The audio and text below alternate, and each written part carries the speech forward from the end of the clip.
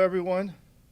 Good morning. We are doing sound check, and we will start shortly.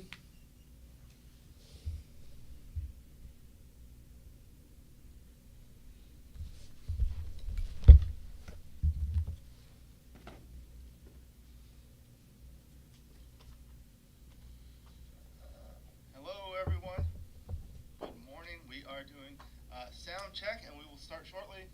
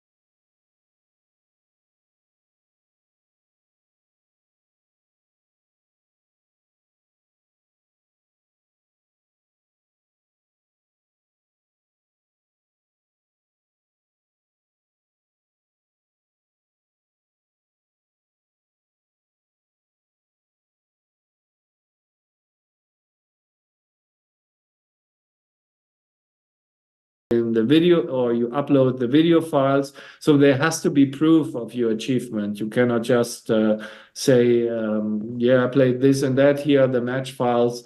So you have to prove it, of course, otherwise it wouldn't be a serious thing. Right, right. It's fantastic. I think a lot of the people that are at the more beginner level or novice level are not aware, even getting to like less than 7 or 6 or 5, it's very difficult. Like when you first start playing, like when you first start learning the game, you're like 50 or 100 or whatever it is, and it may not be that hard to get like under 20 once you start learning, but getting to these levels is very, very difficult. And I know, like, when you get to these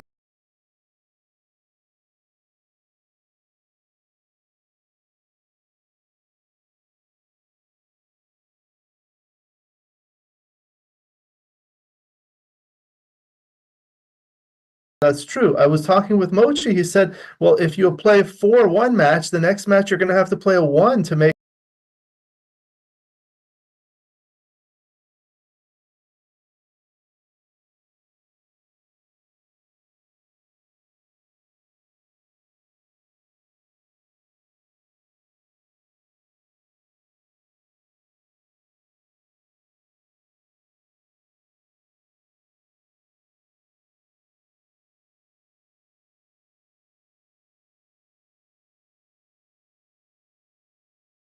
passing, and that would have been like a 600 error. So they would have killed all the performance. So yeah, every once in, of course, you can make mistakes still and be below 2.5, but there is not much room for error. Yeah, cube decisions can be very difficult. One of the questions the viewers really like me to ask is, say you're at a pretty strong level, but then you want to get to the Grandmaster level. What are the recommendations you can give to the viewers to kind of go up to the next level there? Yeah, first recommendation, be honest. So look out for your weaknesses, admit your weaknesses. So that's what I'm doing all the time, looking for weaknesses, and I have no problem when I spot a weakness. I'm happy. I mean, okay, so great. So I spotted something that I can work on it. So know yourself. Simple thing, for example, I noticed that I was too conservative in non-contact positions, so in races. So I dropped too much. So now these are the things that you can fix easily. So that's another thing. So focus on things that come up all the time. Yes, sometimes you will have a complicated position back game or many anchors. And yeah, then you have to navigate it through it and trust your intuition. But that's not where you really improve, because it doesn't come often enough. So learn the basic stuff. Like holding games all the time. They come up all the time. I especially focused for the Grandmaster title on early game positions, because they also come up all the time. And then really get to know your biases. I recommend finding a coach if you cannot find your biases yourself, because sometimes with my students, they send me a bunch of matches and I try to find, as a coach, patterns in their mistakes. So that's the first step for sure. Yeah, that's fantastic. I think, one of the things that you mentioned is, and I think people should not look at errors in a negative way, but look at it in a positive way as an opportunity for improvement. Mm-hmm. And now they have these blunder databases, which is difficult to have, but I have some friends like former world champion Hal Heinrich. He's a retired software developer, and he has this whole system where you put in a match and it'll tell you the categories of your errors and create a blunder database. I think that's very useful. And I agree, like, I tell people the best thing to study is the most common position in backgammon, and the most common position in backgammon is the opening position, because that occurs in every single game. People ask me, like I wrote this book on back games, before that, a lot of people don't know I wrote a book on the opening game, but that wasn't as detailed. But I think that's much more important to study than back games. They said, well, why did you write that one? And the major reason why I wrote on that topic is because there are no other books about that. There are a lot of books about opening and other things. So great. That's fantastic. Now, speaking of books, you have written now multiple books. The first one was The Theory of Backgammon, which I actually have right here. This is an outstanding book, and I keep it by my bed. So I try to read a little bit every night. I've read it multiple times, and it's an outstanding book. I also have my book by my bed. I read that, and it helps me fall asleep. But this one, the first book that you wrote, The Theory of Backgammon, is a completely different book than all the other books that have been written about it. I think it's an outstanding book. It is very technical and math oriented, so you really have to understand that well. But I'm the kind of person that is. I've read it multiple times. You have to read it multiple times to be able to digest it. Tell us what made you come up with the idea of writing a book like that? First of all, it wasn't me. So it was my friend Matthias Krings, who I met in a seminar that I gave in Switzerland. So he really is the theory guy, and he made like a great lecture on all these match theory things, and the PowerPoint. Like it was like an 8-hour lecture over 2 or 3 days. And when the COVID crisis started, he approached me and said to me he wanted to put that lecture into a book. He wanted to call it The Mathematics of Backgammon. So I said to him, okay, if you want to make sure to be, for the sales to be in the single digits, then call it like that. No, it's not kidding. So basically, we made an agreement that he starts out with the theory parts, and I put the meat to the bone, like the practical applications, and just make it digestible. But then, I mean, he has a regular job, and the project got a little bit out of hand. It's just so much bigger than we both expected, and so much more in it. So in the end, I took it over, but it wasn't a hostile takeover. So but many of the ideas are also from Matthias. So I have to. I mean, he deserves the credit, and some chapters are still, I mean, I mentioned it in the introduction and the acknowledgements. Some chapters are basically from him. So that's where I came into it. So it was the idea of a friend. But then I really enjoyed it, and I think, I mean, that book could have been written 20 years ago, and when I came back to Backgammon after a 13-year break, I was rather surprised to find that nobody hasn't written yet something like that, because, I mean, it's not rocket science. I mean, you have to agree, most of the things were there before, like for a long time, but nobody put in the effort to just develop the theory and make a work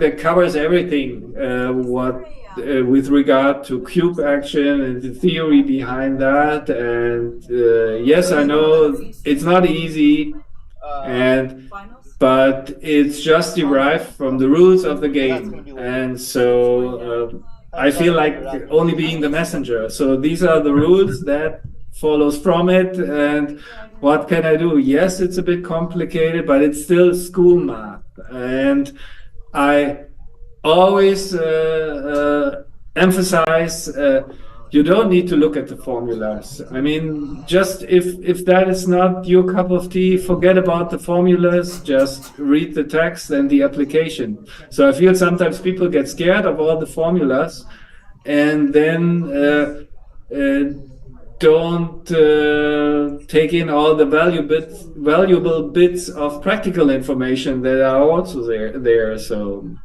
but yeah.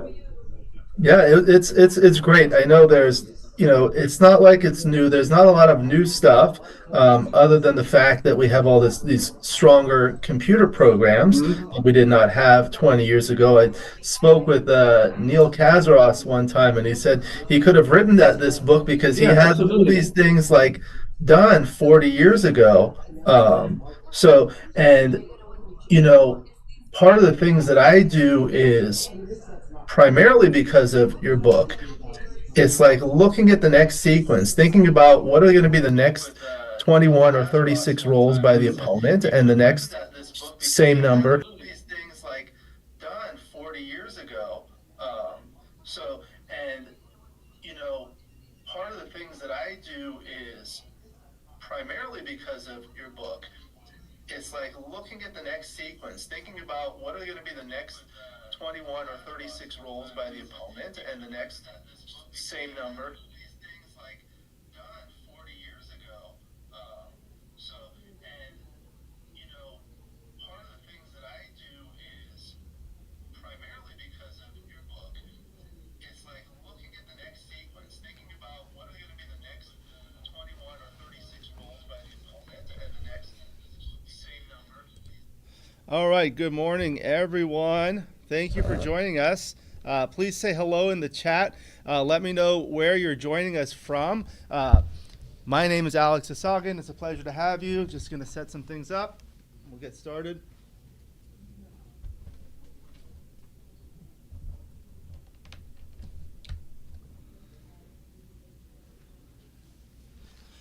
Hello, Mrs. Bubbles. Hello, John Giorgio. Sorry about the sound. And Raymond Kershaw, thank you for joining us. Sorry, this was the first time I was doing this. I was trying to put a different video because we had the same videos up. I guess the sound wasn't working. Hello, good morning, good afternoon in the UK. It's almost 6 p.m. GMT, so John Giorgio probably just woke up. Thank you for joining us. We're going to have, let me see what we're going to stream next. It's going to be the semifinals of the fighters bracket of the Open. And it's going to be between Jonah Seewald, top player out of the United States, against Faddoul Khoury from Lebanon. Don't know him, but I met him, and he seems very nice. And, of course, he must be a strong player to make it this far. Oh, you're streaming Colin too. Fantastic. The more the better. I really like having people stream Backgammon. It really helps promote the game. Well, fortunately, John, you'll be able to watch more later. You could. It's going to be stay up on YouTube.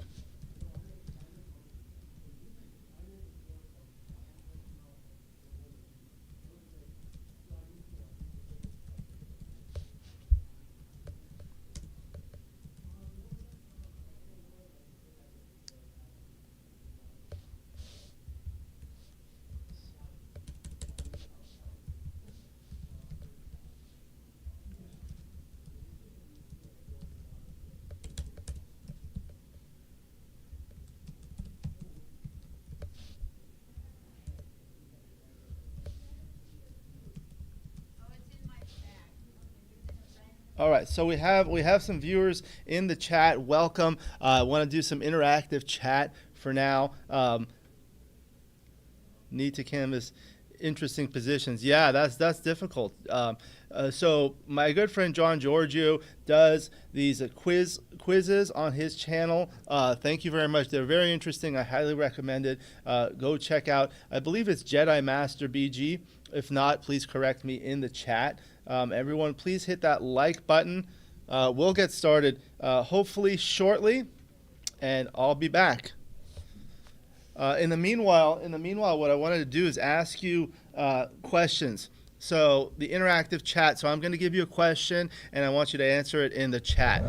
So the first question is, what do you enjoy about backgammon? I've been doing videos, 1 minute, 3-question interviews with a number of people, and we've been posting them on Facebook. And one of the questions is, what do you enjoy about backgammon? And go watch those videos. There are a lot of different responses, but I want to hear your opinions in the chat. Please let me know, what do you enjoy about backgammon? Type it in the chat. Thank you to Ali Jawad. Where are you joining us from? I'll be back in momentarily.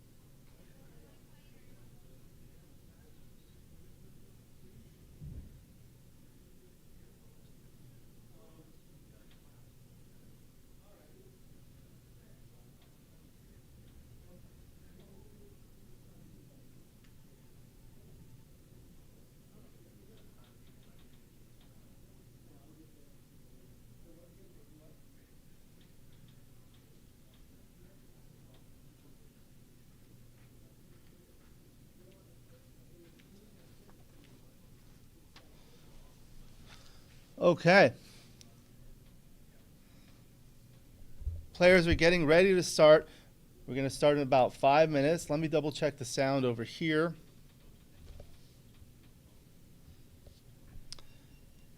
And we will be starting the fighters bracket semifinal between Jonah Seewald and Faddoul Khoury. Okay.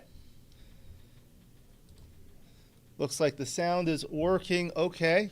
I want to take this opportunity to thank a number of people, producer and organizer, Candace Mayron, executive tournament director, Patrick Gibson. They do a fantastic job. Patrick's been running these tournaments for approximately 50 years. They're fantastic. Hall of Famer.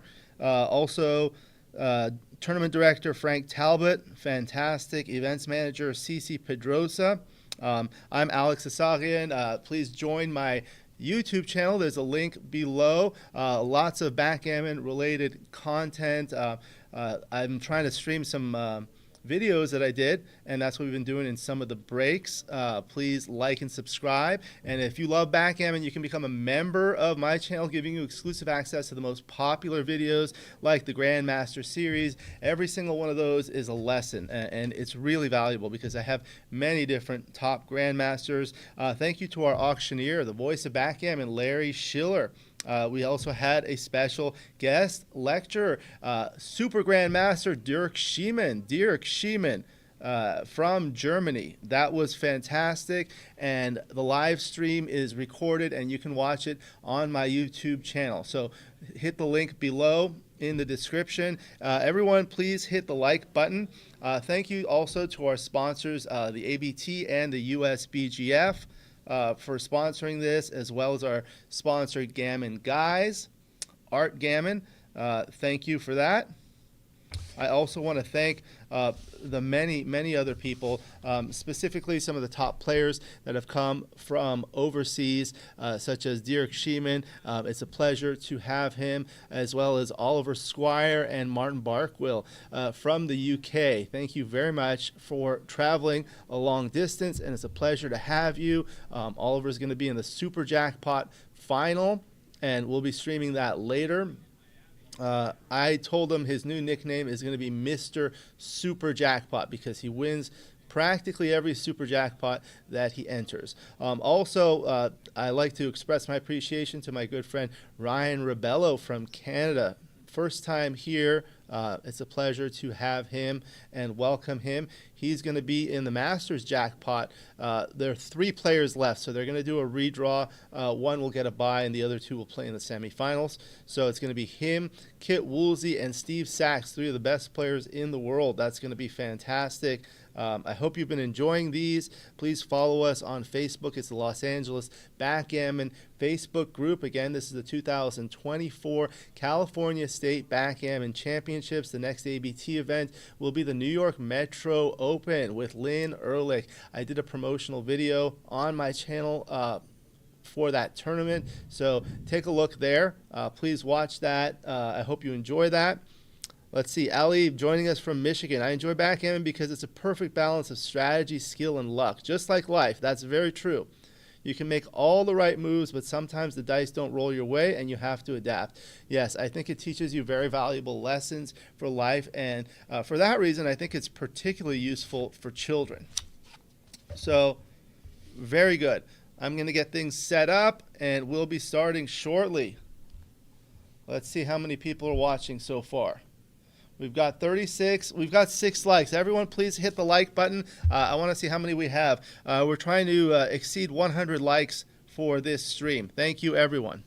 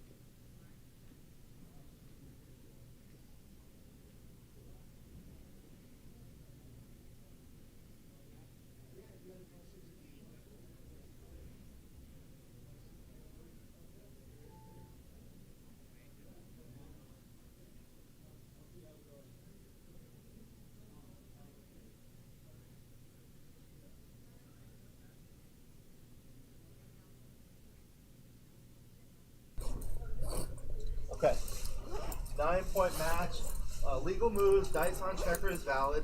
One of the things we've noticed is when you're using the baffle box or when you're not using the baffle box, if the dice land kind of on the side, please center them. That helps with the glare. Okay. And then please do not stack checkers on the bar. That way they can see them like that. Okay. please rack your checkers into here. That way the viewers can see them. Okay. If you guys forget to recenter the cube, I'll come and fix that. Or if you forget to score it, or if you forget to pause the clock. But otherwise, I'm not going to come correct anything. If you need anything, I'll be right on the other side of the wall. Sometimes we have an issue with the clock, and I'll come and fix it. So what I'll do is I'll have you please both sit down. I'll take a picture of you shaking hands. It's gonna be a pleasure, my friend. Yes, always. Good luck. Okay. Okay, very good. So, give me 30 seconds and go ahead. Do you guys prefer the baffle box or the cups? I always use the box. Oh, you with the box? You can do whatever you want. You could choose Okay. one. Can use one. One. I'll Can use Use the cup, use the cup. But Okay. I'll just use the I'll use box. the cup. Okay. Very good. So give me 30 seconds and then we'll start. I'm addicted to not re-rolling. Yes. Yeah. know what I mean? You're right. Yes. So Yeah. I am so used to the shaking and then yeah, rolling see, like the motion. I don't play live. Right. So I got used to the box because I did it Exactly. for years. I played Canadian online. So click, Yeah. click, Exactly. it's more like Exactly. click. All right, we're gonna get started. Just doing a quick check. There. So we can hear them. We can hear me. We're gonna start in just a moment. I'm gonna check the microphone. Okay. I think it will be 60, 30 seconds so we can start. So we can, okay. Sorry, guys. I'm gonna do a quick sound check. Just adjusting the sound. The red one's available. So we will be heard on. Yeah, but I'm gonna turn that down a little bit. Because we're gonna confront each other maybe sometimes. I don't think that's going to change. Right. I'm happy to be here.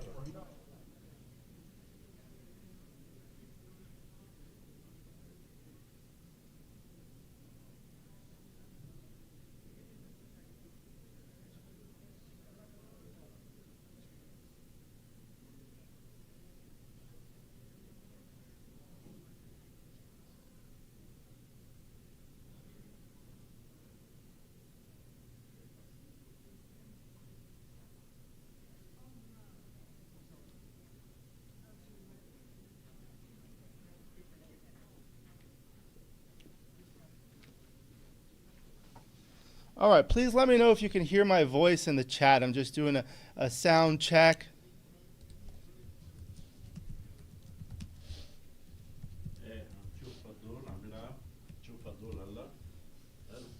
All right, just checking. You guys able to hear? All right, please let me there we go. Hear my voice in the chat. I'm just okay. Sounds good. I'll go ahead and get started.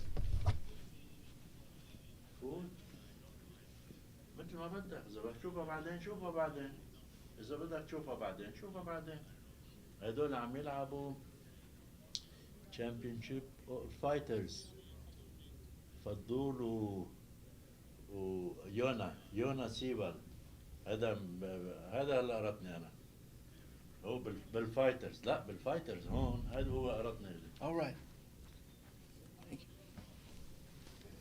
Thank you, everyone. Hello, Eric Peterson. Hello, Pete. Jeff Proctor. Welcome. It's a pleasure to have you.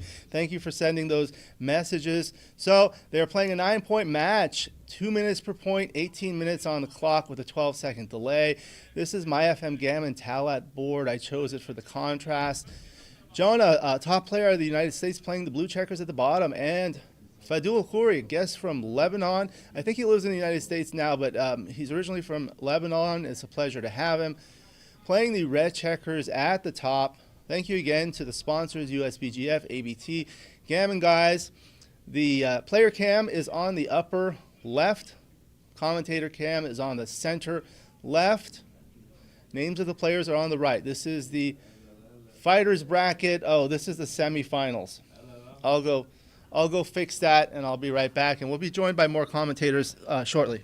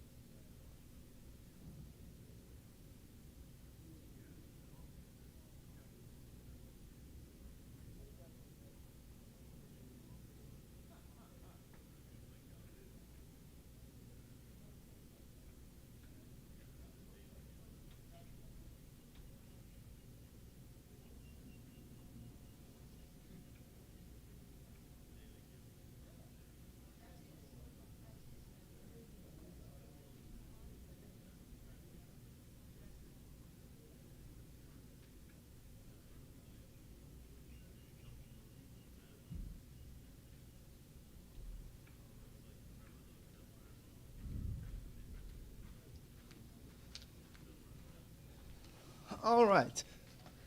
I am back. Looks like double pass. First game. Again, my name is Alex Eshaghian. Alex Eshaghian Backgammon. Check out my channel on YouTube. I'll be joined by many outstanding commentators. It's a pleasure to have them. So, 1-0. Okay, quick double. I think that's a very, very early double by Faddoul. So we're learning his playing style. 5-2 puts 2 more checkers on the bar. Ask them not to stack the checkers. There you go. Thank you, Jonah. Jonah is out of the Denver area, if I'm not mistaken.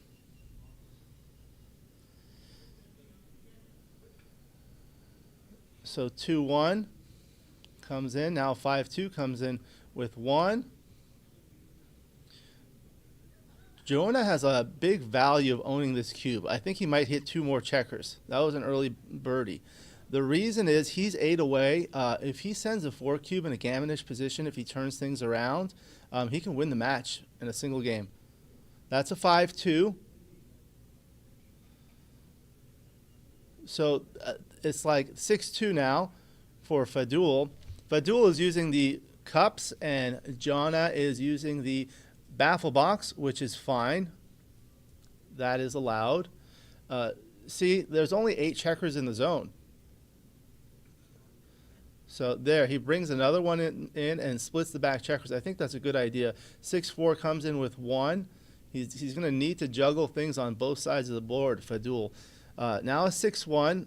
Again, he can pick and pass like that. But now Jonah's hoping to anchor on the 4-point. Cannot, but 3-1. So now those 2 checkers are dead on the ace point, which is not good. 6-4.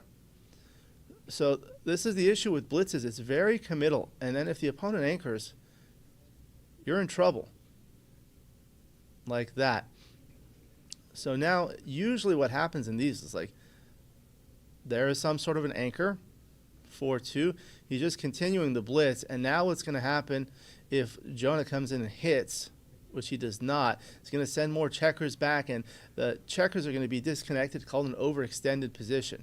Now a 3-2, so he can continue 3-2 pointing on head like that. The other option was to cover the 4-point and hit loose on the 3-point. 4-1, okay, just coming in.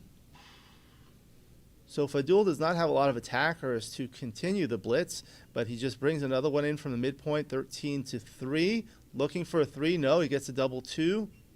See, there's still a long way to go. He wants a 3-1. That is a 3-1. That's perfect. Okay. So Jonah's going to have some time to bring his checkers in because there are 4 checkers, now 3 checkers all the way back, and it's going to take a while for Faddoul to bring everything home. On average, it takes about 3 rolls to roll a given number. So now what I might do is play to the 22-point. That allows you to close the board with double 6.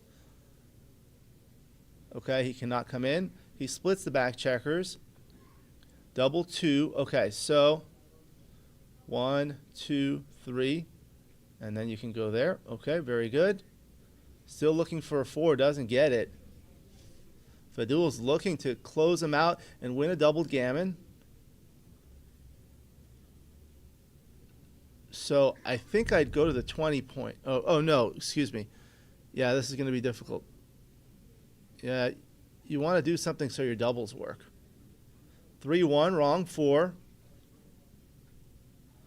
Double 3. Okay, so 1, 2, get another builder, and then just bring the other one out. 3, 4. Okay, so now 2s, 4s, and 6s will close the board. 5-3, Jonah cannot come in. Double 1. Okay, so starting to get stuck. 1, 2, 3. And I guess 6-5 I like because that'll give you double 1 and double 3 to close the board. This does not produce any further doubles. Double 3, upside down. 4-2. So just bring another builder into the zone. There's the 4 and the 2. So lots of numbers to close the board. 4-1 comes in with 1. 5-1. He completes the closeout with 3 checkers on the bar. So there are actually some backgammons here, which will give him 6 points. 5-2. So now he's just going to bring things around slowly. You want to think about your large numbers when you're doing this. Think about double 6, double 5, double 4, 6 5, 6 4, and 5 4. So if he plays that and then 10 to 8, now double 6 doesn't leave a shot. And then you want to think about your other numbers. But you really you don't like the checkers on the 7 and 8 point like that in the Baron because it becomes inefficient. You're going to need small numbers to bear them into the high points. So now here it's a little bit awkward. Yeah. So there's nothing he can do except pre-clear the 6 point to save the double 6s.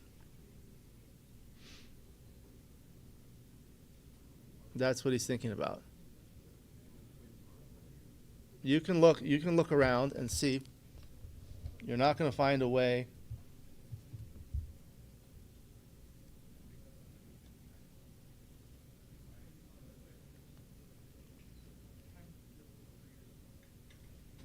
Okay, nice roll.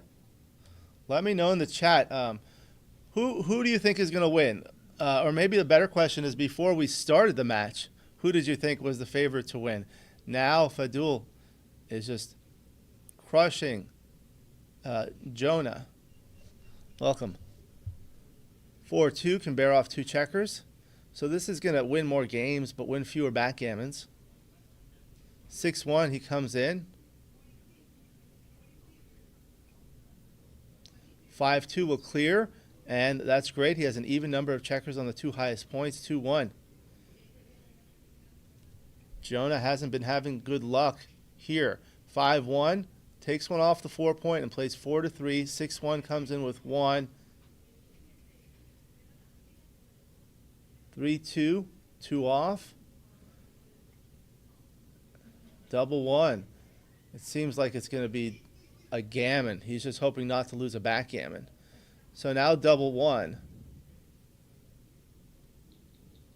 I think I play 3 off 3-2. I mean, this is safe too. 5-2 is going to come out. All right, so now this is going to look like a gin gammon. Faddoul will take a 4-1 lead. That is the absolute score. I tell people more important is the away score, which refers to how far away each player is from their goal of winning the match. This is a 9-point match, so with 1 point, Jonah is 8 away. And with 4 points, Faddoul is 5 away. Okay? So Jonah's taking a break after that one. That was a tough beat. Oh, it's only a 5-point match? No, it's a 9-point match, so now he's 5 away with 4 points. Okay, so next game, Jonah rolls a 4. They're resetting the cube. Thank you for that. The clock was running. I think it should be fine. 6-3 for Jonah. He splits the back checkers and brings one down. Now he's trying to send some aggressive cubes. This is the wrong idea. So a lot of people do this, and it's something people should know. Don't do it. You hit once with a 5-1, hit twice with a 6-5. I see it all the time. It's a simple thing people can learn, and it never ceases to amaze me how many people just continue making these plays. So now Jonah has the anchor on the 23 point, a 4-1 for Faddoul. He brings one down, so now he needs 7s to hit. 5-3 is good. I think, so you can make the 3 point. You might consider making the 5 point because it's so superior, but he didn't want to leave the blot on the 10 point. Now 5-4. So what can you do? You can come out to the 18 point and cover your 9 point. Or you can make the 9 point and make the ace point. I don't know how much I like making the ace point now. He can also bring 2 down. Okay, that does strip the midpoint with 2 back checkers. 4-2. So he can make the 4 point, creating a 3 point board. He will expose a blot that will be susceptible to a 6 shot. But Faddoul only has a 2 point board with a blot in it. Jonah's going to need to be aggressive here. So this is another option. Okay, so now he hits loose, takes away a tempo, so it makes 6-3, double 6 and double 3. Play bad. Hi, John Vitor, welcome. He rolls a 6-5, comes in and hits 6-5 for Jonah. comes in, covers his 2 point. Now Faddoul has 1s, 3s, and 4s. At this score, I don't know about the double. Okay, so he's aggressive. He's aggressive. Comfortable take. Welcome. 5-2. So he can't move the back checker. All right. So there's the 5, and there's the 2. 3-1. Okay, so that's okay. So he makes his 5 point there, or he can make the 20 point. I don't know. There's a lot of wood in the zone to attack.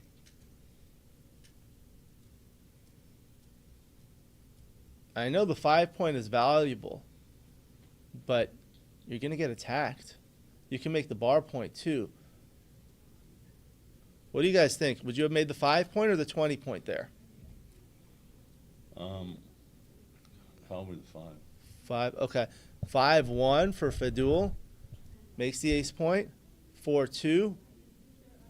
So yeah, he's going to get out of harm's way. He doesn't want to be pointed on the 20 point. 5-4 for Faddoul. I think he'll bring 2 down. You can't move the back checkers. There you go. Double 3 there and 20 point. This is fantastic. If things continue to go his way, Jonah may be able to have a good redouble here. Like that. That's kind of an anti-joker, isn't it? What? 5, double 5? Double 5. He's going to make the point, and His now... board's going pretty quickly. What do you think, John? It looks like a really good redouble after this double 5s, but if it gets any better, what could make it better on the next roll? Like, how would blue lose his market? And, Yeah. after a redouble, how might he do that on this next roll? So there he goes. He was 6-5, thinking about yeah. it. He was thinking Yeah. about it while Faddoul was playing. So now, basically, the market losers are basically any problem for red. It's not so much what blue is going to roll. It's what red is going to roll. Faddoul is going to need a 3 very quickly, and then a 4, 5, or 6. It takes on average about 3 rolls to roll any given number, such as a 3. I learned that from my good friend and Grandmaster Art Benjamin, the mathematician. Okay, they're going to 2-4 now. Yep, very good. So 3-4. I'm sorry, 3-4. 3-4 because it was a 2 cube. All right, so now Jonah is 6 away against 5 away. Very good. That took some of the salt out of the wound from losing that doubled backgammon in the previous game. Now it's 6-4. I think here you can run or split like this. Gammons are not as valuable, at least on a center cube, at 5 away. 6-1's a great roll, makes the bar point on head. The 7 point is called the bar point for the viewers that are not familiar with it because it's adjacent to the bar, the place where you place the hit checkers, like that red one that he just picked up there. 5-1, he comes in and slots. That's the wild play, slotting and splitting. 6-4, he can hit and continue. All right, so now Faddoul is looking to anchor on the 20 point. That's called the golden point. That is a 6 and I can't see it because of the glare, looks like a 4. Paul McGreal gave it the name The Golden Point in his seminal book, Backgammon. Have you read that book, John? Yes, I have. It's a fantastic book, highly recommended. Now a 6-5. So I think so you can run the back checker, but that leaves a double shot. I think what I would do is like play 2 to the 8 point. As much as I don't like having those stacks there, but he has only 1 checker back. One of the things I learned from Bill Roberti's recent 3-volume series, How to Play the Opening in Backgammon, is that once you've extricated one of the 2 back checkers, the primary focus becomes on escaping the second one and preventing another one from being hit back. So now it's a 4-3 for Jonah. I think it's just like you can play 13 to 6. It does strip the midpoint. Not a huge concern with only 1 checker back. This is a little aggressive. I would have just... Oh, did he move illegally? Okay, so we didn't notice it. Thank you. No, that was legal. That was fine. He played 8-4, 7-4. I think Eric Peterson was mentioning a previous move, but that's okay. Oh. The way it works is nobody notices, they just continue. And I'm not a monitor. I'm not an official monitor, so I'm not going to correct things. I told people the only things I'll correct is if they forget to pause the clock between games, if they forget to score the game, or if they forget to recenter the cube after a game. So now it's 6-5. I might be tempted to make the 3-point here for red because Yeah, what's plan B? the plan B might be to play 14-9 and 13-7 to try and at least start the bar in case he escapes. That's not legal. That's a 4.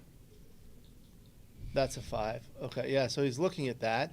And what a lot of people do is offset the checkers from the base of the point so they know which checker it was that they moved. 4-2 is a great roll. Comes out and hits that. Sends another checker back. So now Faddoul has good 6s from the bar. That looks like a 2-1 or a 3-1. Yeah, I can't see it. All right, thank you, Boris Decked here. Honest mistake. Yeah, sometimes this happens. It's okay. Oh, it looks like a 2-1. So he put it halfway between the 1 and the 2 point. So he can come in with the 1 and hit on the 18 pointer, come in with the 2. So now he's forced to break the anchor. So now Jonah has good 6s from the bar. 4-1. So now I think I hit on the 5 point actually here. He might have been debating between hitting on the bar point and then hitting on his own bar point. 4-3. So the 3 comes in and the 4 is going to hit. Welcome to Boris Decked here. I can't remember where you're joining us from. Please let us know in the chat. 5-1. So here, now he has some options. That's the idea. I really like this play because it unstacks it and slots the next point you want to make. 5-4 doesn't work out. He hits. That's forced. And I think I'd anchor on the 20 point. That's going to be a long-term valuable asset. Welcome to everyone in the I'm tempted to gallery. hit on the 4 here, too. Tempted to hit on the 4 to get a tempo. 8-4. Oh, yeah, Boris. Do you know Boris Decked here? He's from New York. I met him, I think. You met him, yeah. They're going to have the upcoming New York Metro Open with Lynn Ehrlich. That's a fantastic tournament. You going to go to that? I don't know if I can. My wife and I are going to the desert. Oh, okay. Are you going to be at the next Vitor Cup, John? I believe so. Okay, good. I don't know when that's going to be yet. We'll see.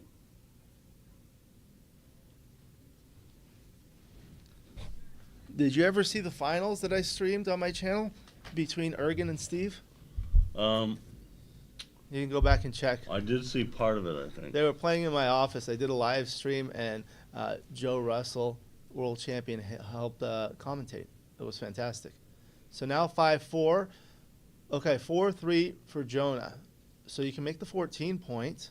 Hello to Tapio Palmroth. Thank you for joining us. Everyone, please hit the like button. I appreciate it.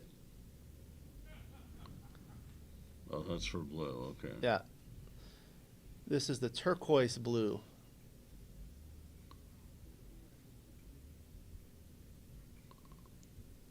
Oh, Boris says hello. Eric Peterson says hello.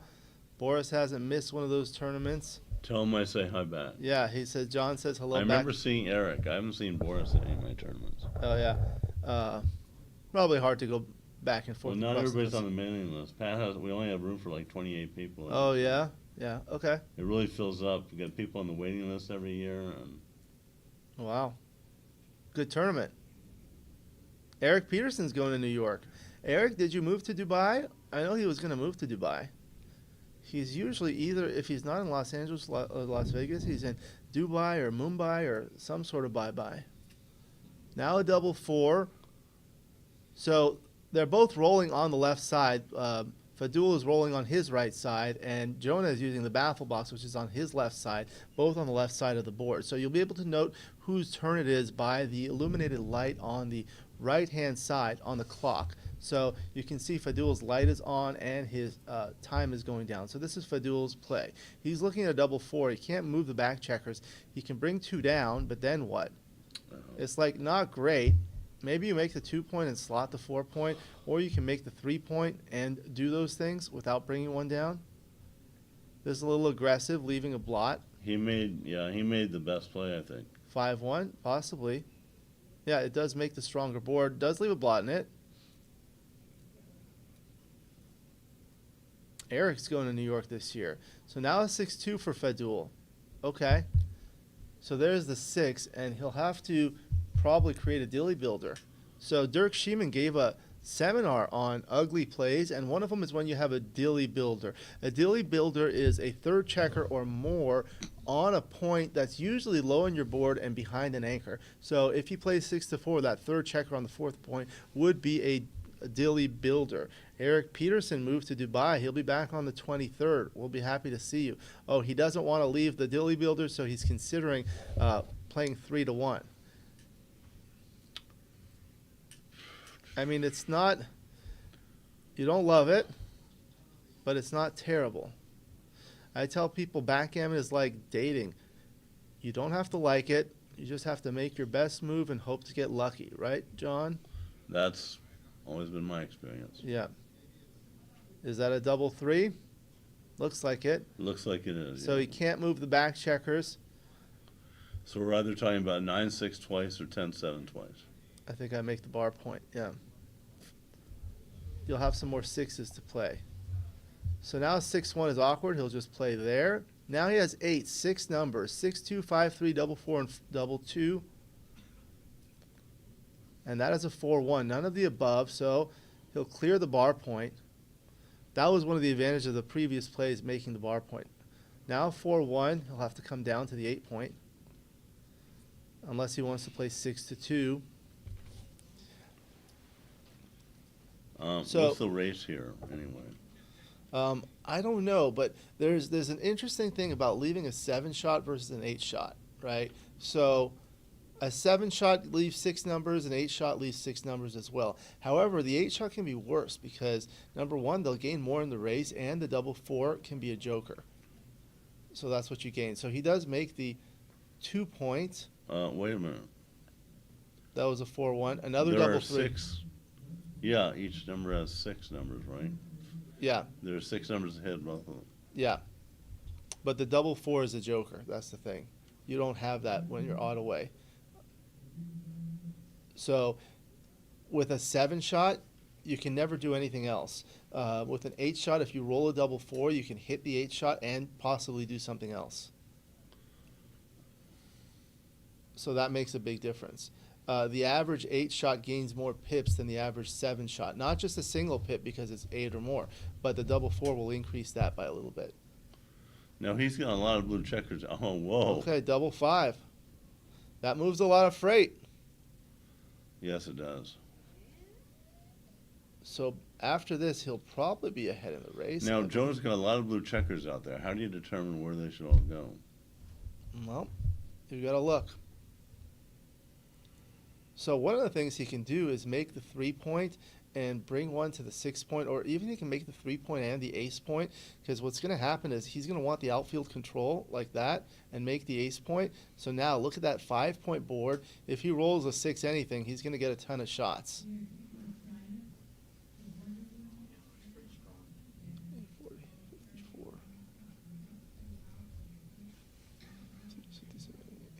88 for blue. Okay, so there's the 6-3. 6 is forced. This is one thing you can learn. If it's forced, just do it. Stop looking at it, do it, and then look for the rest of the play. Okay, Jonah might have a cube after he finishes this play. Right. So now he's leaving 5s there, with 1s and 3s on the other side. If he continues with the 3, he'll leave 4s and 2s and 1s and 3s. But if he doesn't, he'll have to play 6-3 or perhaps 3-1. He can't move the back checkers. Looks like he's between a rock and a hard place. 10, 20, 30, 40, There might be some 35, features of duplication involved if he does one or the other. 66. Right, 50. One advantage of staying back on the 14 is that he might have returns, because he's got connectivity between the checker and the 5 and the 11. This is true. Now, Jonah's going to be behind by 22 pips after this, 66 to 88. Do you see the pip count displayed there? You don't see it? No. It's right there. Oh, I'm sorry, I don't see it. It's in my head. I counted it. That's why you couldn't see it. Okay, well, anyway, I like the connectivity outside. I personally would stay connected to the 5-point checker and just do something else with the 3. I guess there's not a whole lot you can really do except for going 6-3 or 4-1, either which doesn't really make a whole lot of sense for Faddoul. I just like the connectivity between those two. Like if he hits on the 11, he could get hit back if he rolls a 5-6. That's all. Yeah. So how many gammons do you think Jonah is winning from here? I'll give you two choices: a lot or a little. That's easy. I think a lot. Maybe medium. Yeah. That was the third option. 5-4. So that's gonna hit. And now He might have considered it too good to double at that point before he rolled the 5-4. So here's what happens. If he plays the 4, he does have a shot. He can play 14 to 10. If he's hit, he'll have a good 6 from the bar.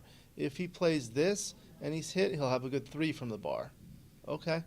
But this gives him 6s, 3s, and 1s. Double 4 does not come in. So now, seems like he's playing on. You're going to hit. And I think I lift. Yeah, the game is almost over. You're not going to need that. 3-2 cannot come in. So I might not have lifted only because he has a blot on the ace point, which is uncovered. And I might have, being the doing person, I like to keep it uncovered because it has 6s and 7s to cover the following time. It does give up a lot of games, though. He's winning some gammons. If he completes a closeout here, he's got about 40% gammon. So now on a center cube, the gammons are valuable because they take him from 3 to 5, and that's 4 away. 4 away is a valuable score to be at. So this would leave a double shot with double 6 next. You've got to think about those things. But it does leave 6s and 3s. I think I would have left the builder on the 10 point. 4-1. 4, okay. So at 4 away, double gammon wins the match perfectly. So it's a valuable target score. 5-3. This is a little awkward. I don't think I'd hit here. He's going. The reason I wouldn't hit is because you don't have a lot of covers. Well, I perfectly liked hitting the previous time. Wow. Double 5. Super Joker. Super Joker. 1, 2, 3, 4. Jonah's looking for a double 5 of his own. Look at how double 5 would have played for Jonah. We've got some viewers in the gallery. Welcome. Yeah, you would have come all the way around. 6. Okay, so you can block the or you can avoid the double 5 Joker by playing both to the 14 point. Yeah, that. I think that's what I do, and you'll have a cube soon. Okay, now that gives him the double 5. I think his 5-3 was a little reckless. He didn't really need to leave another shot. That's what I was saying. Gammons were. Little bit of an overplay. Doubles immediately. We're seeing some aggressive doubling from Faddoul. Jonah gives it up. They forgot to pause the clock. If someone can go there and ask him to pause the clock, appreciate it.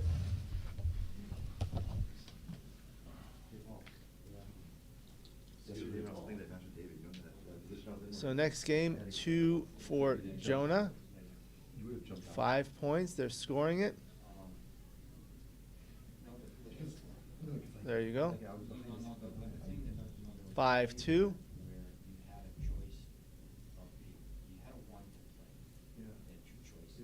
Okay. 6-5. Gonna do the lovers leap. 24 to 13. I told him. Thank you. 4-3 for Faddoul. What do you do with this 4-3?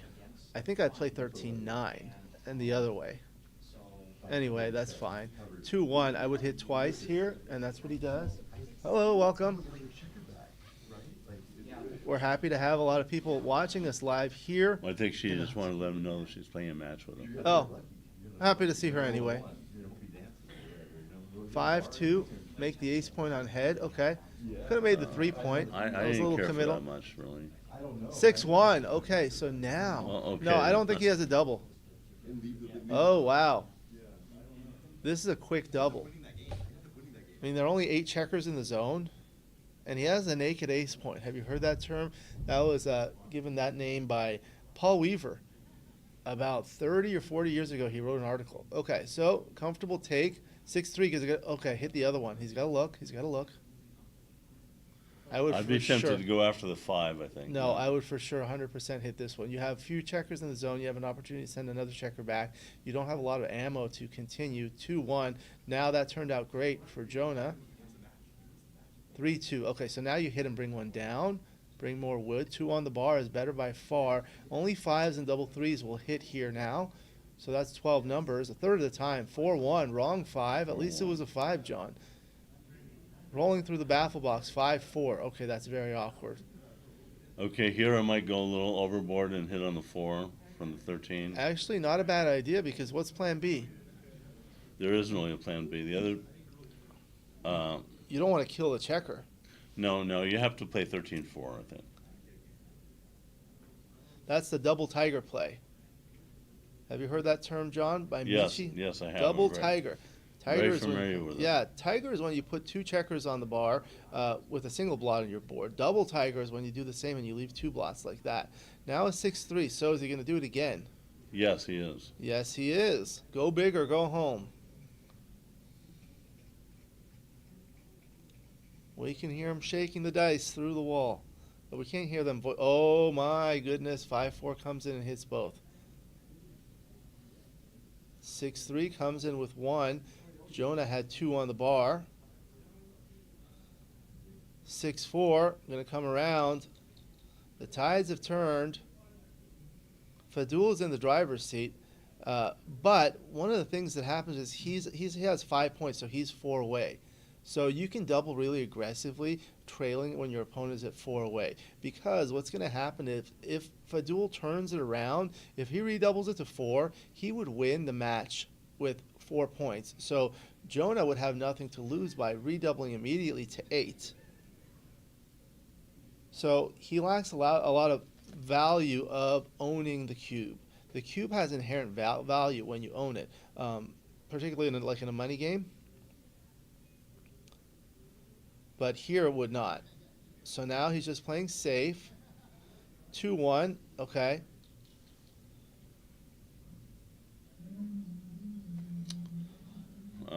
Yeah, there and split there to the 21. There you go.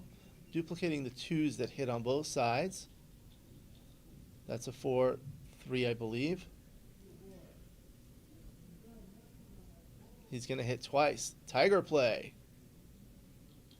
5-2 for Jonah.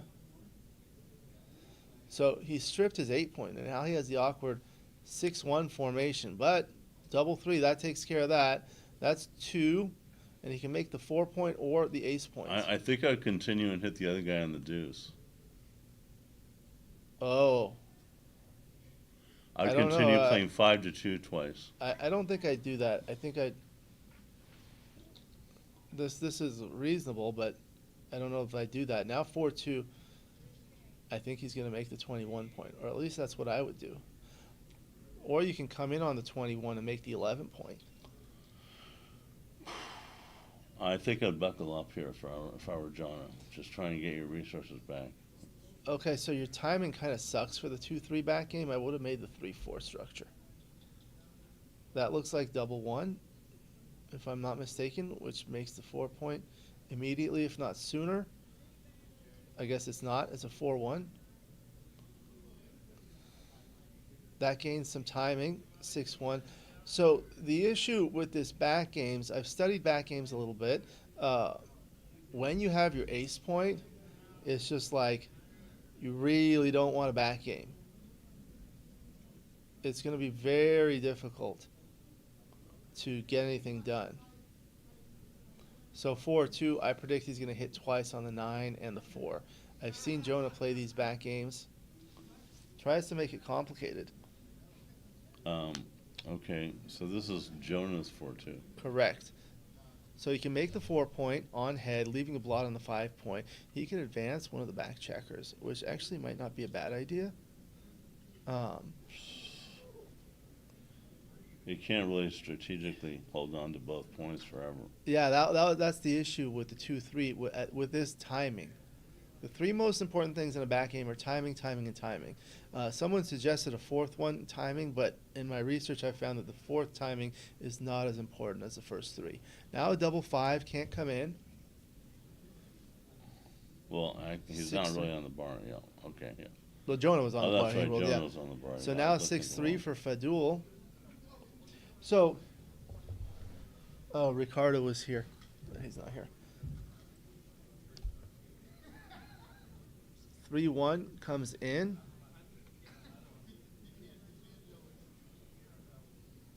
Six five makes the ace point. 4-1. Okay, so that's a good roll. 4 and then probably 6-5. Now you're going to want to break one of the anchors. Probably, if I had a choice, based on the timing, I think I'd break the 2 or the 3. I've choose the bathroom. Yes. 5-3. Okay, so I would come off the 22 point here. He's looking at possibly hitting and bringing another checker down. So that's a reasonable choice.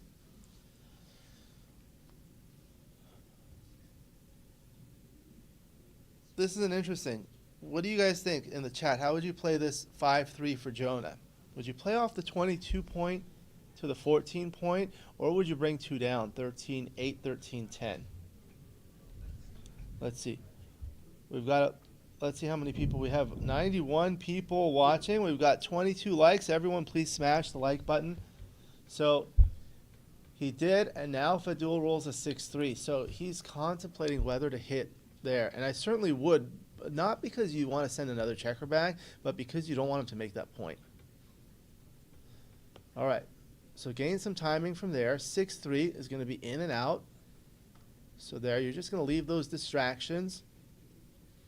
I saw Jonah play a game like this against Neil Kazaross in Las Vegas probably about 2 years ago. That was a very interesting game. Now it's 6-5. Okay, so you just come in.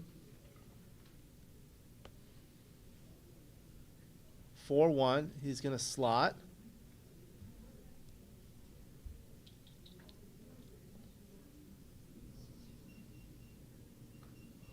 Okay, he's going to escape. Maybe he doesn't want to blot on his board if he gets a fly shot. 5-4. He's going to leave a shot, otherwise play 2 to the ace point, killing the checkers. That's what that does. Those anchors, here it's a triple anchor. So it makes things even more awkward. The idea behind the backgammon is that you have 2 or more points in the opponent's board, and your goal is to stick around until the opponent is bearing in and or bearing off, to make the bear in and bear off awkward, leaving shots, destroying the structure. But the issue is, I call that a critical shot. The issue is you really need to have a strong structure on your side. He doesn't even have a 6 point. So should he hit a checker, it's going to be very difficult to contain. That's the thing. You need to make sure you're able to contain. So now he kills 2 checkers. Double 5. Okay. So I think I make the 17 point, like, immediately. Did you want to next? Yeah, please. So 1-2, he could do that and make the 6 point. That's actually very reasonable. I'll sit Hello. here. I'll sit here Oh, for this hi. game. I would make the 6 point Welcome. here. Yeah. Neil, I I'm was a- telling them that this looks like the game you played against Jonah in Las Vegas about 2 years ago, and then you commented on it afterwards. Okay. I thought he should have made the 6 point. He did. You need the 6 point to have a chance to win this. Yeah. Try to come a little closer if you can to Okay. protect your voice. You can scoot that. So you're out of everything, Neil? Yes. Okay, well- Maybe I'll play speed gammon later. Happy to see you here. 4-2. I think people like reading the dice. Do you guys like it if I read the dice? Sometimes that's easier for I people. do, Let me but know. it looks like a 4-1. Oh, John Giorgio is needing a premium heroes account so he can do his live stream. 5-3. All right. So now that he's already cleared the bar point, things aren't as awkward because 6s don't get killed to the ace point. 5-2 is a good roll, comes in and out. He hit him, I don't know if. which I think he probably should do. Yeah, 6-4. Double 5, another good good number, I guess. Do you think he really needed to hit there, or was that absolutely necessary to hit off the? Maybe. I think he was supposed to hit with a 4 point board with no blots in it. 2-1. So do you I want a can't see it. sixes out? You want to get out? Yeah. 6-1. I think you've got to hit loose here. Absolutely.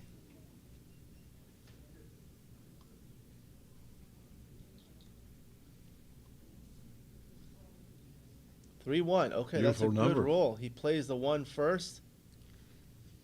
I don't like it when people do that. It confuses me. But I'm easily confused. That's what my wife says. Double Look one. at this. There and there. Jonah might be in a little bit of trouble here. Looks like Yeah. it. Faddoul Looking gets for a out. 6 out. Not No. out yet. 2-1. 2-6 from the bar. That's very important. Fogelland. Could Double be some 4. could be some bad 6-2. fives here. Double 3. That's really okay, bad. so that's forced. Now, what was Ray Fonen's original history of 2-6. 2-6? I don't know. What do you think about when people take forever on forced moves, Neil? Well, he did not take forever there. That wasn't forever. That was not close to forever. Hit him. You've seen forever. You make the 9-point here, Oh, yeah, that's really nice. or you hit loose and bring a builder to the 9-point. Really like the 9-point here. I can't see the number. What is it? Double It's a fours. Double 4. So this is very interesting. Now you're hoping he can't go. 4-1's an anti-joker here, right? Well, anything with an ace, there's a lot of bad aces that leave a second blot. The problem with making the 9-point is having to attack later. So this is where you think of all the 21 numbers for the opponent, right? Yes.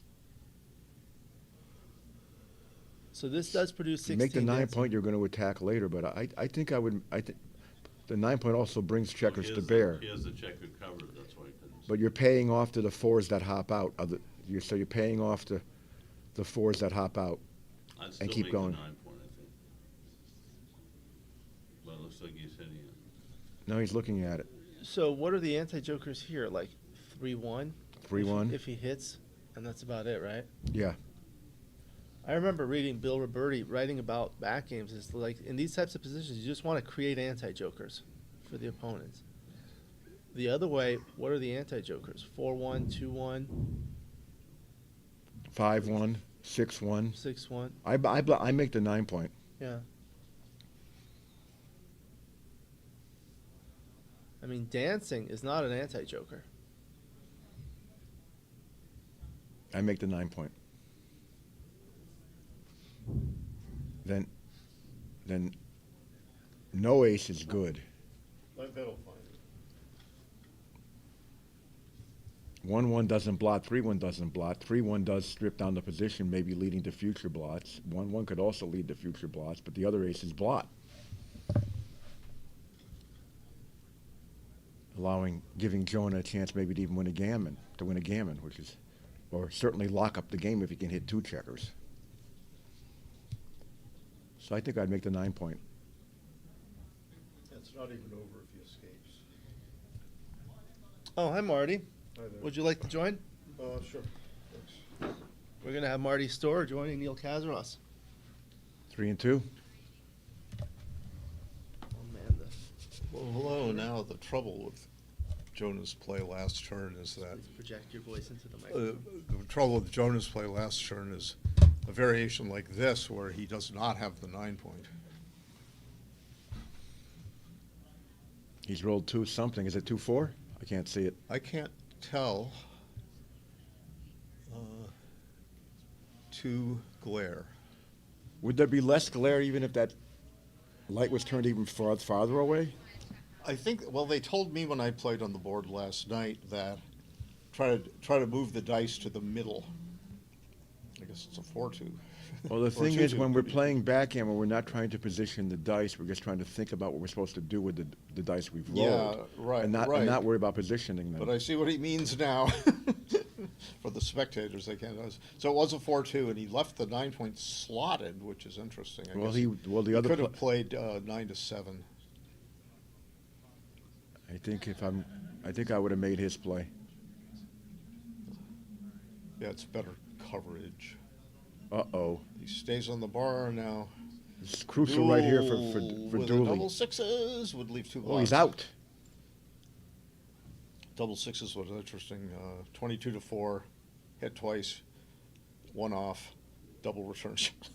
Yes. But it didn't happen. So he's thinking, should I split or should I go? He 50 should to not. 13? He should absolutely not split. I believe not.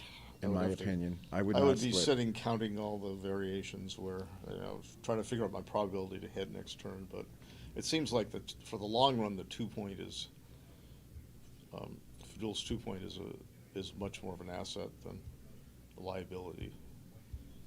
I mean, later on, he might split against the 5-point. But Later on, but it's just those but just the trouble with the splitting double early the is they'll double come one in. and the 3-1.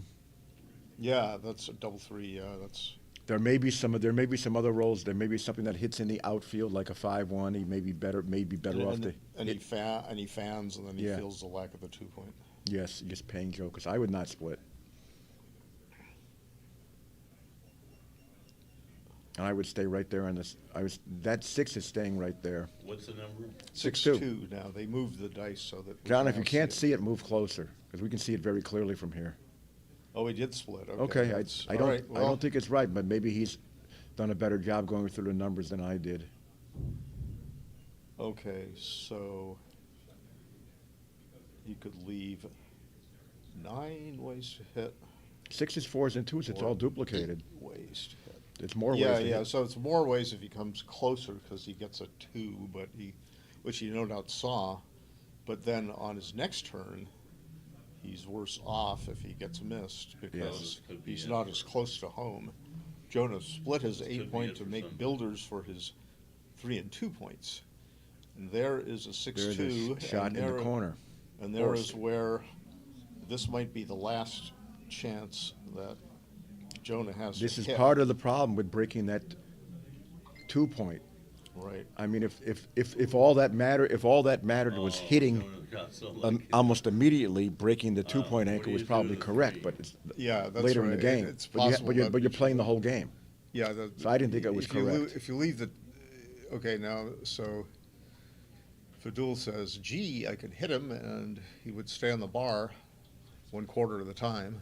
Then he has to clean it up. But then And the cleanup is he not, can get gammoned if he gets hit. and he could get gammon. So he probably will not. So I think he's just got to step up and hope not to get pointed on. Yeah, if he doesn't get pointed on, he's well in the game. He could hit back. Or is there anything that doesn't hit? Well, double. I don't. So he does hit. Okay, he's gambling on the fan. I don't think. Even something like boxcars points on the 2-point. Double 4s hits loose on the 2-point. Uh-oh. Now he's got to worry about this. He probably would just make the 8. I make the guess, 8. rather than the 7. Right. I want the The builders. 8-point has more builders and it blocks the 6s. And the 8-point. So he plays safe. He might say to himself, well, I can play safe because he's got a bunch of numbers that Blot anyway. blot anyway, like a 3-2 or something. So I suppose 4 in and 2 around. He's going to do that. That's all right. That's all right. It's still got a nice double There's shot a big here. gammon chance here. A nice double shot over there. And another You could. double I shot have to over say there. you could not have paid me to leave a second blot in this position if I didn't have to. As Pay me $1 Faddoul. million, I'd do it. That's okay, but Yeah, so now this is a strong play for Gammon from Jonah. This you is know, an eno- you get to 7 to 5. He's got 3 on the roof. I got news for you guys. Jonah could be thinking about something even better than a gammon. A juicy BG Backgammon. that ends the match. It would end the match indeed. And if he closes them out from here, it's about Yeah, no, that it's about he, 6, he 7. just gave himself a double 5, 19 to 18 to close the board. 6-4. He's probably going to go Bring a builder. probably 18 to 8. That's what I would do. Then I have double 3s and double And then 6s. you get- You get double 6s You anyway. get one but more in the zone. You just want to get more checkers in the zone here. If you can't create another builder, another diversified builder, you bring more checkers into the zone. So you keep it going. I find these plays very easy. Yeah, checkers in the zone is a really powerful concept. Zone is short for attack zone, which is anything in your inner board and all unmade points in your inner board. All the checkers aiming at those points are considered to be in the zone. So now he's got 12 checkers in the zone. He would have had a closeout He with would our have had a play. closeout. That's right. That extra checker in the zone. He's would've- probably going to get a would've, closeout anyway, but Yeah, probably, you never but- know when you don't. Yeah, then he's got one extra turn to roll a double 3 or something like that, Or roll a three, Partial- roll a 3, get missed, and roll another 3. partial fractions. Miss and cover. Probably 7 to 5. And now Just to ensure a checker, a builder on the 5 point, or a spare on the 5 point. I would play greedy. Well, it's ultra greedy because He you're- should be you're- playing. you're- He should be you- playing greedy here it's- against it's- that trash board. I would have it's- played, and it's I would ultra have, and I greedy. preferred 7 to 5. Yeah, 7 to 5. I see what you mean. So you mean greedy in that sense. Yeah, I thought that was the right play. See, now his spares are dumped deep. He'll just diversify 7 to 1, 8 to 3. And oops. Now he could get an extra checker off. I guess it's probably a little better for the He's pushing for. He's backgammon. pushing for the BG. It's so hard to lose this game. He's got It doesn't mean it won't happen. cheesy but looking inner board opposing him. it's so hard to lose this game versus. Yeah, no, that Faddoul is just garbage hoping to board. get in very quickly and run fast. And Jonah says, "Shall I leave extra blot numbers? Yes, I shall. For the extra checker off, because a Of course gammon he is shall. very valuable. Yeah, it's not just the backgammon he's playing for. He's playing for the gammon now. So, he takes 2 off. I'm not sure about that. I'm not sure about that either. I would, because he's happy now, slightly happy. Wasn't like there was a big difference in gammon chances from here. Uh-oh. Okay, he does not need to get backgammon, so he's going to make sure he doesn't. This is looking like a gammon again. But 3 closed out, you usually get gammoned if you don't hit. Yeah, so he should play, probably not that, but probably not that. Oh, he's playing for double It's- sixes. It's reasonable. Yeah, he could have, double sixes is very likely. good 2 out, anyway, 6 so in, and you need there double we 6. go. And he rolls a 1. Now he can miss with a 1. So he wants to gain gammon saving doubles, which, yeah, he can get 5s and 4s by 17 to 10. He can't get 3s in any variation. 17 to 10 gives him 5s and 4s as well as 6s. Yes, that's the only It's play. gonna be 7-5 pretty soon. Here's how you can tell if you can't get 3s. If you have more than the double you're trying to set up times 3 pips outside, you cannot get the number. So you got 10 pips outside, he cannot get double 3s because 3 times 3 is 9. Yeah. So he just bore his last 2 off for a gammon. Yeah. And he says, damn it, I got gammoned. Well, Quick announcement between games. The winner of this will be playing Oliver Squire in the finals of the Fighters Bracket. Okay. And the winner of that will play Alex Toth. You stepping up? I'm heading up. Someone can take over. Neil, Kit Woolsey, would you I'm like only to join sitting in us? for one No, game. you're tired? Okay. Neil, Yes, kid. so what did you do finally on that? It wasn't a case of both of them timing out. It was a very sloppy illegal. Oh, So Let me ask you to wasn't sit what I here, thought. and I'll man All the right. computer over there, please. Sure. Thank you. Alex is back. So tell us about the 4-way, 2-way score. Oh, the 4-way 2-way score. So the trailer, the 4-way player, has a lot to gain You're taking a break. by winning either 2 points or 4 points.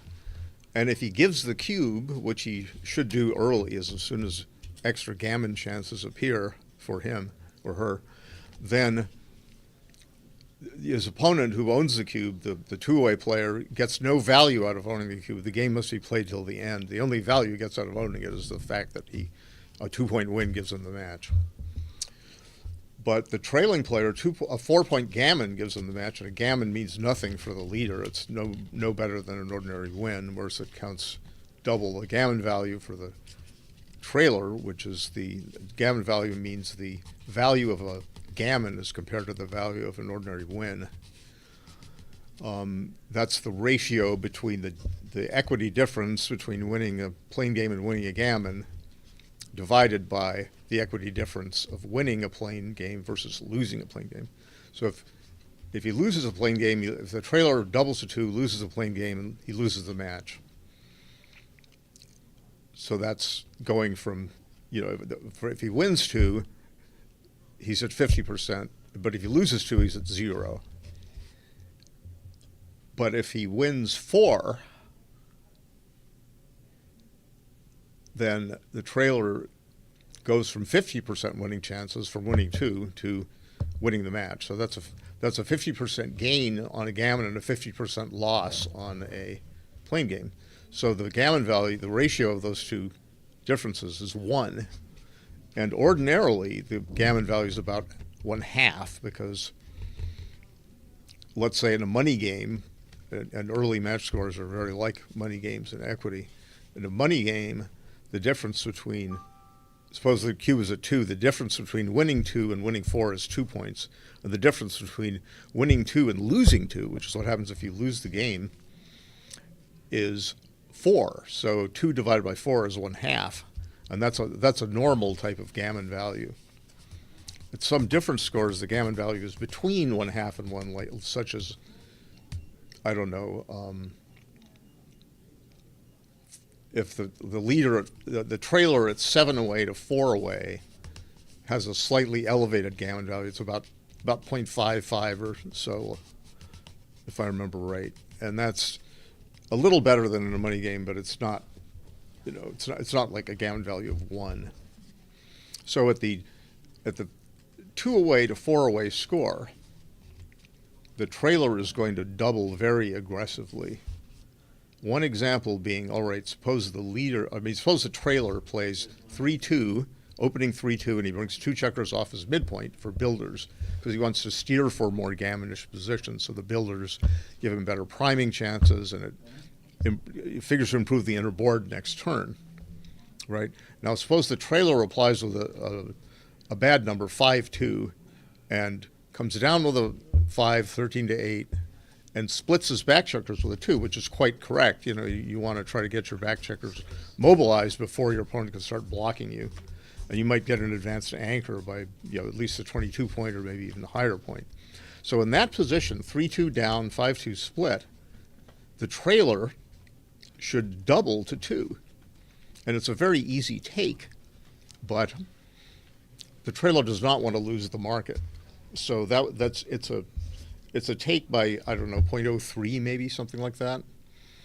It's not, and it's a very easy take. Which opening sequence is that? 3-2 down for the trailer, Yeah. 5-2 split for the leader. Oh, yeah. You It's basically it's double take. double almost anything. You play aggressively, you kill the cube, you kill gammons, and you activate your gammons. It does a lot at this score. That's it in a nutshell. So they're taking a break. I'll be back shortly. So you've seen Jonah Seewald play before, right, Marty? Yeah. He's certainly a strong player. I'm not familiar with Faddoul. Are you familiar with him? No, I'm not. I knew a guy named Buddy Khoury, or Bade, B-A-D-E-I. No, he was known as Buddy Khoury. I haven't seen him in a while. Hey guys, Dooley's right here. Hello. Oh. You want to say hello during the break? Oh yeah, I've seen you around the tournament room. Hi guys. Faddoul, congratulations on making it this far. Thank you. How do you feel? I feel nervous. Nervous? I was able. I should have been able to snatch it on 3 occasions, but I wasn't able to. But I'm still thinking about the 2-1 that I hit him when he was beating off with 3 checkers. Oh yeah. I don't know about that one yet, but I'll just look at it. It was tough to make a decision right on the spot. I knew there was a potential of a gammon, but I thought maybe I'll anchor if he hits me, and if he doesn't happen to dance, I could just collect few. Yeah. You don't have to be nervous. There are only 100,000 people watching live right now. Yeah, right. Yeah. It's like the moon landing. Working on it. So anyway, thanks for the opportunity. Good luck. Good all luck. right. Thank Thank you for joining us. Remind us where did you come from? You're from Lebanon originally, right? Originally from Lebanon. And now you live Peoria, Illinois. Peoria, Illinois. Oh, okay. Okay. All right. Not far from Chicago. Yeah. Did you fly out of Chicago? I flew from Peoria to Phoenix. Had Oh, okay. 3 days enjoyment in Phoenix with buddies of mine playing Chouette, Doug Amanda, and a few. I lived in Phoenix 3 years ago. Yeah. For 3 years. We appreciate people And, coming in from out of town. Thank yeah. you. So now I'm flying back through Dallas Oh, okay. tomorrow. All right. Safe travels. Thanks. Good luck. Thank you. And Marty, you're in New Hampshire. Where did you grow up? I grew up mostly in Boston suburbs New and England. and also New York City suburbs. Okay. That's one of Do where my- people still consider New York to be part of New England? Technically, No, I no. think it New is. York, New England is the 6 northeasternmost states: Maine, New Hampshire, Vermont, Massachusetts, Connecticut, and Rhode Island. 6 states. Yeah. And New York is more, I guess, it's considered a mid-Atlantic I state. feel like it used to be like maybe 150 years ago. Yeah, well, it's got the big eastern seaboard port, Right. but you've got the And New the York regional is a dialects British- it's are a- different. Oh, right. You know, right. they're But like it's a British name. mid Atlantic, right? Is you go all the way from like southern New Jersey all the way down almost to North Carolina, even some of Right. the outer islands of North Carolina. And you'll find like interesting accents that are supposedly the closest to a colonial accent that exists Interesting. anymore. Okay, so they're starting. That's a 3-2. So I would bring 2 down. So yeah, so this is a mistake, considered a mistake by Extreme Gammon at this score. You should definitely, like I gave the example of bringing 2 down to try to build, and so now Faddoul has got he's got Jonah's 5-point, and Jonah says, okay, You can double here. he could double here. I would actually do it because I do not want to lose my market at that score. Now I make the 5-point. What about It's you? simple, yeah. This is there's nothing remotely 6-2. better. So Okay. now Jonah could it's legitimate to hit, but what he's doing is he's saying I don't want to be doubled, because he's still looking at it, and he decides on the safe play. He could have made a more aggressive play, hitting in the outfield, but the trouble with that is he could be hit back immediately, and then if he's not hit back, he has blots to clean up. Wow, double 6. So now it worked out quite well. He made the 22-point, and then he rolled double 6 to come all the way around. Now Faddoul will not be doubling because he's not going to win. He's going to win hardly any gammons from here. We have a lot of viewers that are learning the game and know the game and trying to improve, but you play very differently in a match depending on a score as you do in a money game, right? Yeah, so money game, all you care about is the game that you're now playing, and in a match, of course, what you want to do is win the match. So the score is very important in your decisions. Now, when should blue think about cubing at all? Here? Well, Go away. when he's threatening to exceed Jonah's take point, which is 20%, assuming he will win no gammons No at all. gammons. You don't want to lose again. So then Jonah could take the cube with less of a winning chance than he could take in a money game, because the second point gets him to a match win. So now Jonah must just break his 7-point, make his 1 point, leave no shots at all No blots. against the imposing 5-point board that Faddoul has. Call it the beast, right? That is the beast. And I believe he should just I think I would have played 10-4 and tried to keep pressure on the midpoint.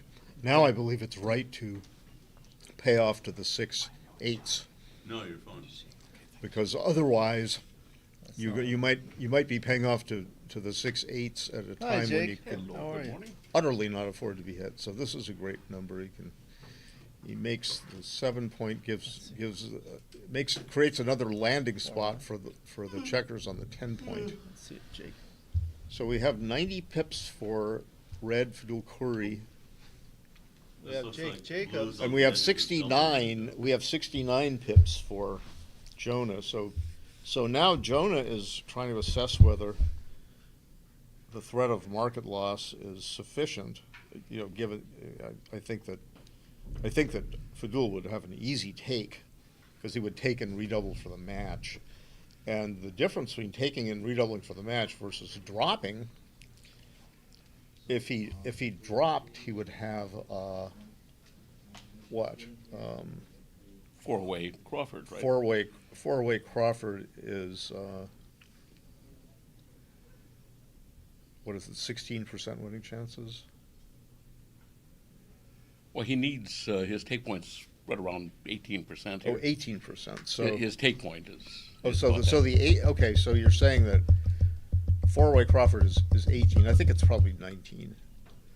Yeah, I use probably an older table. I think it's 19. In fact, now that I think about it, sometimes I get confused between five-way Crawford and four-way Crawford. So the question is, you know, does Faddoul have 18% winning chance here? I would think that he does, but if he's now is he threatening to exceed that winning chance? So this is a bad number. So he must break his 6 point. He's probably with that number. He's happy he did not turn the cube. And Faddoul hopes for the boxcars followed by winning the race. Chris Brandt says great So analysis from Marty. A boxcar and a duck. Thank you, Chris. So the boxcar went 20-14 and the duck made a closed board. And now Jonah is trying to figure out whether he should double, and he decides not to, but he does hit and pass. And this will be a market loss if he stays on the bar. It will be an anti-market loss. If he rolls a 4-6 and he doesn't, he stays on the bar. Okay, so now I question whether I think that Jonah should have just doubled there. I mean, yeah, I can't conceive of this as being too good. Playing a little bit scared. Maybe he's playing the opponent. Well, is Faddoul going to when will Faddoul take, if ever, is the question, if you're playing the opponent? Do you think you're such a big favorite you shouldn't turn the cube when you have a chance like this? This just doesn't matter. It doesn't matter at all. Yeah, now he can take a roll just hoping for a lot of 2-1s. It's sort of a free. Yeah, he could hope for Faddoul to improve his position such that he would take the cube erroneously, you know. I think even after 2-1 double sixes, it might be a drop. Okay, but, so 8-5 Crawford. Yeah, it's 8-5 Crawford. They haven't updated the score yet. So what do we do? Do we go and Alex is out there, not you. Okay, you're here, and here you will remain. Okay, so this is okay. So I might have split with a 2 and come down with a 3, but it's not a big difference unless he rolls that. Unless he rolls double fours. Yeah. So now Faddoul is at a gammon go score. He urgently wants to win a gammon, so they're fixing the score. 8-5 Crawford. I know I had to yell at him. Yeah, there's a Crawford thingamajig they didn't update. So now, okay, 6-1. This is, I'm not sure about it, but okay. Now Faddoul is playing. He's hell bent for gammon. He's going to hit with that one. He should anyway, I believe. He could play this. This is all right too, but I would be trying to deny him the anchor. Wow. Kaboom! Now he's happy he has a bar point, but what is that? A 1 something? Double one. Beautiful. Now he's gonna. Does that actually increase his hitting chance? I don't think so. But otherwise he would have had to break his bar point. 7 point, and he was unwilling to do it. But I might not have cared so much. I might have wanted to increase the hitting chances and the building chances if he stays on the bar.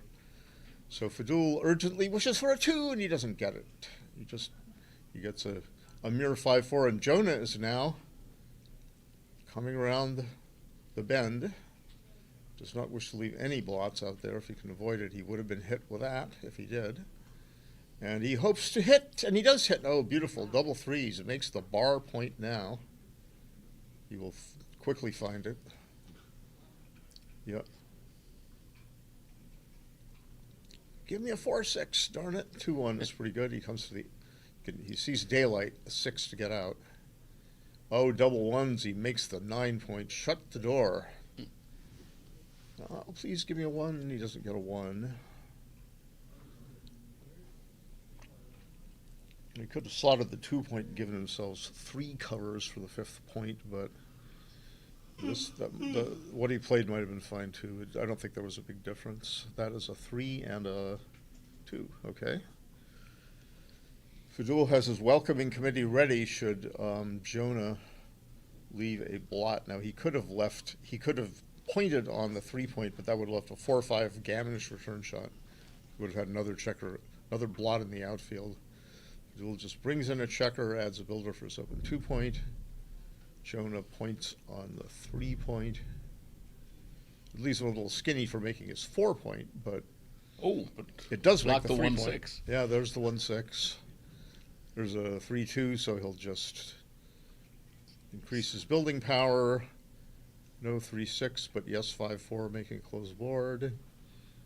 6-5, the worst number, which is He should make the 8th point, I think. That's the only number to leave a mere indirect shot. For a 4-number shot, he must make the 1 point, because any other way to play the 6-5 leaves a direct shot somewhere, and he'll see it in a moment or two. He's making sure. He's just saying, okay, well, he could leave an indirect shot by breaking his 9 and 8 points, but that would be too many shots. This is only 4. But 4 it's a little bit gammonish if he gets hit with a 4. And Faddoul could also roll a 4-6 and then have a great play for the race. It looks like a 5-6. Oh well. Now Jonah's become a bigger favorite. I think he must just switch from his 9 point and leave no blots and keep a broken 5 point prime. A solid play versus okay. There's 2-1. He kills the 6 by coming in, so he can keep his board maximum time possible. Oh, double 4s. Should he switch from the 6 to the 2 point, or should he just come in? I believe he should switch. That's what he does. Now, if Faddoul rolls a 6 here, he still has some angles. There it is, 6-5. Yeah. No, it's still a race. I mean, Jonah's the favorite, but that was not the best 4-2 because now he has a potential gap on his. Now he should play 6-5 to make sure he gets 3 checkers off of double 5s and 3 checkers off of double 4s. If he goes 5-4, he won't get 3 checkers off of double 5s, and that's a mistake. I'm pretty darn sure when you're behind in the race, a position like that, you should try for 3 off to come down to an even number of checkers. Now he's happy that he made the play he did after that roll, because now he's concerned about 4 off. And Jonah has missed with 1-3. And there is, Faddoul is hoping for the best here. Jonah's getting skinny as far as gaps go. Oh, it's a Pascar! Well, he won't win a gammon, Faddoul, but he probably will win. And there's a miss from Jonah. The second 3 I misses. think Faddoul is suddenly a favorite here. Yep. Not by much, but well, he's at least a 2-1 favorite now. More now. What has he got? Okay, now he's So Jonah needs a double 3 or bigger specifically. Well, Faddoul fails to roll a double, and that is not a double 3. So Faddoul wins up single point. Well, that was something. Now it's 3 away to 1 away post Crawford. No, there's a stratagem. What is the old stratagem for odd away Crawford, Jake? Why don't you explain it to the viewers? all right. Well, you can take extremely deeply, but not everybody understands just how deeply you can go. So the stratagem would be to wait and not double immediately and hope that you could induce an error on the part of your opponent. And the trick, of course, is that you yourself have to know how deep you can go so that you don't blow through your market. Now, Faddoul says, I'm not going to go that deep. Faddoul may not know the stratagem, or he may think that it's not worth the risk of trying to reach a position where Jonah would be afraid to take, yet would still have a correct take.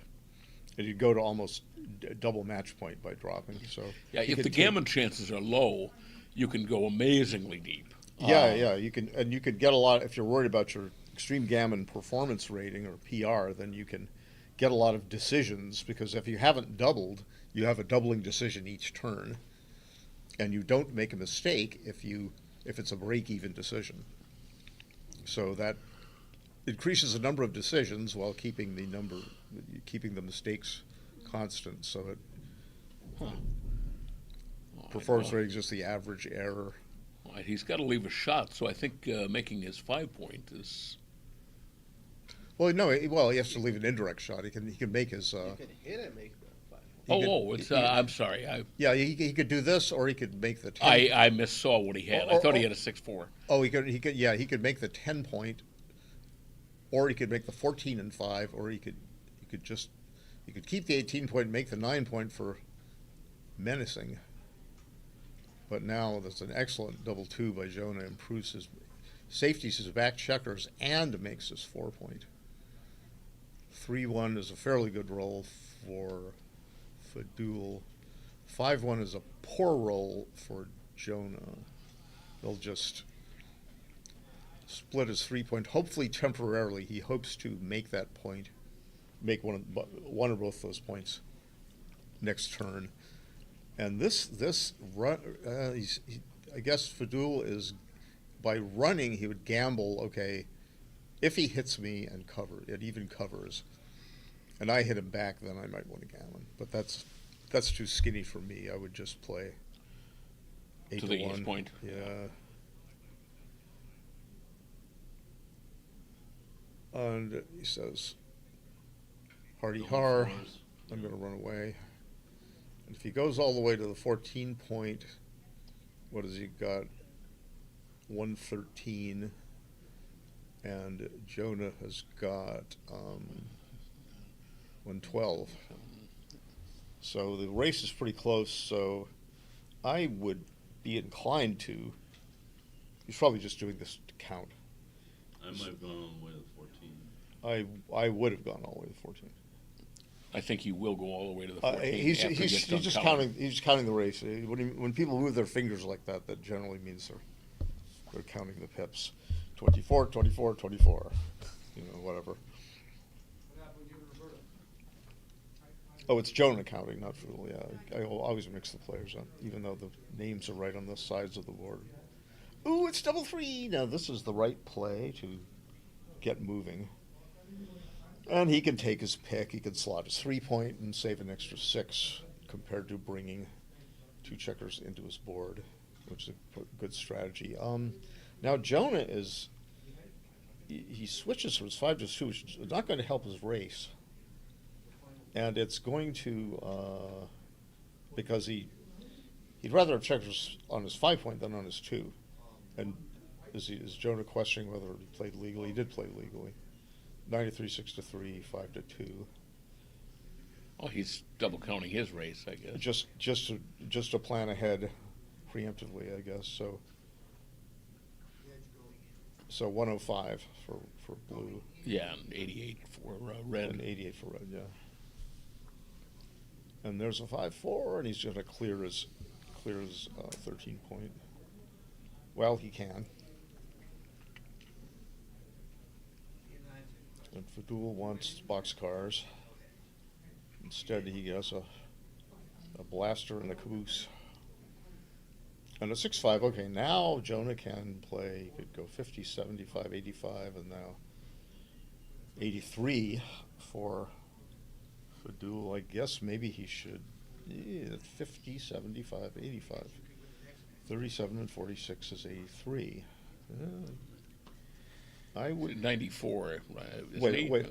For red is 40, 46, 53, 83, and for 85. For blue is it's 85. So it's 50 for the outside checkers. Yeah. And then 10, 10, 10, and 5. Yeah.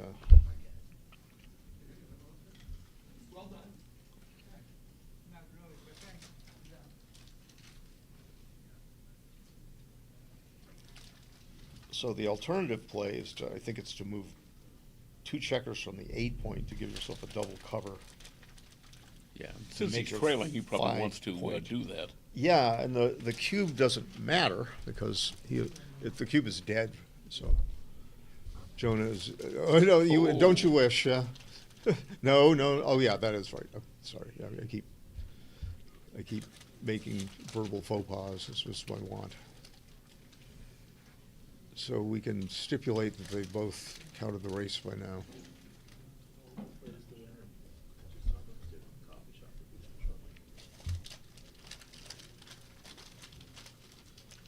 Do you feel lucky? If he feels lucky, he'll come down, but he's counted the race, and he makes the play that Jake and I think is best. Giving himself 4s and 3s to cover his 5 point next turn. There is a what? 3-1, I guess. Covers the 1 point for closed board. There's a 3-1, and he makes, well, oh, it's a 2-1, I guess. No, 3-1. He played it illegally. He played a 3 only. So he should slot the ace now. I would slot the ace because, you know, it might Much tempt him. better for him. It might tempt him to leave an unwarranted direct shot. Oh no! Oh my gosh! Oh my gosh! He breaks his board. I wouldn't have done that. And now he's going to make his 1 point. Okay, which is great. But at least he's not going to do anything but break his 1 point from the. Oh! Don't do this. If you're gonna, unless you're going to play. Well, he wants to save a 6, but. Yeah, I would just make the 1 point. You know, it's I would worse. get ready It's to, worse for the race. Okay, now do not break your. Oh, this is. Yeah, this is a.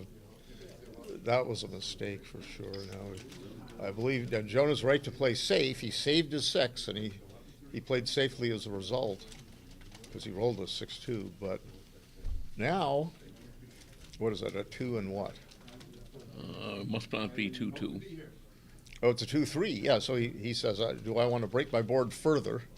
No, he doesn't. And now Jonah's going to say, well, I don't want to break my board either. I'll break from the back and hope he leaves me a shot. That would not be a shot. He says, I wish the dice were on the same side of the board. There's a shot. But 6-3, 6-2, 6-1, 5-3, 5-2. Leave Double a block. twos. Double twos does not. Double twos is a great number. Double sixes is a great number. 5-2 is okay. He stays back, hoping for a hit. 5-4 hit pass. 3 return shots. And he's going to stay again, hoping for a 2-1, 3-1, 1-1. 6-3 is none of those. Jonah is now a big favorite to win the game and match. 5-4, better than average. 6-3. Better than average. Well, actually, not so much. Somewhat. Now. Not Double so much fours anymore. is, he only gets 2 off though. So, well, he had okay. So this is. I guess he has a 5th on his 5th checkered is 1 point, which is bad. So, yeah, Jonah's about gin here. He only needs three rolls. And now that is gin because he's got 9 checkers left and not 8. So, okay, yeah. End of match. Jonah has won, and now Jonah goes into the final of the. Was this the final of? Oh, that was the semifinal of Fighters Bracket. So he's going to go into the final of Fighters Bracket. Right, and then he'd have to win that, and then would get to play the undefeated player. Do you know who his opponent is next round? No. Alex said so. Oliver Squire. Oh, Oliver Squire. That's right. I remember now. And then Alex Toth. Okay, so Oliver Squire. Yeah, they're both good players. Obviously, Oliver Squire wins every super jackpot ever given. And who is the finalist in the undefeated? It's Alex Toth. I thought you said it was Alex Toth and Oliver Squire. No. Jonah, I believe, plays Oliver Squire, if I remember what Alex said. That's what they said. And then Alex okay. Toth Got is the undefeated winner. So the grand final will be between Alex Toth and the winner of Jonah versus Oliver.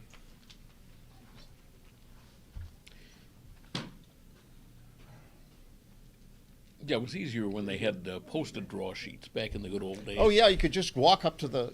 Now you could walk up and you can see an electronic draw sheet, but it's not a big enough screen to show everything that you want to like.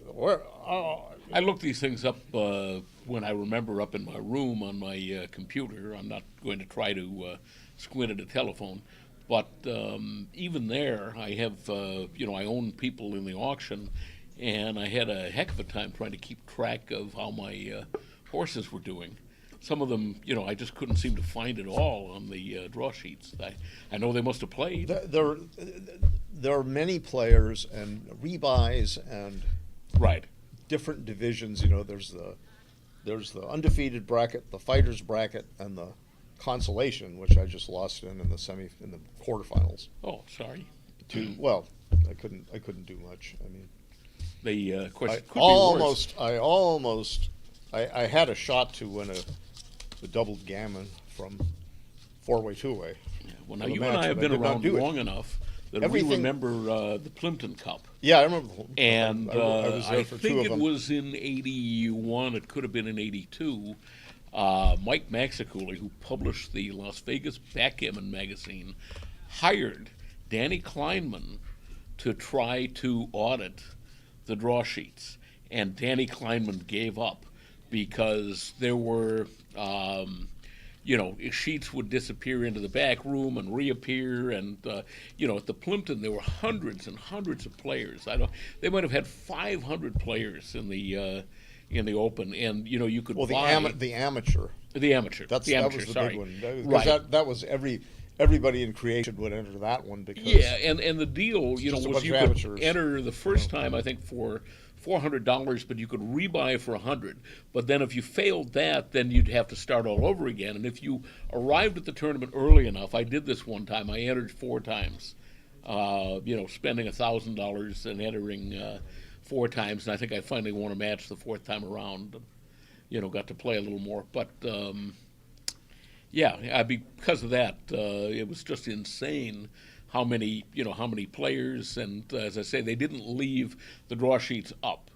Draw sheets would, get, a bracket would be filled, and then the draw sheet would disappear, and so the auditing firm of Kleinman was frustrated. Yes, they were not inclined to render a verdict. They said, well, we think that everything. Worked properly, but we can't be sure. Trust but verify was not verifiable. Yeah, see, there were rumors that sometimes certain favorites of the tournament director would, kind of enter in the, instead of being in the round of 1,024, 2048, they were entering in the round of, 64. Yeah, that kind of thing. I know some directors who would do things like that, just 1 or 2 really, and I didn't know that. Was it Henry and Kate Watson running that thing at that time? So I don't know. I never heard any stories that Henry or Kate would do anything like that, but maybe I don't hear all the stories. I don't know, but they're long gone by now. Henry was the kind of guy who generated Kate. I never heard anything about, but Henry was the kind of guy who apparently. Not everybody loved him, and people like that, leave themselves open to rumors. So, he may, and as far as I know, never did what they were saying. But, he was the kind of guy that would, get the detractors talking. And when you don't leave the draw sheets up, where people can see them, you're then, leaving yourself open. Yeah, then you just say, wait, I saw something different than what I'm seeing now, then and you might be wrong in that perception. One of the things that but if you just did hear about with him was that he would slow pay. If you won the tournament, you didn't get the money. If you wanted the money right away, you sort of like the lottery, where the first prize was $100,000, but if you wanted it right now, maybe it was 60 or something. I'm not putting up with that stuff. Call the Attorney General about that, but like I paid my entry fee. I didn't say wait for my entry fee, so I want to be paid. That's my attitude. Thank you very much. Do you need water, Marty? Please, yeah, that'd be great. Thanks. Alex Eshaghian is going for the water. Hey, he recently read Gunga Din, and he was inspired. Great. He's a better man than I am. Alex Eshaghian. By the living God that made me. So they beat me and they flayed me by the Oh, living they God beat that you, made right, me. You're a better man than I am, Gunga Din. Sahib. Played by Sam Jaffe in the movie. Oh, yeah, Sam Jaffe. He was Zorba, Dr. Zorba in Ben Casey, the medical doctor. And, you know, there's a great story about the movie. Done there, I think. There's a great story about the movie Gunga Din. Ben Hecht and Charles MacArthur wrote the screenplay, and they were the hottest screenwriting team in Hollywood in the Golden Age. So when they wrote this screenplay, it was a property that everybody was bidding on. All of the studios, you know, were interested in buying this, and wise they would have been, because after all, it was a huge hit in the what was considered the greatest year of movies, 1939. But the one studio head who was not interested was Harry Cohn. And somebody, you know, had come to him, I think it was Hecht's agent, you know, and said, Harry, I don't understand. Everybody else is bidding on this. Why aren't you bidding on it? And Cohn said, I don't have to bid on it. He said, I already own it. And, you know, the agent said, what are you talking about? Now, the guy who reported this was Carson Kanan, who was a young, you know, man in Hollywood at that time, but became famous as a writer and director in his own right, was married to Ruth Gordon. They were a screenwriting team, wrote a lot of Tracy and Hepburn pictures. But, you know, he was just a young guy and listening in on this fascinating conversation. And Cohn said, yeah, he said, I already own it. He said, because I already made the movie the front page. And he said, and that's, you know, it's the same story. And the agent started laughing and said, you know, Harry, you know, I'm going to dine out on this story for a week. And he said, I don't care what you do. I think he phrased it a little more crudely than that. But he said, you can't try to sell me something I already own. And Kanan, you know, thought Cohn is nuts. But then he actually went back and, you know, looked at the front page, and he looked at Gunga Din, and he realized that it really was the same story. In the front page, you've got the brash young reporter, Hildy Johnson, who's quitting the newspaper because he wants to get married, and his editor, Walter Burns, won't let him quit and contrives a scheme to keep him in. And in the movie Gunga Din, I think it's been so long since I've seen it, I forget who was who, but I think it was Cary Grant. Are you guys ready for us to start? Yes. Okay. I think it was Cary Grant was going to leave the army and get married, and so his two buddies, played by Douglas Fairbanks Jr. and was it Victor McLaughlin or? Anyway, you know, whoever his two buddies were, they, you know, they contrive a scheme to keep him from getting married and leaving the military. So it's really the same plot, and Harry Cohn knew that immediately. Is someone at home running these through XG while they're playing? And Well, that story you'd have to run through the Internet Movie Database. what? No, You came in late. yes, I did. Yeah, no, I don't know, Herb, whether who's transcribing this, if anybody. Probably someone is, but I don't know who that someone So might you be. can't see it in the chat? No. Well, unless somebody chats and tells us what the XG feed. Because there was a play last night, and Joe Russell said that Ian Terry ran it and gave him the result. Yeah, Ian was doing that yesterday. I don't know if he's doing it today. Yeah, I can't. My eyes are a little weak to see the tiny chat text from here. We could move it closer, I guess. Dmitry Obukhov says hello, Alex. Tapio Palmroth from Finland says blah blah something or other. I can't read what I can't. Oh, he said we were ordering something at the bar, and a guy came there to be was friendly. I said to him, "I guess we're the fish," and he answered, "I guess we are," because we were out of the tournament. That was me. So hi, Tapio. Yeah, that those who can do stay sober, and the rest of us go to the bar and have a drink. And then they come to the commentary table. Yes. And yip and yap. Last the night players joust. So here we go. Okay. So Oliver Squire is a dynamite young. He's a very young player from UK. From the UK, the northwest of the UK. I think he told me something. The name of the place where he lives is on something ending in on sea or the like. So now Jonah is off with a 3-1, the best possible opening roll, and a 4-3 is a mediocre reply, and Oliver immediately splits instead of building because he doesn't want to play catch-up. And Jonah immediately makes the bar point. That is not necessarily right. He could have played 24-18 and 6-5, leaving no direct shot, but now Jonah's got a direct shot, and he has to decide whether to hit or to make the 9-point and the 21-point. So it's a tough decision, I think. And if he does hit, he has to decide. I would make.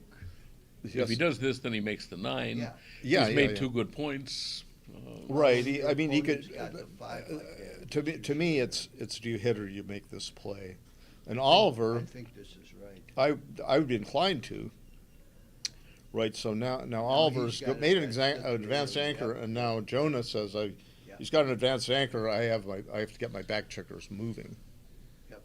So he does split his back checkers, and he makes the more aggressive split up to the 21-point. And Oliver says, "Shall I hit against a better board, although you do have an advanced anchor, or shall I make the 7-point?" And he's looking at the hit. Leaves a lot of return shots, but it unstacks the 6-point. It gives a great position if he is missed. He only misses with double sixes. But he's got a good 5-1, 2-1. Is that all? 5-5 also misses. So he could do this and leave fewer shots. He only leaves 5-4-1, 2-6-4-4. Yeah, I don't think this is. Which is 16 shots. I did. I'm really not sure. Because the 5-point is made, I think I would do this. If he didn't have the 5-point made, then I'd certainly make the other play. Wow. I think that would be my thinking. Really? So he only leaves 16 shots instead of with no double hits. The double hitters the other way were 4-3, 4-6, and 3-3. So now he's going to hit, and no doubt he's going to move up. Well, he could move 13-9. That would be legitimate too, but he wants to minimize his blots, I guess. And he's going to hit with a 3. Nothing else. He can't just play passively and let Jonah consolidate and have a racing lead. So he says, "I do not want to." He could have hit loose on his 2-point to gain time, but he decided it was too big a play now. Oliver's going to point on him on the 4-point rather than break his 7-point and hit loose. He's thinking about breaking his 7-point and hitting loose, but I think he should keep his 7-point, unstack the 6-point, and make the 4-point. Oh, now he says, "Okay, well, I'm not gonna hit at all. It looks wrong to me. I mean, to play that like that. I think now Jonah will simply move 21 to 11, give 2s, 7s, 10s, and 6-3, and the minority of those hitting numbers also make the 3-point. And he's thinking, I could duplicate numbers by hitting loose, but I think he's just gonna come around the corner. Well, hitting loose on the 2-point at least would be cute because it's a double duplication, 2s and 3s. Yeah, I know. But I would do this. I like this. I mean, there's 17 ways to hit, and he will hit like that. You notice the lavender wristband, which means I get a 10% discount from food bought at the hotel. And he says, "All right, I have now pointed on the kaboom on the 2-point."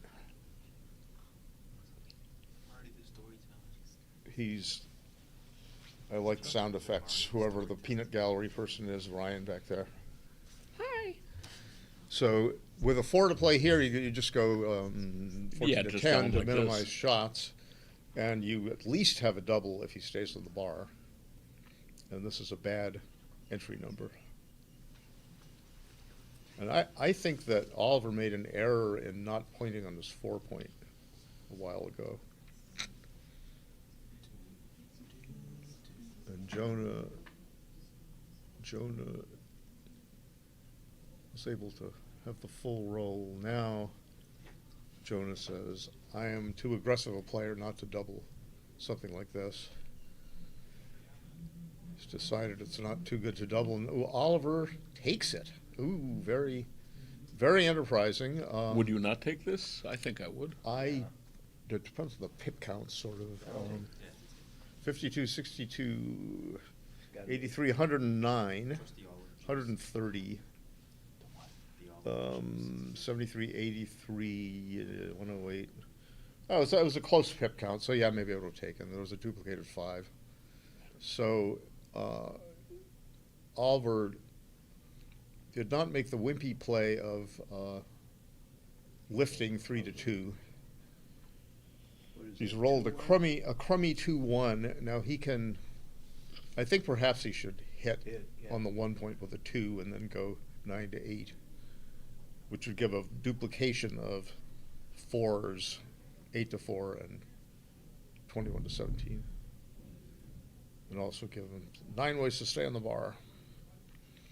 He could just come in 9 to 6. Well, or he could go, even go 9 to 7, 3 to 2. But it's just, I mean, I think that this is illegal. He played 2 2s, and Oliver catches him. Not that he's trying to do anything illegal, but he just made the wrong play. So now Oliver hopes for a 1-4 is great, double hit. He's going to hit on the 17, I think, rather than give return shots, and he will have a strong redouble if Jonah stays on the bar, and even if he enters 1 checker without making the anchor. Is it too good, or is it a redouble? It's at least a redouble. He's got a 3-point board, so it's possible it's too good. Now, Oliver's at a crossroads. He can attack, but putting 3 on the bar, which looks really strong. What's the number? 5? 6-3, or he could advance with a 3 and then come around the corner, or even come out. I would hit loose on the 4 myself. That would make it really, really too good to double if he stays on the bar or if he misses. Yeah, if you hit loose on the 4, even if he rolls, a single 4, right? I think you've still got. Okay, so he's all right. So he's looking at this, which is that's the play if you're not going to hit. And he might reason that he has a strong double even if he stays lower down. Now I am hitting now and Oliver agrees because now he's got more covering numbers. He's got 1 extra checker safety to around the corner. Jonah comes back, and then it all falls apart. Well, Oliver's got a double out here if he wants it. And he says, all right, I've seen enough. Double pass, redouble pass. So Oliver goes ahead 2-0. It's only a 9-point match. This is the finals of the fighters bracket in the open division of the Cal State Championships 2024. Oliver Squire has just won 2 points. To start the match with a 2-0 lead, Oliver makes his 4-point with a 4-2. Jonah counters by making his 3-point with 5-3. Oliver rolls double 3s, beautiful. He can choose between making his 5 and 3 points, which is very strong, or he could make a hybrid play of making the 21 point and finding 2 more. If I did this, I'd make the 5 point. For sure. Yeah, so I think you make the 5 point no matter what you do, and then and I would do this with the other 2. Yeah, I'm at the score of 2-0. I'd be biased a little toward doing this, but at 0-0, I would make this play. You get the best 4-point board, and he's got a bunch of numbers that leave direct or indirect shots, such as a whole bunch of 6s, 6-5, 6-2, 6-3, or indirect. You know, like I would've 6-6-4 make the 2-point. I would have made the first play. 6-4 run. Yeah, these are strong alternatives. I'll bet making the He may 3-point is not he'd wrong be by close much. to a double, you know, pretty soon with that defensive anchor if he makes it. Oh, he's not going to do it. I think he knows that XG likes this at a normal score. Oh, that's a beautiful one. Now, does he make the bar point or does he make the 23? I would make the 23 Yep. like a wimp, but Jonah, no, this is an aggressive player's move, is to play against the opposing back checkers. And the opposing back checkers are now split. And there are only 8 checkers in the zone for Jonah. There's a 5-4. And Oliver says, I know it's not a double until now. He hits. Makes the 11-point. And now he makes the 23-point, and Jonah says, is this good enough to double against 3 checkers back? Oliver says that. Oliver, yes, Oliver, not Jonah. Jonah wonders what Oliver's thinking. Yeah. And that's what I reported on. No, Just if he makes the 3, it looks so strong. Oh my God. Yeah, it might be a take for Jonah. It's less of a I take. would certainly be taking. Yeah, I would be taking at the score, especially. Now look at this 6. So Is that shall 6 I? right? He's gotta run Shall I it run out. away and keep my back checker split? I guess so.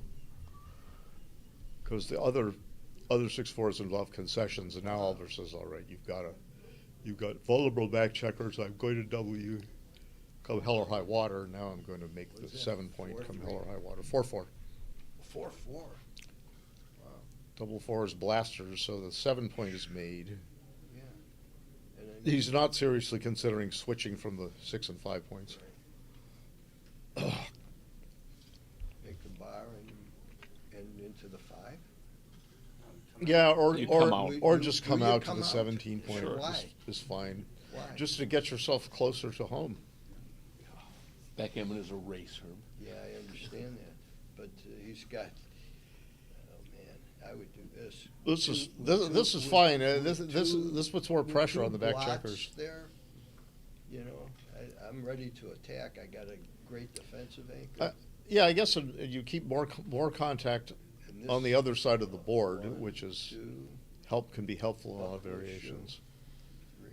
All right, so Wow. Jonah escapes 1 back checker. He's got another back checker in trouble. So now Oliver brings builders down. Jonah says, "Please give me 1-6." Well, he's got to step up. Step up. There's nothing attractive other than stepping up. Dangerous though stepping up might Yeah, be. but He's you got to gotta try do it it. You got- that's because he the might. only This play. is the best way to escape is to come to the edge first. And he says, "Oh, now he's going to hit Is that 6? 6-1 and 6-1. play that 1 to give most covers next turn." This looks like 27. Oh wow. Kaboom! Ooh. And he gets the bonus of making the Oh wow, beautiful. extended midpoint or whatever you want to call that.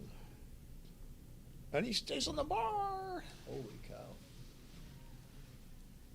And you can see the cube hiding its face slightly, half of its face on the lower left.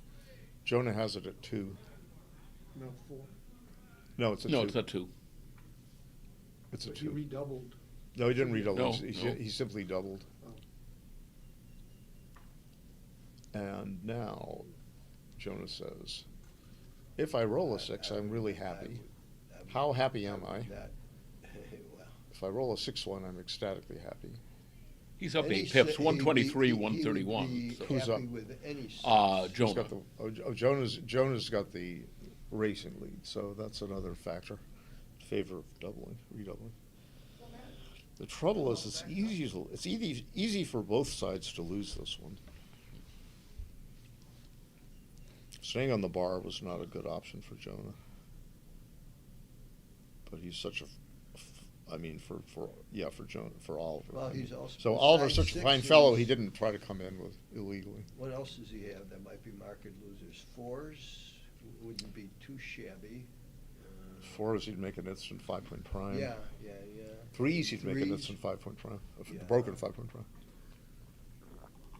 It would be harder to clear the points from that 5-point prime. So he says, I'm not going to double. I am going to play 12 to 7. Yep. And Jonah says, I hope I roll double fours and hit. But he stays on the bar yet again. And Jonah says, having decided not to double, I won't double now. Yeah, that can quickly come back and So he get creeps activated. forward in the outfield. Finally, Oliver enters and he hits loose, obviously. Yeah. Doesn't want to give him the 6 to come out. And there is a forced hit. Would have had to leave a direct shot anyway, so he puts Oliver on the bar. Oliver hits, 2-6. and he must come out. Well, he should come out versus staying back. Aiming directly at the other blot, Wow, that's not which good. now runs away to the 7-point. Yeah, wow. Oliver wants a juicy 7. He rolls a juicy 6-3. I guess he should play 9 to 6 maybe. Yes. You don't want to leave It's a a- it's- joker, do you? 6-1 would be a joker. Double 1 would be a mini joker. 6-2 is not a 6-2 is- joker. it's- Makes the ace It's probably. not bad for a non-hitter. He makes the ace point. Yeah. What else are you going to do with the 2?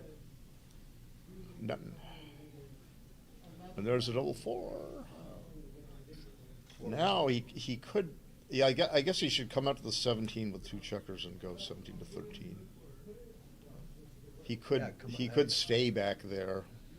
I wouldn't. Hope for greater chance to hit.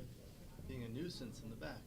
Yeah, how much of a nuisance is the question? Well, it's yeah. No choice. He was there. now he's got to play all the way to the 2-point. Perish the thought of hitting on the 4-point and trying to Can't get out. make a 5-point prime or gain timing after being hit back. The timing might get you gammoned. So 11 to 2 is really the only play. Yeah, that's it. So he's playing to avoid the gammon more than anything else. And Oliver, He's going to. I've seen him do this. I think he's going to stick back there. I've seen him do this. he could stick back there.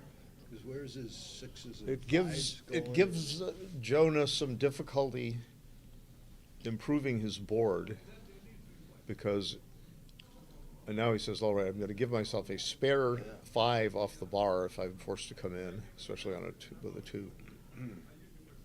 And the spare on the 4-point is not badly placed, but he says, well, 2 on the 6 is definitely a good position of spares. And he says, I want that position Third with chase. spares. That third shot. And there's another 6-3, and he makes the 2-point. Now the interesting question is, if he rolls a small number, what does he do? But he rolls a 6, he must go to the 11-point. Doesn't want to spare on his 2-point. And Jonah brings 2 checkers in, killing 2 6s. And Oliver is going to play to the 4-point with the 2. Beautiful position of spare checkers now. And there's a 4-2, and I think that Jonah's just going to go 7 to 1. Yep. Keeping a spare checker on his 5-point, which might be useful for making his 4-point later. Oliver brings 2 checkers in. Jonah is forced to break his inner board, so he's thinking about whether to Oh, I would slot his yeah, 4-point. I would do- yeah. I hate this. Yeah, I hate this. Why? Well, if he leaves with Because he's not good- if he leaves with a 6 and he gets hit, then and also he doesn't kill 5, right? That's the other thing. Yeah, well. So but- 5-4 is really ugly. But he. 2-2 is. Well, yeah. You know, Well, this is too not bad. this I is thought he not could- this is a little I thought better. there was numbers that could retain a 5-point board. Well, yeah, 2-1 or something, but that's few and far between. That's not enough. I thought there were other numbers. Yeah, we would have had to go 6 to 1 with a 5. Yeah, this is the right play, I believe. Right? Is this legal? Yeah. Oh, no, you don't want to do that. No, fives are sort of ugly. He could take it off, but No.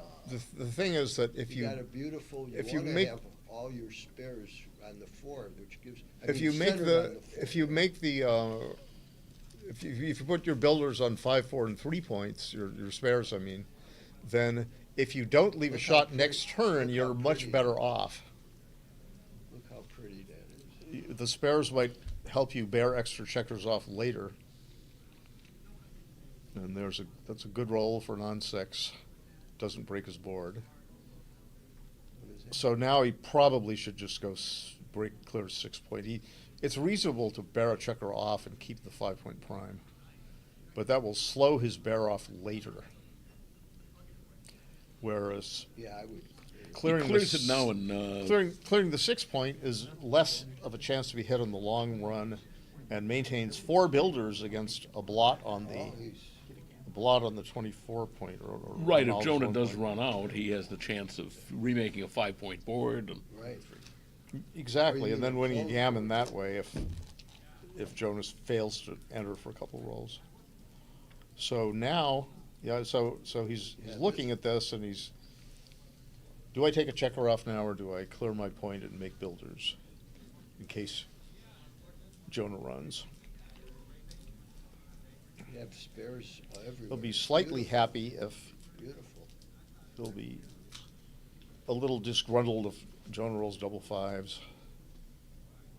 He's very gruntled now that he's rolled 4-2. Now he just takes 2 off. Yep, 2 off. Now you can just peel him off. Hope he does not get out, which he does. Hippity hop to the 17 point. And you should take one off now. He's not too afraid of that backwards 4-point board. Jonah rolls a creeping double 1, so now it's blot time. I suppose you just hit on the 1 point and bear off. He may stay on the bar, or he may enter on the 1 point without hitting. This is definitely the play of gammon. Yep, there he is on the 1 point.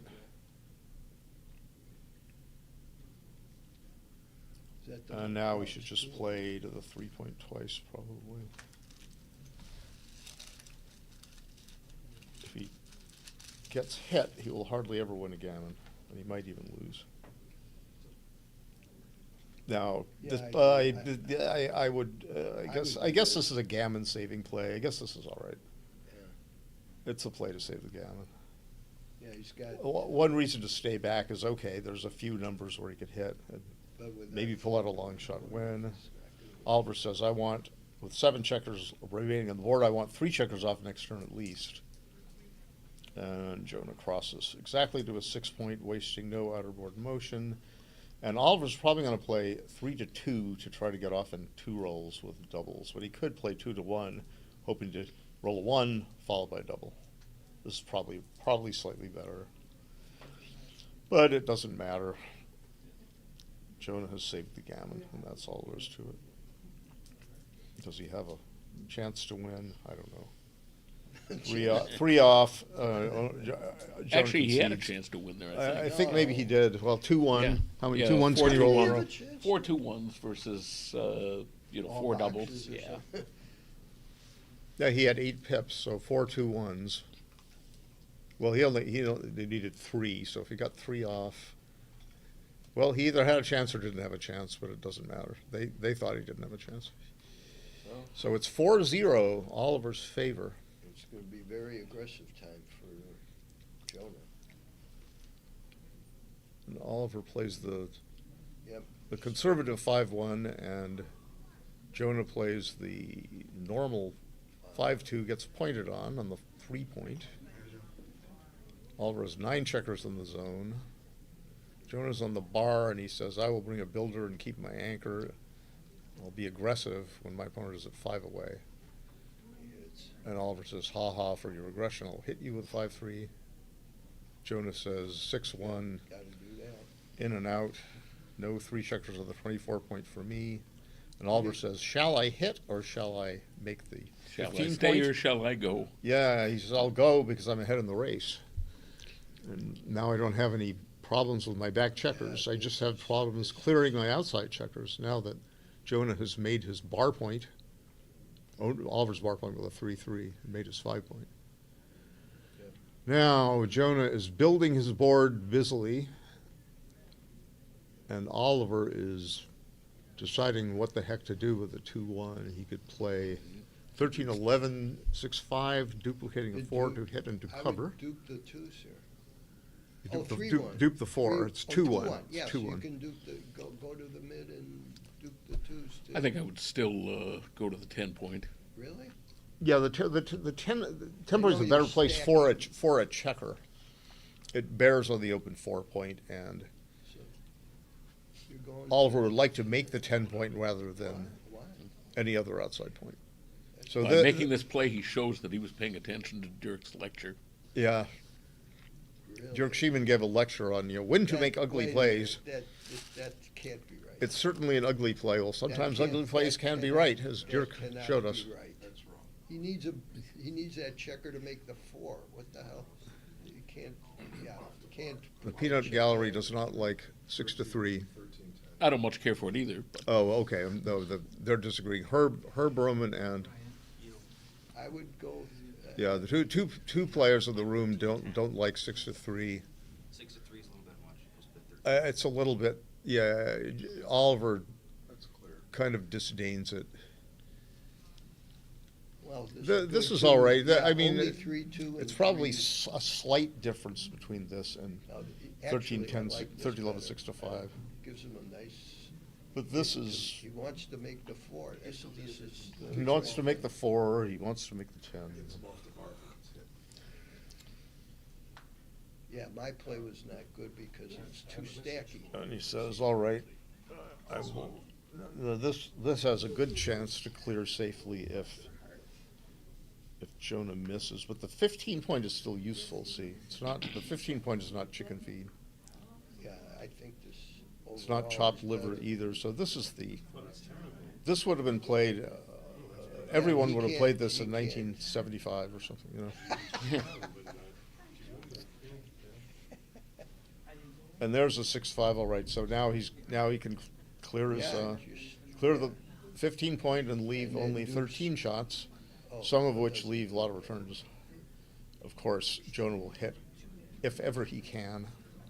And he says, I'm gonna stay back on the 24 point and improve my board in case Oliver. Oliver is thinking about Yeah, whether he has a this double cannot here. be a double. Yeah. This score, this I cannot agree. be a double. Yeah, Jonah's got plenty of winning chances, and Oliver would not have great equity from owning a 4 cube later. So he switches from the 10 to the 9. It was actually a good roll. And now he's just going to break the midpoint and keep maximum contact in the position. His back checker back there, and Is that now. double threes? And yes, double threes, and Oliver says, hardy har har, Right. clear my Yep, midpoint. that's all you got. Now. And Jonah says, I will make my 3 point, Now what the is 4-3.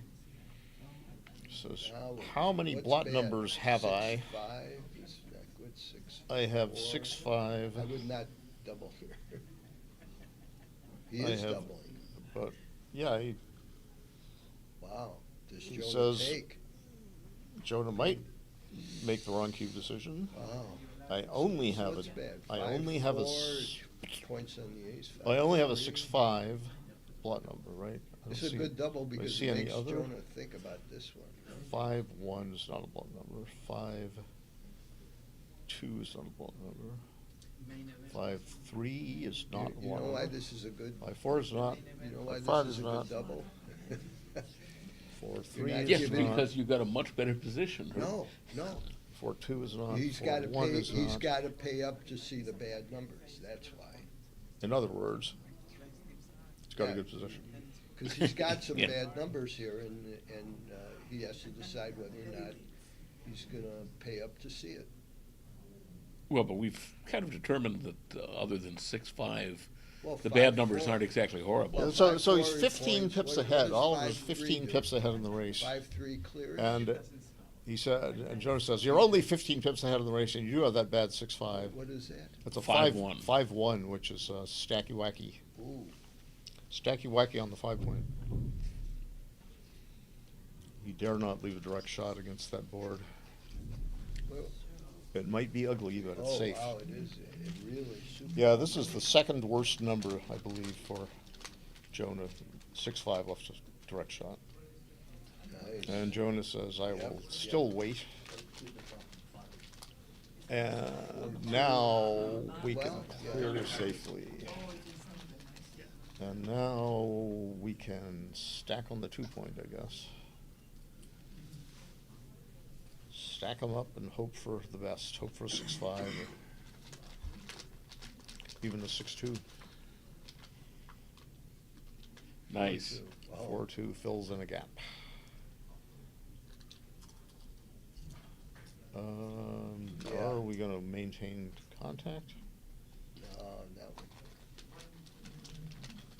94 for Jonah and 85. You don't want to give him free aces and deuces. Is it 85? Yeah, 85 for So 85 for Oliver. 94, but some of the 94 is wasted because of stack on the 2-point.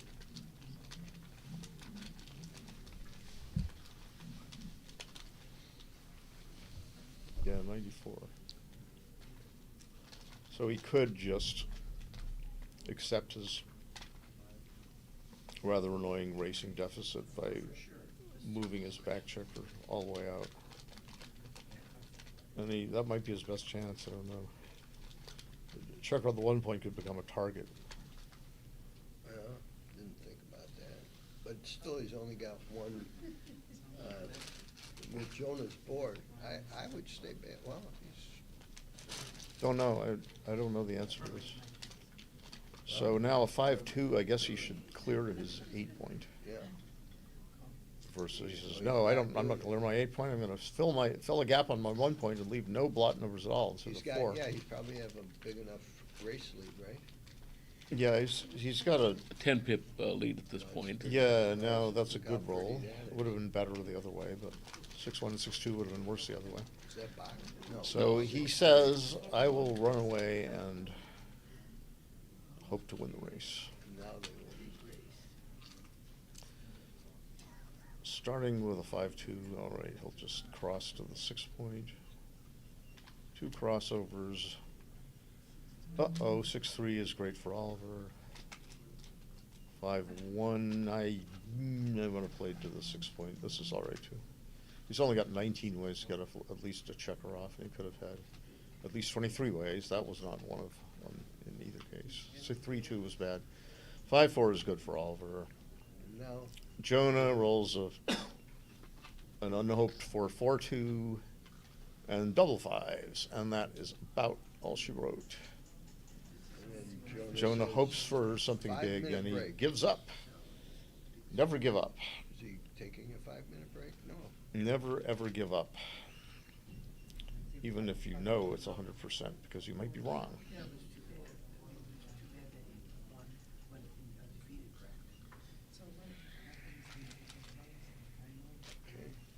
Okay, it's now 3 away for Oliver, 9 away for Jonah. And Jonah says, I am going to make my 5-point if you let me. And Oliver says, well, I will let you, but I will also get my back checkers going before you start This to. is right. I would do this Yep. all day long. Yep. 2 down kick. So splitting with a 2 is not bad either. But I think the But I would split correct with- one is I would to go split with to a the 3. 4, right? Well, at an even score, bringing 2 down, I think, is the indicated response, isn't it? I Yeah, I but don't you know. wanna I you don't wanna I don't be- like that. I like You split. got I a like some 6-0 split. lead. You want to be defensive here. I Right. would- Well, the 6-0 lead, yeah, for Yeah, for at Jonah. the score, This this is is my clearly point. right, This but is my point. At a normal score, no, I wouldn't bring 2 down, but it's probably not bad. It's probably close. Or what? 6. Oh, Okay, 4, there we 6. go. Good play. But 5 point has got lasting value, and then, and now Oliver says, I will make 2 points, thank you. The good thing about a 3-2, opening 3-2 is your next 3-2 makes 2 points. A 3-1, okay, he gets out of the lion, away from the lion's mouth. He duplicates 3s and 1s to hit and to make the 5 point. Oh, Double 4s looks pretty good. Now, what about the last 2? Does he go right to the bar. 24 to Right, 20? yeah. And he says, all right, is that legal? No. Yeah, he has He's to got start on the good 8 threes point. on Yeah. the other side of the board anyhow. Yeah. Oliver points it out. Yeah, and this would be temptation for Oliver to hit. What other play can there be? Well, No, they were trying to verify whether he had played it legally or not. Yeah, and this is a He's legal not play. hitting with. What does he do here? Is that 3-4? Yeah, he says he's gonna. He says I've got nothing better than hitting. Other Yeah. 4-3s look ugly. And Well, but now- Jonah says, "Well, I'm going to hit you now. Yeah. You better hit now at the score."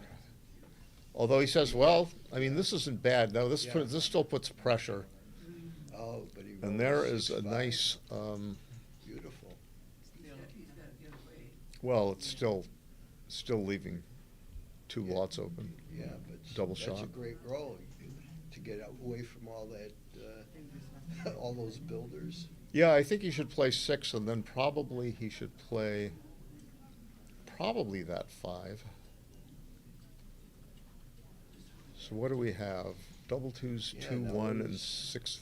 This would be an easy take. And 6, and double 2s, double 5s, and 2, 1. So 24 shots. If he stays back and leaves if he stays back, then he's in trouble with a back checker.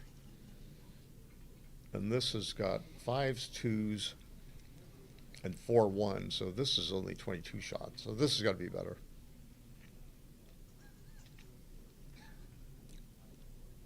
Now he's got double 2s, double 5s, and 2, 1 is 24. And the other way, he would have only had 22. He fans. No, he doesn't fan. Well, but, he misses. He swung and missed. He needed a hit there. Swing and a miss, and there's a safety wafty. Yep. Beautiful. 130 for red. Yep. That's the play. And 128 now for blue. So I guess I'll go 13-11. Yep. Maybe I can clear with a 5-2 next time. There's a 3-2. Jonah builds his board while waiting for the inevitable double 5. 5-1. Is that? Yeah, so he could go to his 2 point, thus giving himself good 6s, or he could disdain putting a checker on his 2 point. Make the deuce. Right. 6-5. He could make the deuce. He could make the ace if he wanted to, or he could break the midpoint, ensuring against bad ones next turn. I want the strongest board possible. Can he run? He's behind. Well, he's up after the play, 117, 112. Oh, but it'd still make the deuce.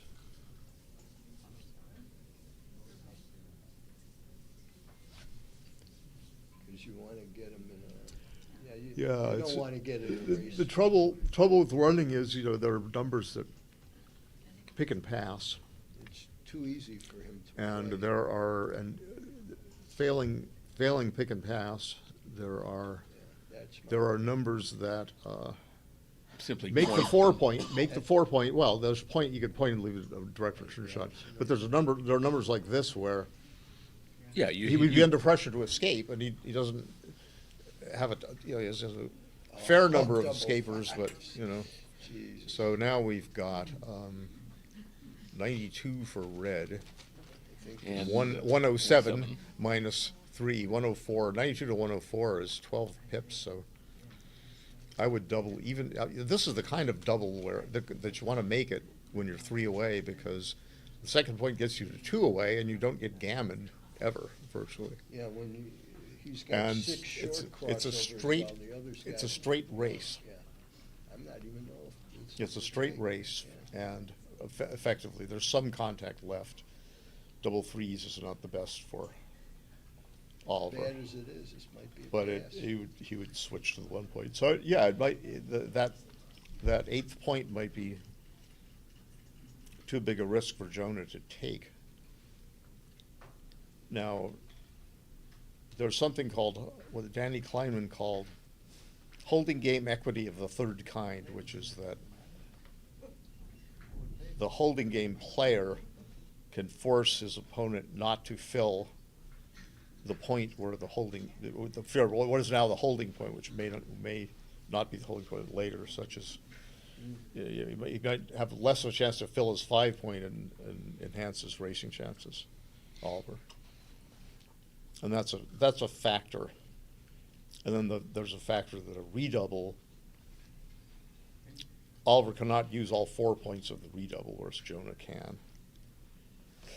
But Oliver could afford to take many positions where he might get redoubled. So I'm leaning toward passing, but sometimes I say at these lopsided scores, it can't be too big an error to take, but it might be. It might actually be. Who knows? And he says, shall I leave myself a boxcar to leave a blot? He says, yes, I shall. And a 4-3, he can play 6-3. Or he can play 4-1. I play 6-3. I don't much care one way or the other. Well, if he leaves, you might want to point on him. True. Doesn't have to leave yet, though. Oh, he's doing Fills a this. gap. Yeah, I like this.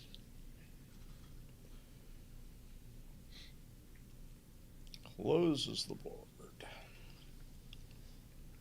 6-2 makes the 2 point, I think. Is that correct? I Yeah, think. maybe.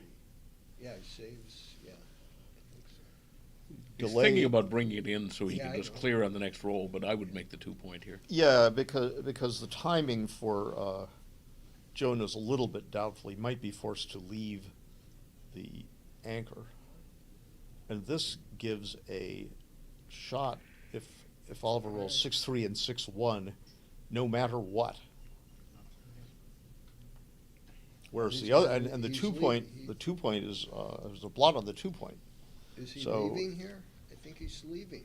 He has to leave. Probably 42, 52, 63, 83 for blue and 72 for red. I think you He go to the loses 11. too much I think in you the go to the race. 11 point and you still Yeah. cash in on your 6-3 and 6-1 blot numbers from Oliver. Yeah, you got to run. Because what are you gaining by staying there? It might be worse. Either he leaves the blot, Oh, I don't like or this. you might be worse off. I don't like this. Worse off for the race, for sure. Well, this is pretty good for the race for Oliver. No matter what. And he says, I will keep my closed board. And Oliver says, I will not roll a 6-5, thank you very much. What's 3-2, is it? I think it's 3-3. 3-3? So just, yeah, what's he? Yeah, There's no 3-3. gammon here. Is there? I think 3-3 is, he could play completely safe. Because he's such a big favorite in the race. Yeah. I mean, if he rolls 2 unanswered big doubles, then he's sorry. That is pretty hard. 20-10.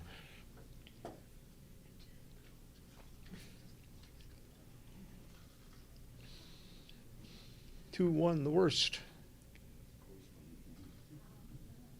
2-3, not very good. 10-5 is good preparation for catering to 5 numbers of 5s later, but Oliver's merciless double boxcars. Jonah saves the gammon. Oliver takes 2 off. Jonah shouldn't concede, but he does. I don't like to give up that 1 in 50,000. Whatever it is.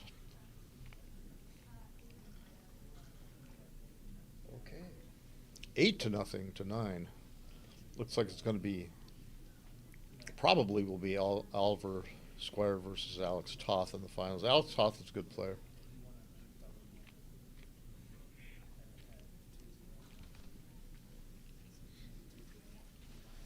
Both of those players are comparatively young and thin as compared to your intrepid commentators here.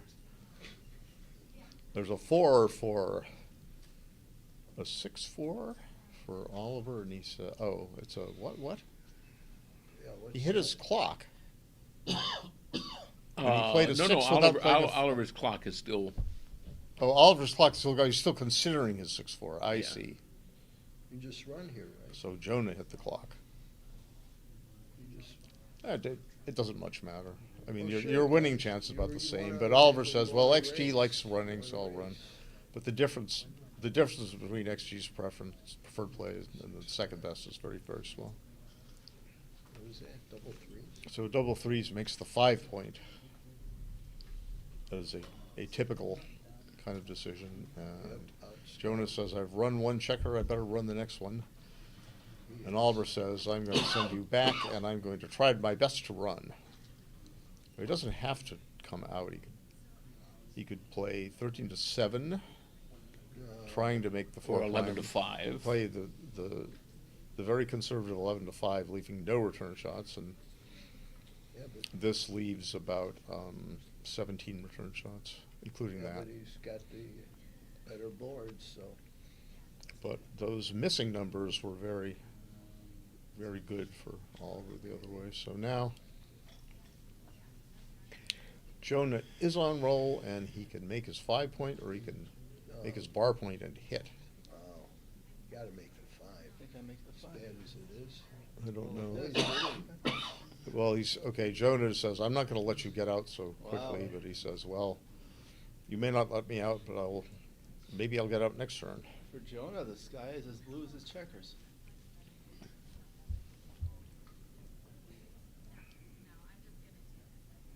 So what do? You make the board, or?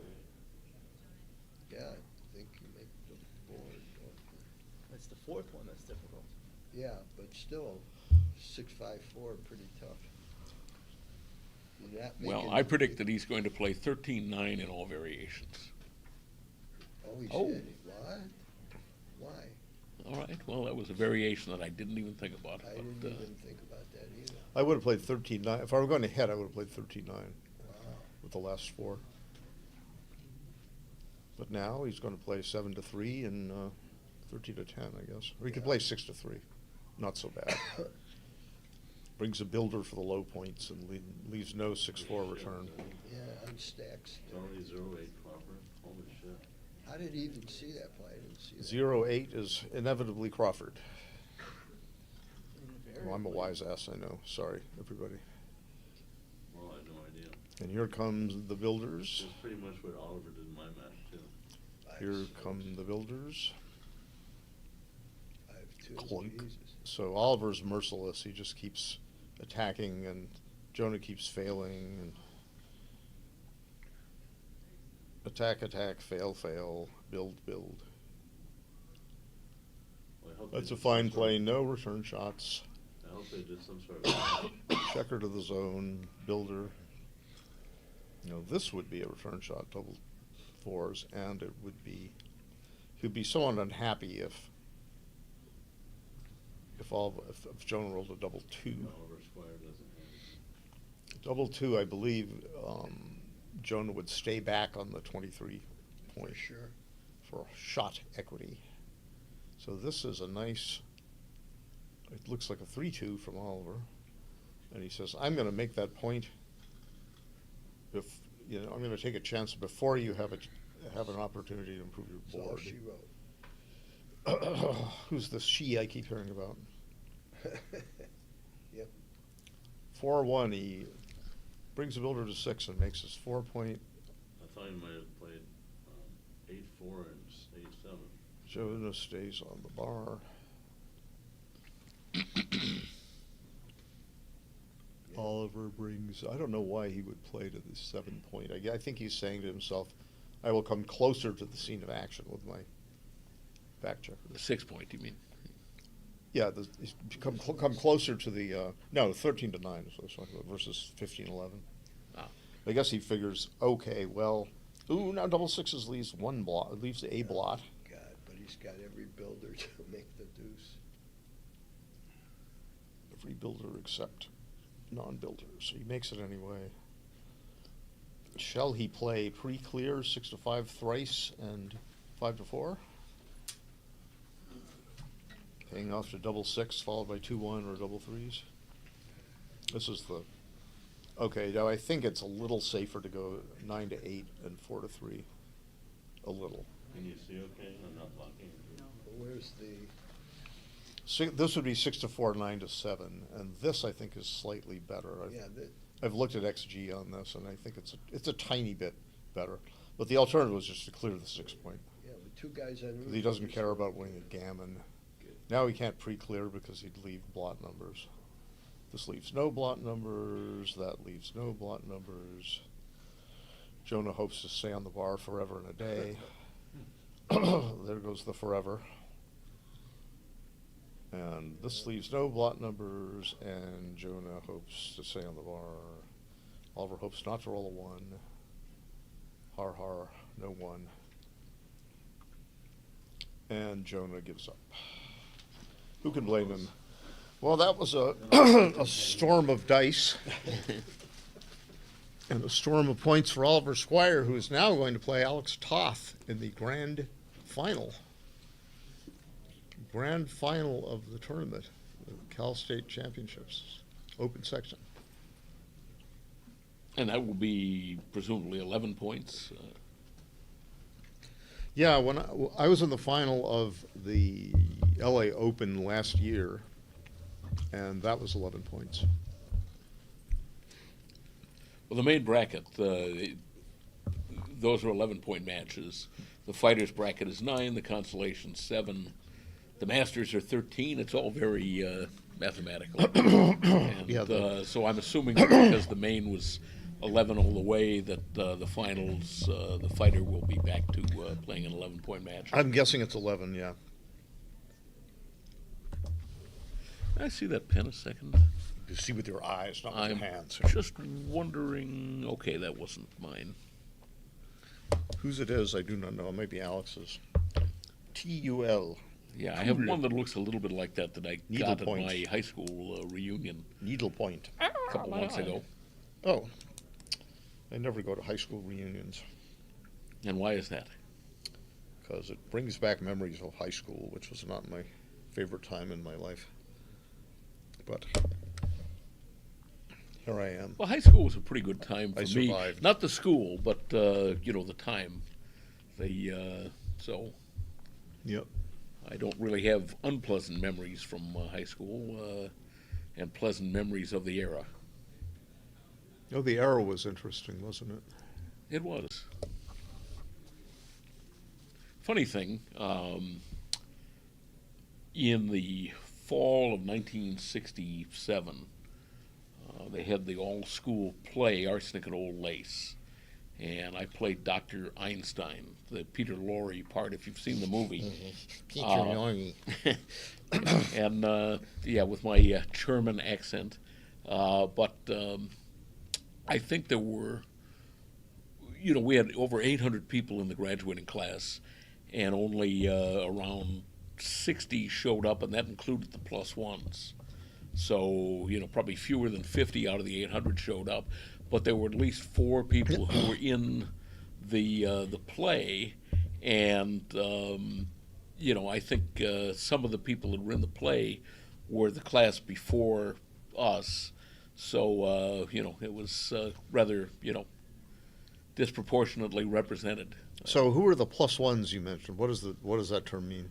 It means a wife or a girlfriend, boyfriend or husband. Yes, yeah. a hanger-on. Yeah, people that were not in the class but Yes. Were, you know, attending as part of the party of the student. Yeah, I actually I wasn't invited for the 10-year reunion. Actually, and I switched classes during my high school career, so I was eligible for, in my mind anyway, I was eligible for 2 different reunions because I'd spent most of my high school career, 2.5 years of it as a member of the class of 1970, and then the final semester of my third year, I was a member of the class of 69 and graduated in 1969. So in the old days, they went by the yearbook. And I was not in the class of 69 yearbook as a senior. I was in there as a junior because the pictures were taken in the fall before I'd switched classes. And then in 1970, the people that I'd gone to school with for most of my school career, I wasn't in their yearbook because I was gone. I'd graduated. And I ran into, a member of the class, and he said, oh, you missed the 10-year reunion. And this was of the class of 70. And I said, I didn't even know about it. And he said, yeah, well, so-and-so was, the most successful member of the class, showed up in a chauffeured limousine. And I said, him? I said, a year ago he was working at Joe's Union 76. How is he the most successful member? He said, oh, he's a big Coke dealer. And, in 1980, that was, had a lot of cachet. There used to be, big-name backgammon players who... Oh, yeah, well... I know at least one of them who spent time in jail for dealing that stuff. Yeah, well, anyway, so I contacted the school who used to handle the reunions, and I said, put me down for, any class reunions for either of those two classes. So the 20th reunion of the class of 69 came up, and everybody was getting these name tags, which had their high school yearbook picture and their name. And, of course, I had no high school yearbook picture that they could use. And my name, I of course always go by Jake. Everybody knows me as Jake, but legally my name is William. And so they had a name tag that said William Jacobs with no picture. And I had certain people that I'd, imagined I would see at the reunion, was hoping to see them. And one of them, I'd just gotten my name tag, and I turned around to go into the, the hall. And I ran into one of them, and I said, Daryl, great to see you. And he looked at me like this. Great to see you, too. And then I saw his eyes drop to my name tag and come back up. Bill? Bill. And I thought, oh, my God, he doesn't. So later he came up and he said, your dad was a lawyer, wasn't he? And I said, oh, yeah. And he said, I think he defended me. And I said, yeah, I think he did. And then... that was about as far as it went. So 10 years go by. And I'm at the 30th, and the same guy, Darryl, wins least changed. And it was true. The only thing that he had, changed since high school was growing a beard. But otherwise, he looked just like he did in high school. And he came around the table where I was sitting, and everybody was congratulating him and saying, know you anywhere. And he said, well, some people are unforgettable. He said, like Jake here, nobody could ever forget him. Yeah. Now, 10 years ago, I did forget. Well, he probably had a magic ring or something, and he was well, they said he was well preserved, but unchanged would have been nearer the mark. Part of it was that after high school, after he had last seen me, I'd grown a beard. And at the 20th reunion, I had a beard. And I think that was what threw him off, that and then the name. But at the 30th, I had shaved the beard off. And also at the 20th, I'd lost a lot of weight, so I was very thin. And, not very thin. I was very thin compared to my normal weight. And, by the time the 30th rolled around, I was, back to my normal robust physique and had no beard. And now it was a lot easier for him to remember me. Yeah, so now, let's see. On the screen is, there's a weight cursor on our laptop computer screen that is showing the Skycam, the board that Oliver and Jonah just played on. So what that might mean, I don't know. I don't know. Let's see if I can read anything. So the chat doesn't look like it's updating. Maybe it's going to be a different video or something versus a whole stream of them concatenated.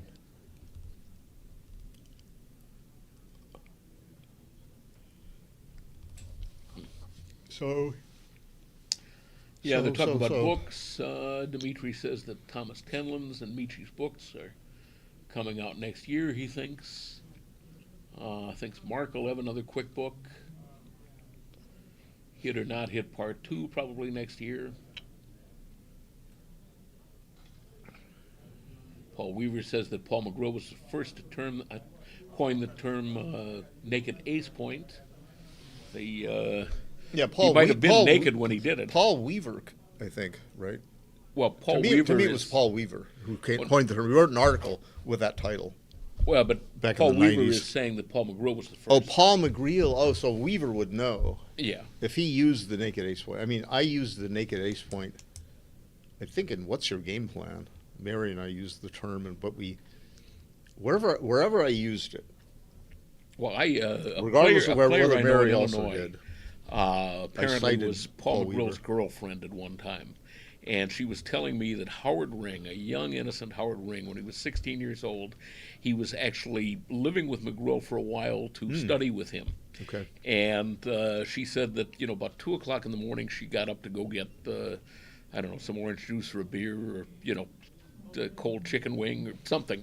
And she goes running in the kitchen, and there's young Howard, and she was wearing nothing but a smile, and Howard's jaw dropped, and she just said, "Hi, Howard." And she said, yeah, he was getting more of an education than he expected.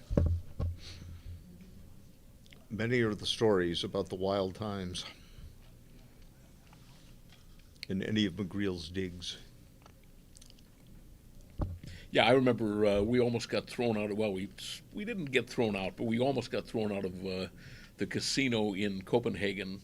I was in there. I met this girl, and we had gone in to check out the casino, and Paul was in there, and I said, "Can I buy you a drink?" And he, "Oh yeah." And what are you drinking? He said, "A double sex on the beach."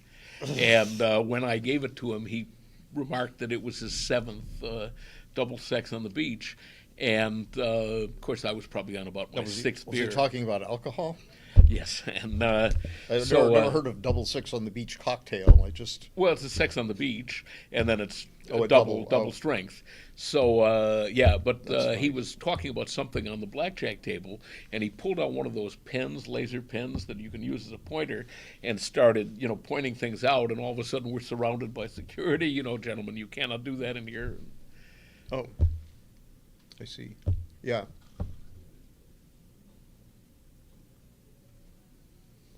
So he was playing blackjack at the time? No, we were just wandering around the casino. Wandering around? I don't know what it was he wanted to point out to me, but something, so he pulled out his laser pointer. He was using the laser pointer to point at things that were part of a game? Pointing at the table in an active game. Oh, no, yeah. It annoys the players. It would annoy me if I were Right, the eye in the sky, I'm sure, was freaking out. Yeah. But they were on us, boom. Some of the pit bosses they recruit from Dante's, 8th Circle of Hell.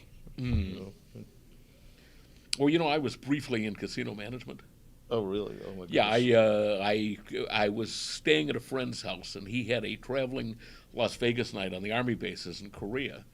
And he said, "You want to come see the game?" And he just started running it. He'd run it like twice, so this was his 3rd night. And he said, "Why don't you wear a suit?" And so I said, "Okay." So I went with him to see the game this 3rd night, and I'd been busy the first 2 nights. And he said, "Look at that game." And I said, "Yeah, it's a blackjack game, all right." And he said, "You can look at it from the other side of the table if you want." He was trying to get free, floor man. So I became a blackjack floor man. Well, the guy that was the casino manager had been a boss, craps pit boss in Las Vegas, in Sam's Town. And he was stuck. They had one crap table, and he was stuck there because usually if you're going to be a crap dealer, you'd need to go to a school and study, for a long time, because craps is probably the most difficult game for dealers to master, because there's a lot of, quick math that you have to be able to do. And so his dealers had 10 hours of training by him, and now they were on their 3rd working night. Normally they would be still in the beginner stage at a dealer school, but instead they were, trying to deal a game, so he had to watch it. An internship. Right. So the 2nd night, my friend said, "You want to, come again?" So I now went the next time they had a Las Vegas night, and this time when things were slow in the blackjack pit, I wandered over to the crap table. And I from backgammon, I knew how dice odds worked, but I didn't know anything about craps, nothing. And so I said, "Yeah, explain this game to me." And Marty started talking very rapidly for 40 minutes without repeating himself, just going on and on and on about, and not only the, the different bets and the different odds, but also, the dealer procedures. And suddenly somebody called, Marty, there's a problem over on BJ3, and he turned to me and he said, watch the game. And he went off, and so I was watching the game, and eventually things started to get out of hand because I had absorbed everything he said, but putting it into practice was, problematic. And so he came charging back over and yelled at everybody and adjudicated whatever it was and said, all right, now watch the game. And so now I took this as a challenge. And I did it a couple more nights, and I was having fun, because I had to, figure out what all the payoffs were to make sure that my dealers were doing it correctly. And then they had a carnival up in Tongduchan where the 2nd Division was stationed, Camp Casey. So for 5 days it was open to the public, and we were going to be up there for 5 straight days, Monday through Friday, from 2 in the afternoon until 2 in the morning. And the 5th night, Friday night, that was the night that I thought my dealers and I were going to be torn apart on the crap table. It got to be, I don't know, it was 2:30 or 3 in the morning, really. And I was so exhausted after putting in a 70-hour week that I was, I couldn't see straight. And I was sitting there, and somebody came over and said, we need to break down BJ7. And I said, well, that's the casino manager's job. That's Marty's job. And they said, well, you're the casino manager. And I said, what do you mean? I'm the casino manager. They said, since when? And they said, well, since 10 o'clock when Marty either quit or was fired. And he had gotten in an argument with the guy who owned it. And so, now, this is not the final we expected. It looks like it's going to be the Super Jackpot final. Oh, Super Jackpot final. Okay, 13 so this points. So Oliver Squire is he's deeply in the money here. Yes. So it's 13 now. John Rockwell. So John Rockwell's making the 2-point, and he says, "I will," so Oliver says, "I'm going to split." Now the standard play is to come down. So there's a weight cursor, Alex, on the screen here. It's just a weight cursor. See it spinning around. Thank you. Yeah. It's the spinner. And now John rolled a 4-1 and hit twice, and now Oliver replied with a 5-1, entering 2 checkers and hitting once, and now it looks like a 6-3 for John. Oh, what? It was a 3-7. A 37. Yeah, he played illegally. Oliver didn't blink. He just let it stand. Yes. Well, I don't know if it's legal moves. And the 6-5 would have hit. Yeah, well, it would have duplicated a 4 on the 16-point to make the 20-point to hit. So evidently, that would have been preferable to come out the 16-point. The question being, does he want to split to the 18-point instead and take his chances against 9 checkers in the zone poised to attack? So at any rate, now Oliver's going to correctly, I believe, put a builder on his 9-point, putting 10 checkers in his attack zone. And thank you. My pleasure. Thank you, sir. Do you have any candy out there, or are they all done? Oh, thanks. Yeah, John. Now he Alex could hit Eshaghian, outside. He could hit outside. That seems to be the best play. I would not. Oh no, this is passive. It's too passive. With a better inner board, the reason you make the 2-point at all on the first move of the game is to take advantage of the extra inner board point in variations where you hit. And that was a great opportunity to hit. So instead, John Rockwell played a little passively. He safetied his back checkers made an anchor on the 22-point and brought a builder who was out of board, and now he's just covered the builder and put another checker on the 6-point. But Oliver says, all right, well, you're not blocking me very well. I'm going to try to get out. And John Rockwell, I believe, should hit him on the 4-point. Yeah, I think he should, but I think he might make the bar point. Yeah, he might not be inclined to play aggressively, and So maybe that's a proclivity of his. And now Oliver says, all right, off we go. Now, the same role would have played very well. Oh, thank you there. Thank you so much. Doritos?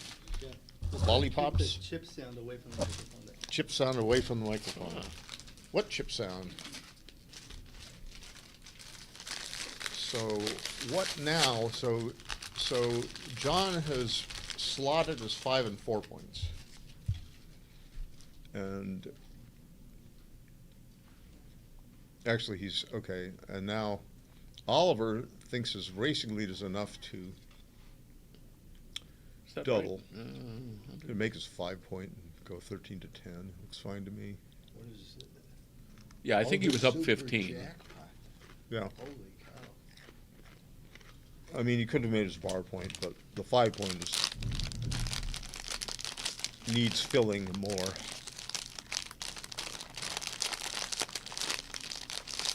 So now I guess he plays 13-10 and 6-1. Prepared to clear the midpoint, leaving no blots outside. Blots inside don't matter too much yet. John builds his board. This is the Super Jackpot. Super Jackpot final, and now, Oh my God. now You probably leave him 3 I'll go numbers. for it. Oh, yeah. Oliver has a choice now. He He's not leaving. he elects not to leave 3 numbers. I think probably because he assesses that John's timing as being in some doubt, timing to keep his midpoint. But he rolls a very good number 3-1, improving his board. Oh, all right. And he can play the 6-5 safely. Next 6-5 is going to be a problem. John is hoping for a nice 2-1. Well, 1-1 is, he'll just switch. It's 4-1, 2-1, I predict. But he switches from his 3 point to his 1 point, which is a little bit, I would have liked a stronger inner board.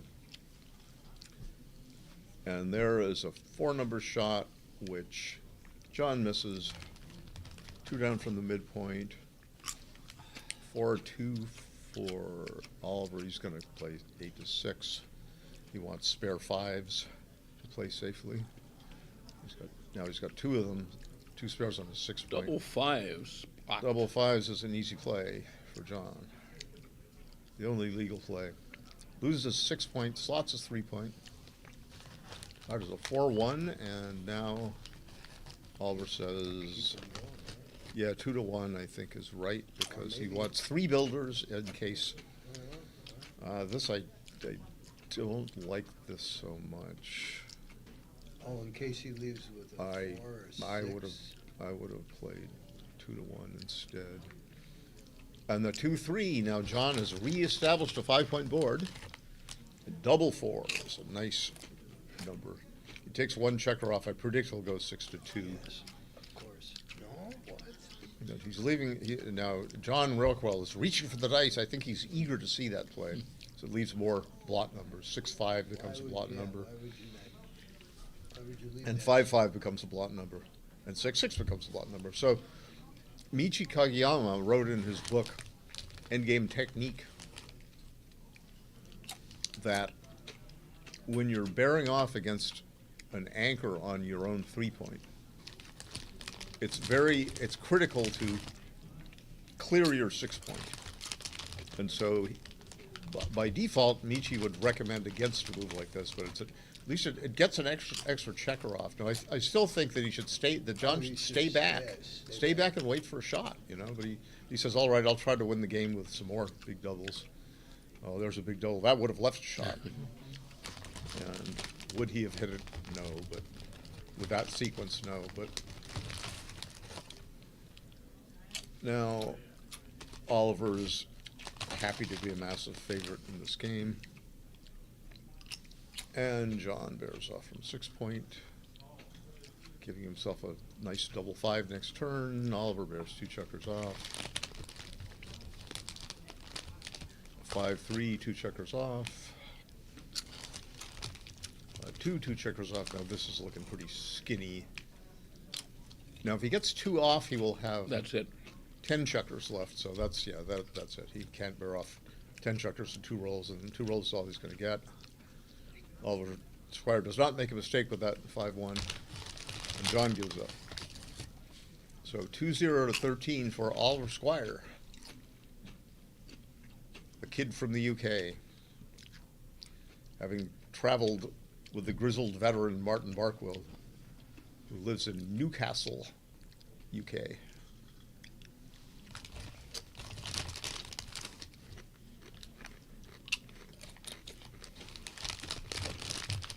Oliver says he went to London to visit the Queen. No, to play Chouette with the Queen. No, just to play Chouette. So John had better slot his 5-point. It makes a conservative split. Says, I don't want to play aggressively against these big boys. That's good. Die on checker is good. It's 5-1 is the roll.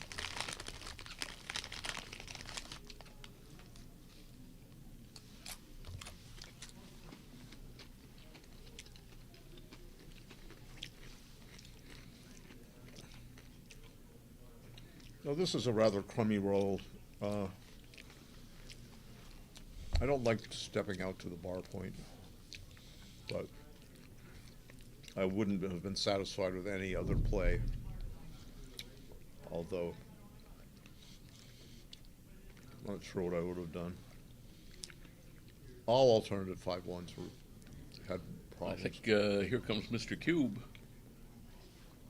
Yeah, Oliver's way ahead in development, ahead in the race. 4-point prime, 11 in the zone, and John says, I will not take my chances on Now, this I one. played John in the first round of this event, and he can be conservative with the cube, but he can also be pretty aggressive in his takes. And I wouldn't be surprised now if, you know, the next time Oliver doubles, you know, where if it was already a pass that John might take it. So John's opening 5-2.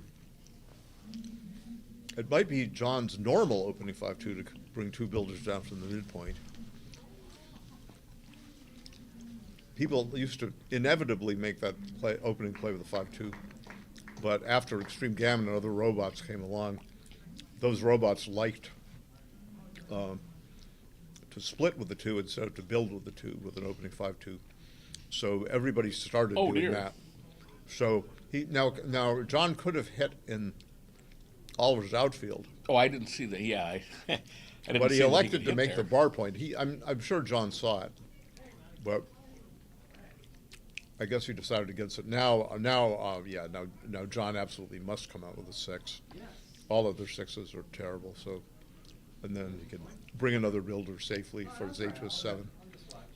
And Oliver's managed to miss that shot. And what should he do? Hit loose and split? Stack him on the 6-point? No, nobody will do that except Dirk Sheeman probably would not do that, even knowing that sometimes you have to make ugly plays. The 3-point? Oh, they're hearing the background noise of the chips. Oh. Okay, I better not. I finished mine. Okay. Okay, I'll muffle the sound. They were Doritos, and I wrote a children's book once that featured a giant crab that ate Doritos. In fact, they proved to be its downfall. What haven't you done in your life, Jake? Well, very few things. Never jumped out of a plane with a parachute. Never jumped out of a plane without a parachute. I sympathize with that. I do not plan to do that. That's not on my bucket list, just to skydive with a parachute or without. Yeah, this is not a on tough mine one. either. So Oliver says if I'm going to I would loose, split. I would, you know. split. If I were going to hit loose, I would probably also split. And since hitting loose was, So this is the super jackpot, yeah, super jackpot final. So John has hit 2 checkers with a 4-1 off the bar. And, a 6, an ugly 6. And now John had better toss this cube. And now Oliver's got a tough choice. Oliver Squire's winning everything. Yeah, now it's funny, even though John hasn't made any interboard points, in the old days the received wisdom was that you couldn't double until you had made an interboard point. I don't know, this could already be a pass here.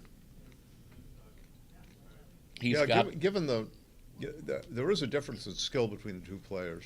Yeah, well, there's 11 men in the zone versus, 1 checker back versus 4 checkers back.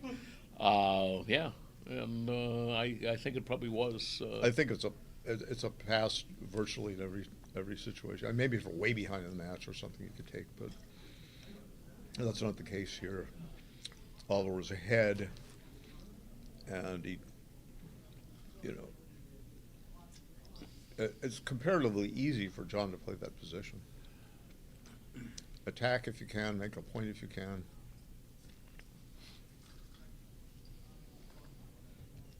Oliver wouldn't get to use his skill until a few rolls later, and by then he might be in a really bad position. And Oliver says, all right, no problems. Double 3 solves a lot of problems.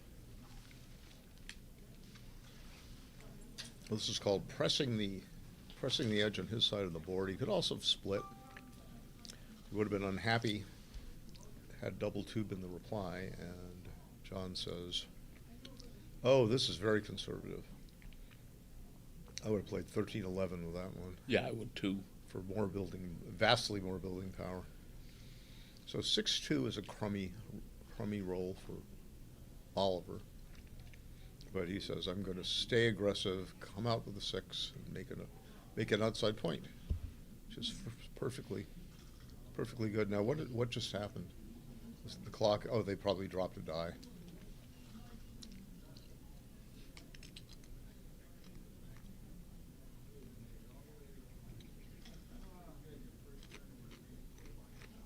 What's a 6-2? Now you just head outside. Not on the bar point, but out there. On Oliver's 10, and he does. Oliver hopes to come in and hit back. 6-2 is not bad. 2-6 with the bar makes the 18 point.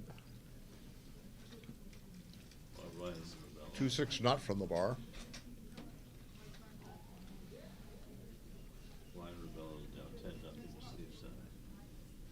In what tournament? That's the other Masters jackpot. Oh, Masters, okay. Lopsided scores are the rule. Now, John has really no choice but to come out and expose the blot on the 18 point. Oliver says, I'm going to attack if ever I can.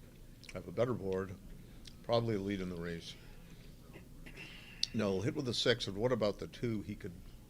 I think he reduces shots by going 7-5. I think there are 10 shots at that thing, and there would have been only 5 at the midpoint. So, all right, well, John could have gotten more aggressive and played and split to the 4 point. Yeah, 2-2, so Oliver just makes a 5 point prime, awaits developments. John's probably just going to make his 3 point. And Oliver hopes to come around the corner, which he does with a 6-4. Still has the 18 point, has another builder. Now, John can hippity hop out of Oliver's board, the 15 point, or he can play safely and await developments. But he says, all right, I'll get out of there while I can. It's more than twice as hard to escape 1 back checker as it is to escape 2. What kind of race do we have now? Well, now, now it doesn't really matter. Yeah. I think Oliver was ahead anyway. Hoping for 2-6 from the bar. It's a 1-3 not from the bar, so he probably goes 13-10.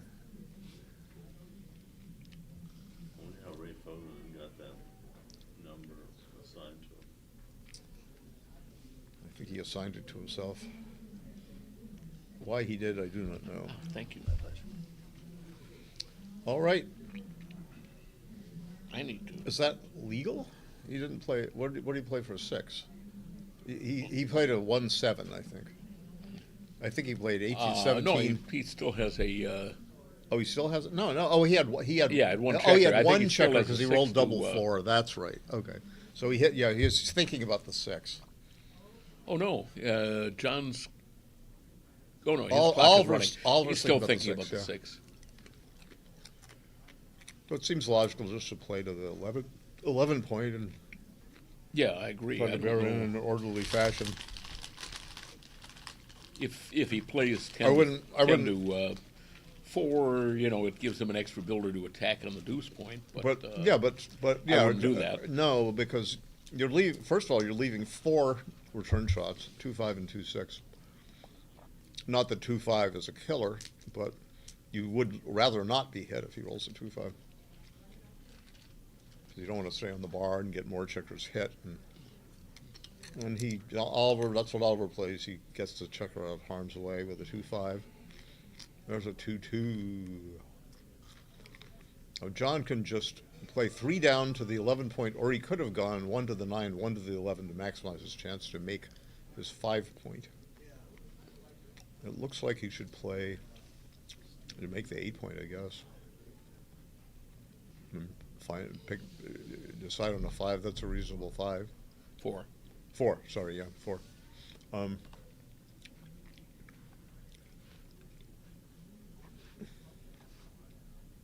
And I think 11-7 would have been my choice to try to make a 5 point prime as quickly as possible. So now he could play either 11-3 or 11-5, 9-7, and this looks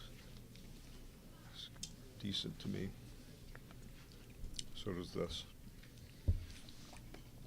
I don't really know, but I think I'd go to the 3. Yeah, I'd play the other one, but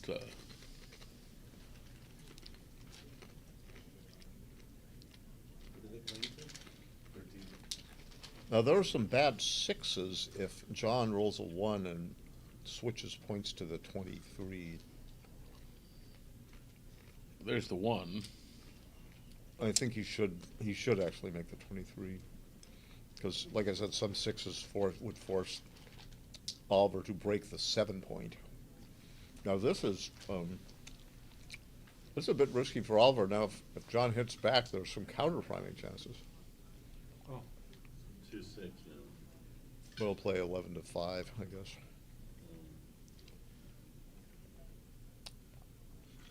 Mm. 10-4. Don't know the difference. Why would you choose that? I don't know. I think it was not optimal. Now there we go. Now a 1-6 is horrid for Oliver. Now 2-5 is also horrid. A 2-4 is less horrid, but still risks getting another checker sent back behind John's 5 point prime. Dave's on the bar. Oliver wants a 6 badly, a 4-2. There's a 6. 4-2 will just he'll break the 8. Oh no, you break the 8 is what you should do. Not the 7. Break the 7 later, but not now. Now you have more bad numbers for sure. It's true that the 7 is the one you want to break rather than the 8 first against the 23 point anchor. Well, but he didn't want to have another man sent back. That was what he was thinking. Well, the other way, he could have broken the 8 and left the same number of shots.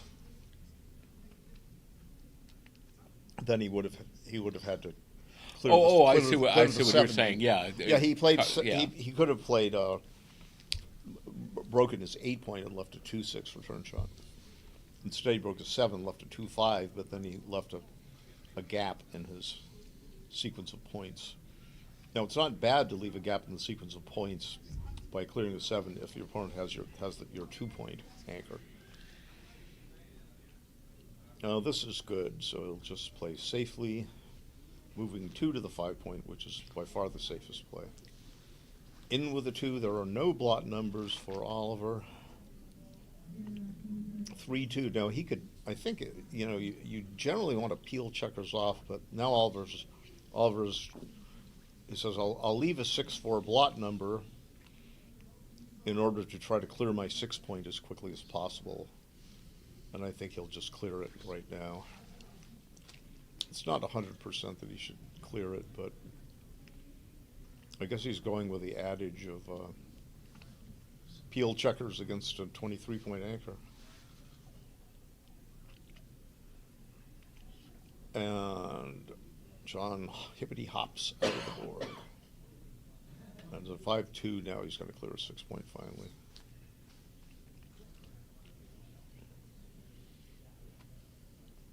The thing about peeling checkers off the board while bearing off against an anchor on your own 2 point is that you figure to get a lot of checkers off before you leave a shot. Now Oliver's only got 3 checkers off, and he's got 4 blot numbers. What was that? A 4-3. All right, reasonable. 2-1. Clear the 5 point. 3 blot numbers, high doubles. I should slot his 8 point. There you go. Slots the 8 point. If he makes the 8 point, he'll have 6 points in a row. All right, Marty, I'm relieving you. Who are you? Hi. If you want to, go ahead. No skin off my nose. Maybe you should relieve me, because I'm about to go play in Speed Gammon. We'll start, and we'll. I think Alex is going to be coming back. Okay. Would you like some crunchy chips? Oh, I'm already crunched. Thanks. Oh, he got the hit. Oh, whoa, what's going on? Look at this Larry game. distracted us, and yeah, look at all the stuff that's been going on with John Rockwell. Oh my God. So John had a 1 to play. That's a 1-6 from the board, but it's not going to do what they usually do. So can he come into this 2 point board? Let's see. Does John have anything but a 1 or a 4 there? So what do? Yeah, you come. I would have actually thought about possibly doubling that. Oh, look at this. Now I would certainly double. Yeah, let's think about it. Oh, and there it comes. There it comes. And he's got 1, 2, 3, 4, 5, 6, 7, 8, 9, 10. It's got 5 off. So would you take it? That? No. Yeah. No. I thought Oliver was going to beaver us or something. It looked like he was beavering. Yeah, I know, right? Well, that was an exciting way to start the broadcast. So these guys are moving. You should have seen what Rockwell did to poor Rebello. Pretty much toasted him. All right, so now this is the Super Jackpot final. Dang. All right, 3-1. John is on a roll. He's making the best opening roll. What does Oliver come back with? There was some kind of interesting ruling with Oliver earlier today. Oh, what was that? I don't know all the details. I will find out and let everyone know. So he's got a 3-2, and he's got various choices, and that's the one he picks. Is that double 4s? It is. What a great roll, except the last 4 comes down. Now he's stripping the midpoint. Okay, not a problem. 6-5. Yeah, John's thinking about alternative, which is great. You get a 6-5, you think automatically, but it's actually smart to think about, is that the right play? We can't see the other die, but it's 4-1. There it is. So this is a pretty classic game. Guy's got 1 checker back, the other's holding the bar point, a lot of contact. If red is far behind, there might be a cube here to win a gammon. And then, so what's right in that sitch? It's tough. Would you do that, Jake? I don't know. It's interesting. 6-3. So now it's a question of race, and yeah, I think it's pretty even after the 6-3. Let me see. It's all right. So 6, 8, 14, and 13 is 27. 18. 142, 133, and 139. 6, 130. 130. 130. Okay. Alex, thank you. My pleasure. Thank Wow. you. Is that Hey, yours? they still haven't called the Speed Gammon yet? I think they announced. Let me check the. Because I'm in the Speed Gammon. I thought it was supposed to start at 1 o'clock, but I haven't gotten any kind of an announcement on my phone. I'll check. Okay, Oliver's coming in with his 2-1, and John's got a lot of hitting numbers. Double one's a nice roll. And does he bring the back checker up too? Probably do. You want to bring that back, even though there's danger of getting hit. But there's 9 numbers that are going to point on him. Yeah, Each well, has a there's 2-point also board. he could hit loose. He could on hit the loose on the 3-point. 3-point. And given that Oliver has, a lot of builders trained to make good points, maybe he's supposed to consider it. They each have 2-point boards. Yeah. And he's got 11 in the zone, so right? So that's Yeah, John has been playing fairly conservatively. Yeah, and 5-4 is not going to do it. So for red, could make the 1 point. Leave the builder out there, or he could start attacking. It's a little risky to do this though. But we'll see what happens. Look, these guys are playing aggressively, and sometimes that pays off, and sometimes it doesn't. But it's 3-3, match 13, so 10 away, 10 away. Oh, and he stays out. Oh, how painful is that? Red, good gambit. 2-1. Well, likely to cover. And step up. Step up, yeah. Nice roll. So he needs little numbers. No 5s, no 6s. 2 5s, not going to quite do it. Come out to the bar and threaten all his strip points over there. Wow, pretty exciting. Red needs a big number. And it's not bad. It plays itself. Does that have thunder? With a little bit of help from Oliver to actually move the checkers. Did you want to monitor the chat? Let's hear if you like. Oh, yeah, sure. No, let's go. Okay, 5-4 was a great shake because it comes around and hits. Yes. He's got a 3-5. Slot at 1 point. 8-3. Yeah. Oh. You want to make your board, but you want to make the points in order. 39, 42, 58. Can't argue with that. 84. Yeah, that's 106 and. Good double by John. John doesn't count; he just doubles. Right now, I think red is actually up. Red might be up a little bit in the race, but look how this is really risky. It's gammony. So if you drop, Oliver said no, thank you. You'd rather be down 4-3 than 7-3. Oh, but 7-3, you get your dander up. You're stuck, and now you're ready to fight. I know. The only thing is the double backgammon wins the game, wins the match. So you got to watch out for that. 6-3 standard opening roll. So we have any good gossip on John Rockwell this time around? Well, just the old, he was Superboy. Supposed to bring 2 down. He was Superboy. Yeah, he should have made the 11. Yeah, that's right. Yeah, back in 1960, there was going to be a Superboy television series, and John was Kal-El from Planet Krypton. How about that? Wow. He also cool. Nice roll. His other claim to fame is that he saved Hugh Hefner from drowning. Is that right? Oh yeah, he was the lifeguard at the Beverly Hills Hotel, and and apparently Hugh Hefner couldn't swim. Superboy comes to the rescue. Let's go. Exactly. Well, that's surprising that Hugh couldn't swim. Yeah, why is that he had that surprising? pool, but because he had a pool. You want the 9-point here. He would only go in the jacuzzi, not the pool. Yeah, I know. Why take the risk, right? Doesn't make sense. Anyway, double ones, 1-3. You got. Well, actually, he's got a man in the bar, so that's not true. But I think he's going to listen to Neil Kazaross. That's okay too. That's not such a bad idea either. I don't mind this play because maybe the 9 points of liability. Yeah. These are difficult positions. Yeah. Yeah. Good play. Yeah, John. Nice. now he can make the 9 point on his way to making the 5. Yeah. Oh my gosh! What a roll! First double fours, then double ones. Oliver has a good chance of getting a point soon. I think so. Like right now. This is a cube. He's way ahead in the race, and What game? I mean, look, there's 2 points to fill, but with 3 checkers on the butterfly point, this is a tough take. I pass. I don't This have my is a tough take. He may not have his 5 point made when if it's when the shot comes. The shot comes early. So the immediate tactics.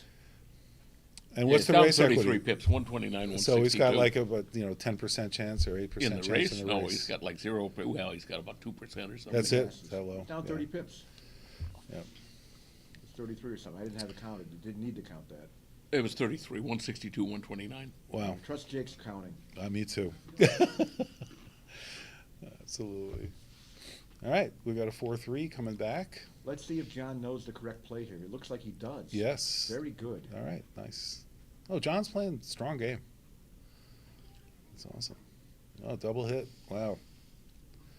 All right, we are on attack mode in this game. Does not roll it. All right.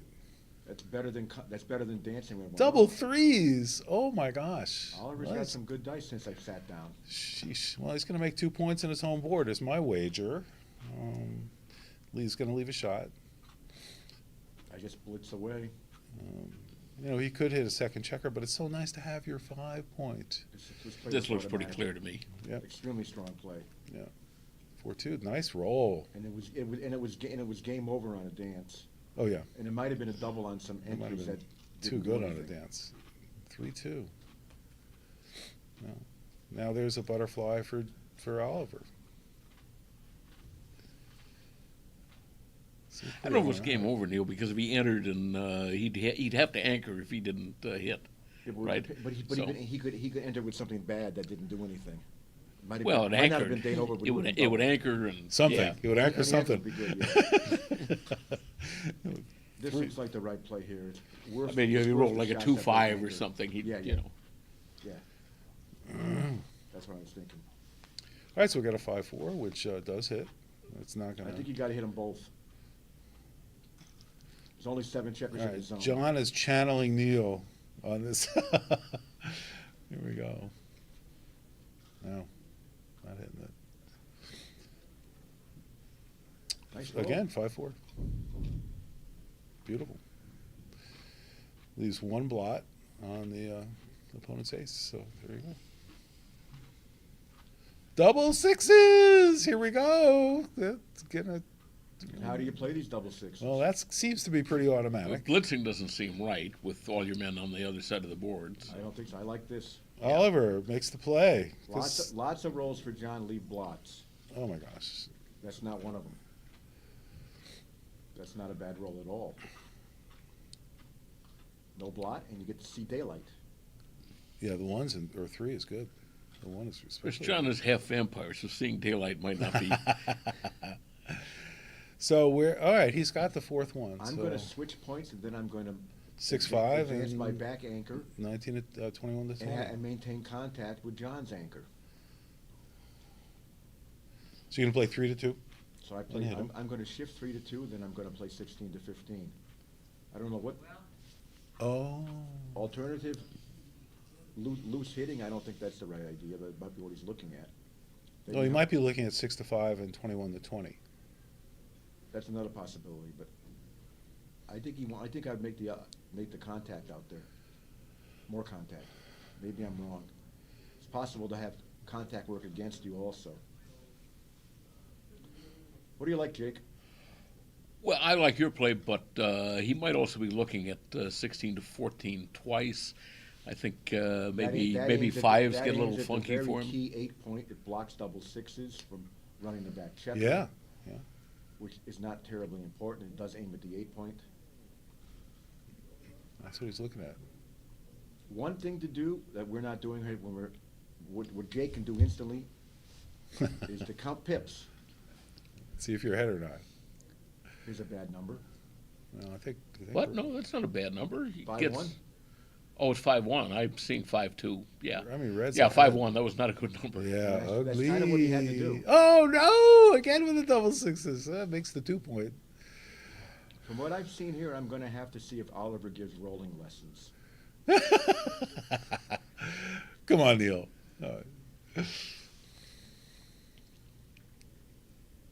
Come in, John, or it's Did he? He didn't. Double twos. Quack quack. Game over, or does he play on? No, he's not too good. He might be sure? too good. I don't know. He's But the extra point isn't that much. Well- 6'4", 5'4". I don't know. It's a I think he rolls It's a long because match. The extra point means lots. So yeah. I might have speed gammon. I think they're announcing it. Yes, got 2 minutes yet. Yes. That's my play. I try to get. Yeah, my it's no builders. danger. I mean, unless he's not rolling double twos. 4-6. Even that. The even text that, against that. I think you just keep coming. That is certainly not a market gainer. Gonna have Martin Barkwill join as well. Okay. Awesome. Alex, I can get up. No, you haven't been, but Martin travels with all. All right, so let's see. 20 shots. Do you cash this? I think so. Yeah, why not? That's it. Because you might still have a play on How it. you doing? I mean, this is a real tough take. He won't take. Yeah. I think John is. I mean, it's 13 pips, double shot. Ugly position. Ugly position. A lot of gammon chances with single checker. Well, closed out. he's so stripped everywhere, and he's going to leave Big another shot. Comes I know. in with the 3-2. What's he? I mean, a 1-4. What's he going to play? Hi, Martin. I'd like to welcome Martin Barkwill to the commentary. Hello, Martin. Welcome. They played 4.16. All right, there it is. Martin, come sit over here. Martin, take it. No, Martin. No, Stay here, Larry. Why don't you hang on? Because Neil and I are both going to be leaving. I've in a got minute. speed gammon. Martin, take a seat. Okay. Take a seat and join in the commentary for your countryman. I've got speed gammon. I'm playing speed gammon. I've got speed gammon. I've got speed gammon, but we probably have a couple minutes, don't we? Oh, I'm going to take a quick break first. Oh, no, we only have about a minute. So. Well, I'm not used to this Coventry malarkey, so I'd appreciate Well, all right, it if you just ease stay yourself with in me. here. Yeah, we have Martin Barkwill joining us, and he's discovering now that we're looking at the finals of the Super Jackpot. It's Oliver Squire, who I believe you know, Martin. I know him very well. And John Rockwell, who has advanced through me, followed by Ryan Rebello to get to the finals, and has been playing quite well. John trails 9 away, 8 away, but he certainly has the advantage in this game. Although double threes should help to equalize matters. Oliver has played John Rockwell at Monte Carlo, where John was the winner, so John does have some form there. Mm-hmm.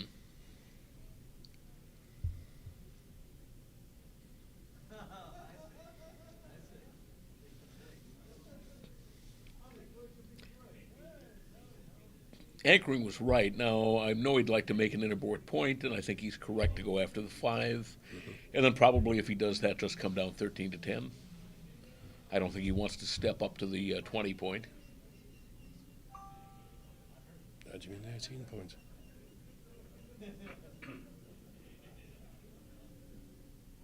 Oh, this one, yeah. Huh. I'm not sure that was my choice. He could have hit Yeah, outside, but I think he should have made the 5 the point 5, there, yeah. not the bar Yeah. point. Yeah, it was played very quickly.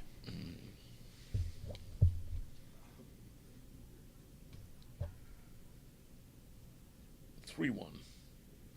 Well, he said, yeah, let's make the points in order. Bar point, then 5 point. I know, that was genius. Okay.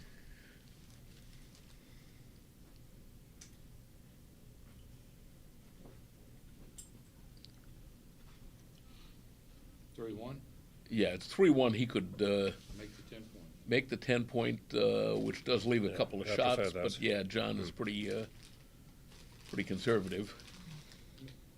Probably could have been right, too.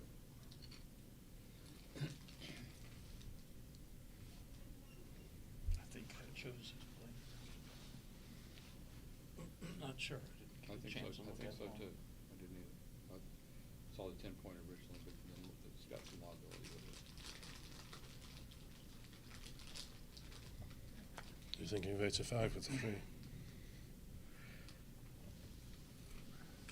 Yeah, I think I would slot like You he's would slot, doing. yeah, okay.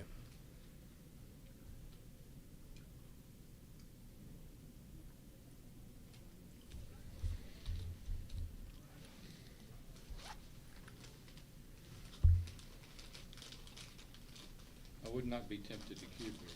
No, I wouldn't either, but I think John is at least thinking about it. He's seeing that, 3 men back and an extra man possibly. Double 3. Okay, now we make the 10. Yeah.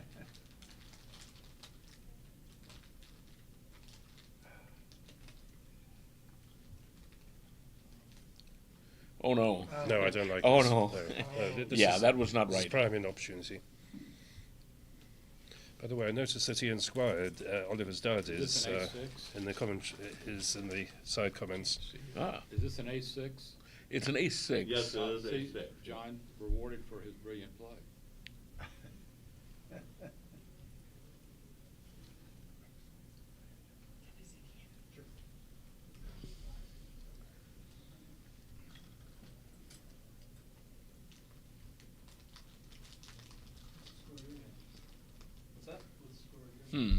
I think Oliver's going to pass this. Do you think it is a pass? It's a tough take, I'd say that. And can turn around quickly. Yeah, I think that I might take this, but I think Oliver's going to pass this. But I take a lot of bad cubes.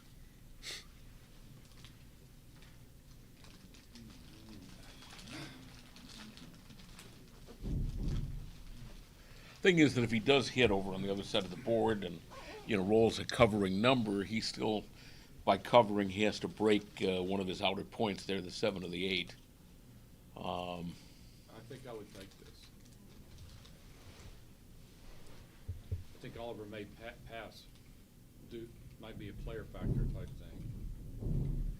Yeah, although that's usually wrong in a position like this. If you're going by the player factor, you should probably be leaning the other way, because usually if you're the stronger player in a position like this, which rates to be fairly complicated, you, instead of worrying about the fish factor in terms of doubles, you're thinking that the fish factor. More along the lines, if things go well for John, it could easily win again.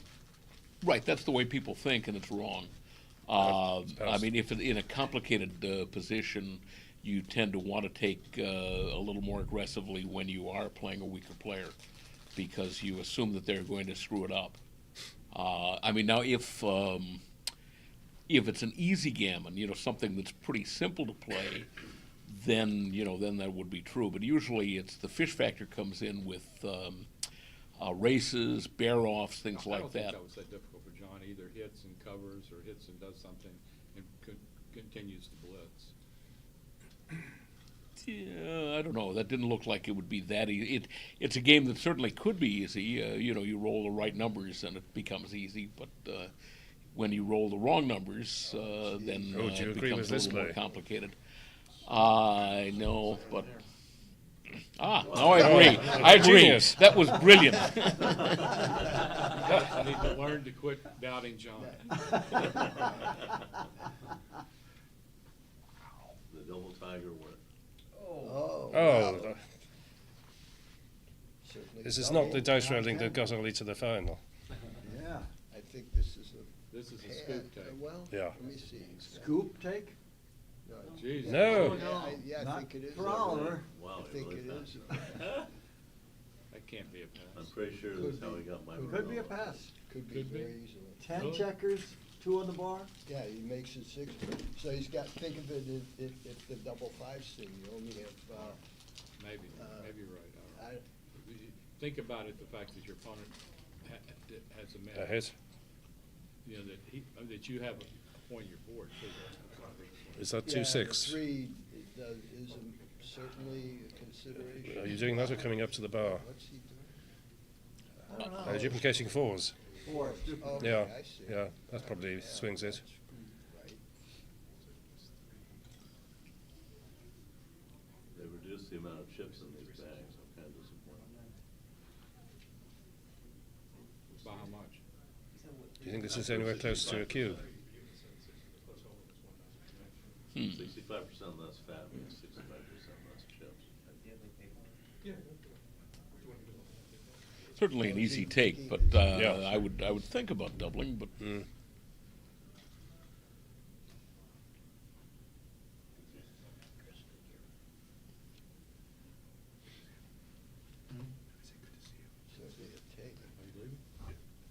I think I would wait.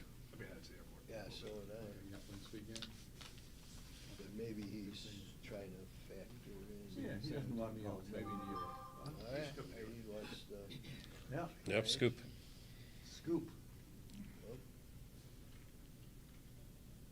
Wow, Double four. When? Yeah, marvelous. Okay. That's Yeah. a nice. Oh, well-timed double. Very well-timed double. Oh, one. What is that? 4-3. 4-3. 3-4. Oh, that's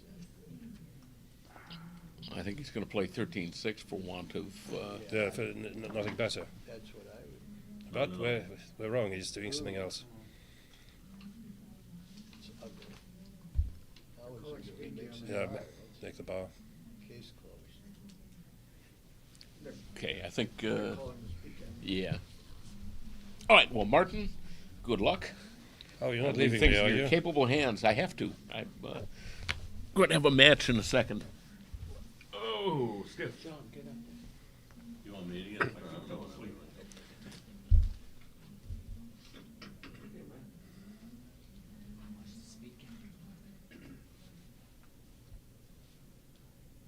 Dennis is more qualified. Yeah, come on, Dennis.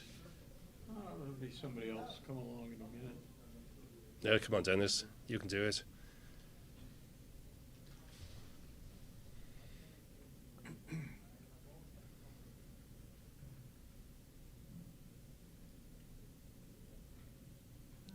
It's probably 13-3. Oh, that's so ugly. Yeah, I mean this is a horrible position. Okay, so this is Would you abandon the anchor at this stage, or is that just giving Blue an opportunity? I don't see anything wrong with giving up the anchor. Yeah, I mean the alternative is inflexible. Yeah, 2011 will be. Yeah. You could attack and go to the 10 as well. Yeah, If you close them out before you moved a lot of checkers, you get a lot of gammon. sure. I mean, his board is so shoddy. Yeah, I mean another possibility is hitting on the deuce, but Yeah. I'm almost looking. I'm priming this. 10-7 and 8-2 was another choice.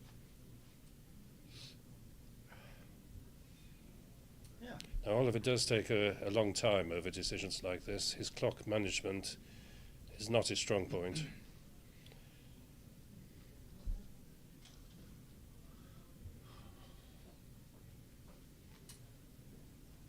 That has got him into trouble once or twice. It's quite frequent to see him go down to 1 second. How on earth he manages it, I don't know. It would be too stressful for me.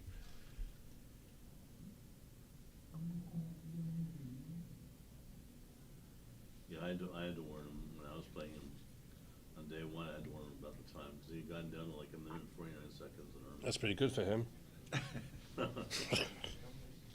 As much as that. It's like you might choose not to. We did incidentally talk about having a bet that he would pay me €50 every time he got under 1 minute, and I would pay him €50 if he failed to do that. That's an interesting. Do you not like that? Yeah, he hit it again, yeah. Yeah, he's gone for the double tiger. I believe the guy that walked. Maximum pressure. I don't know. Not sure if it's right. Oh, he's good. Yep. Okay. I mean, given that Rockwell has a very weak board, it may very well be the right play. Dance with 5-6. Yeah. What's that, 2-2? Am I reading that correctly? Yeah, 2-2. 2-2, yeah. So what do you do here? 8-2, 8-6, or 8-2. Or you could, yeah, could do. 8-2, 7-5 is good too. Could advance the back checkers. I mean, there's a few good options here. Martin by himself now. Yeah, I'm on my own. Wouldn't mind a bit of help here. Would you like to join me?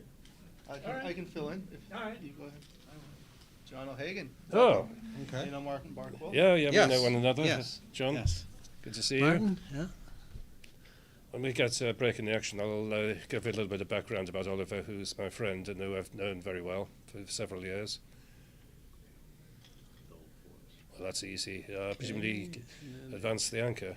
Then 8-4. 8-4, yeah. Martin. Yeah. Got a match. I've got a match. Speed?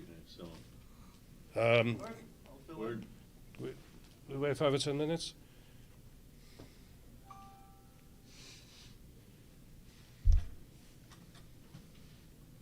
I like the idea of him coming out with only 1 for the 16. Yeah. Yeah, that looks right. Yeah, I think it looks right. It's a direct cover. Yeah. Yep. All right. Dances. Very, very gammonish. They cover. Right, yep. Okay, now, the last one. Now, he said he doesn't want to move 16 to 15 because that's giving him some anti-jokers. So that's probably right. Well, you know, double three. Looks like double threes or double fours. Yeah. Either way. Yeah, that's true. Is going to be a problem. So this way it's double threes. The other Yeah. way it's double fours. That's going to be less damaging. I think. Yeah. You're gonna have to. He's gonna have to get up the 6 point after either one of those. All right, now you can just come out. Probably just go to the 14, I guess. Looks fine.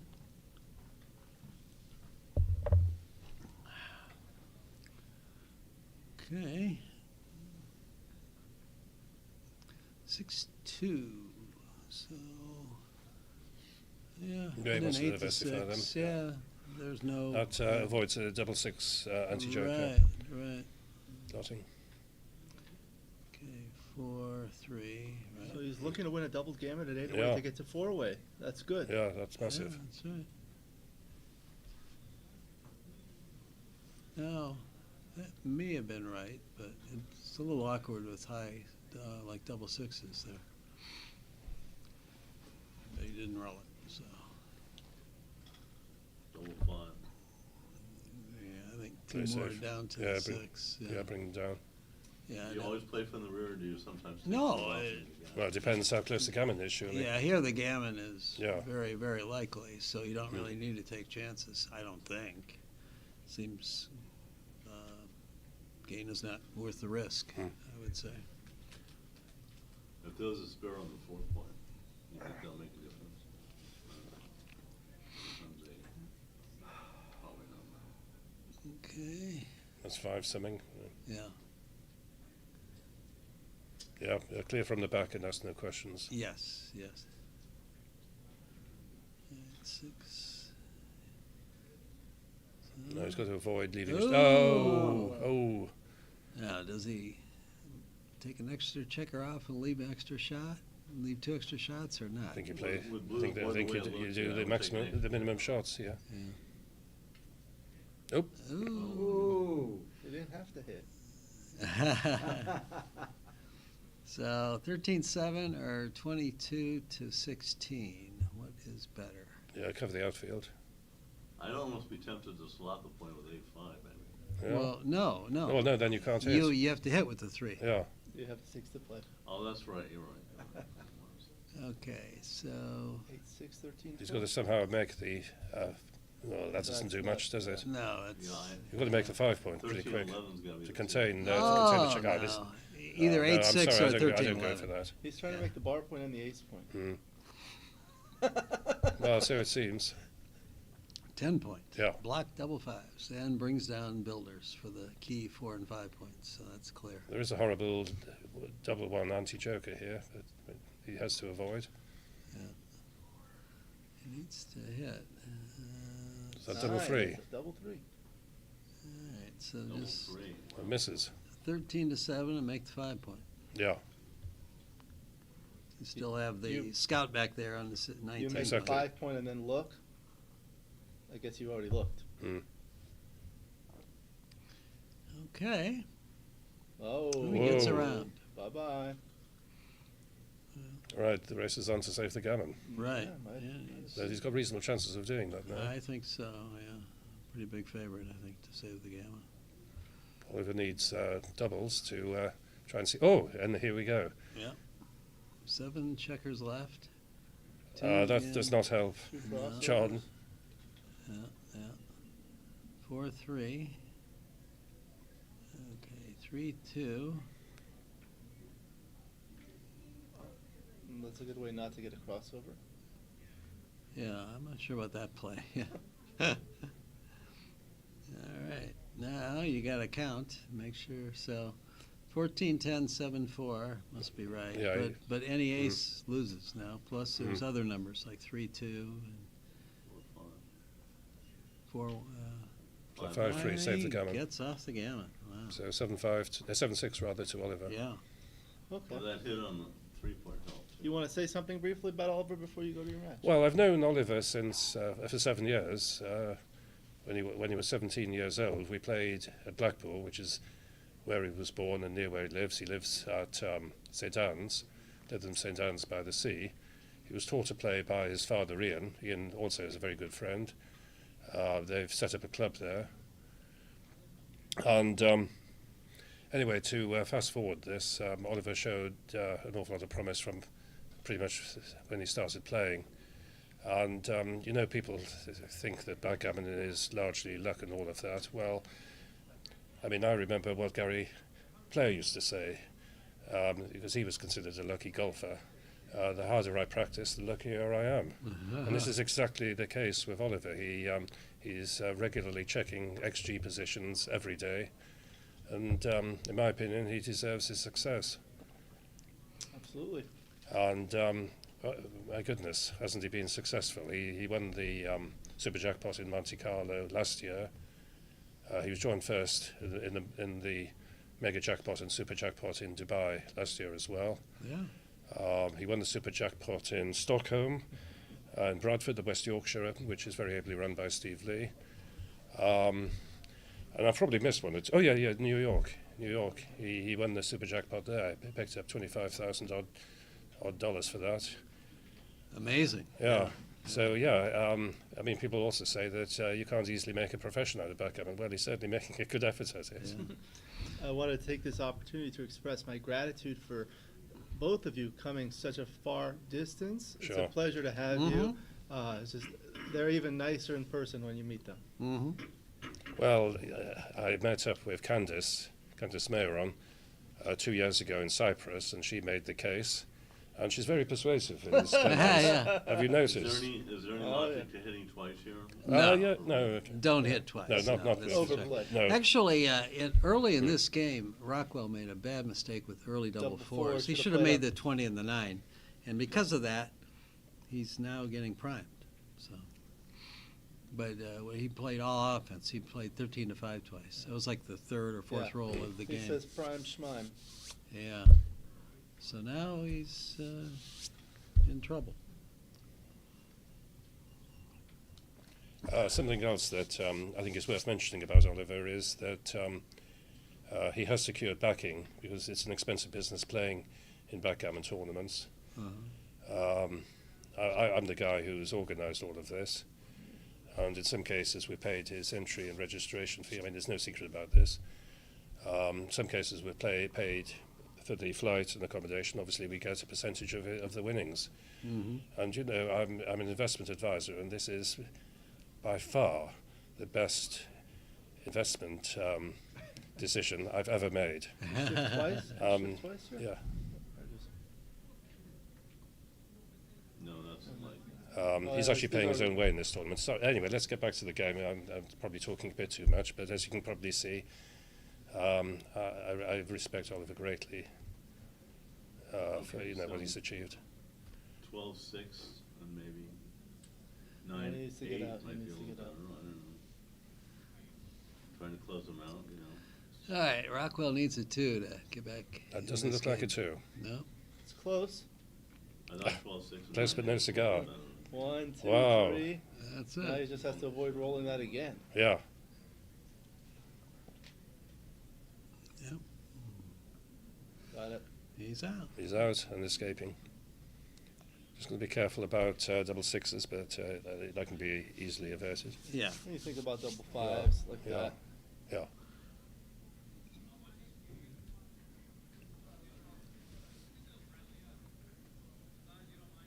Yeah. 6-6 leaves the shot, but I don't think there's any way around it. Yeah, I'm not sure.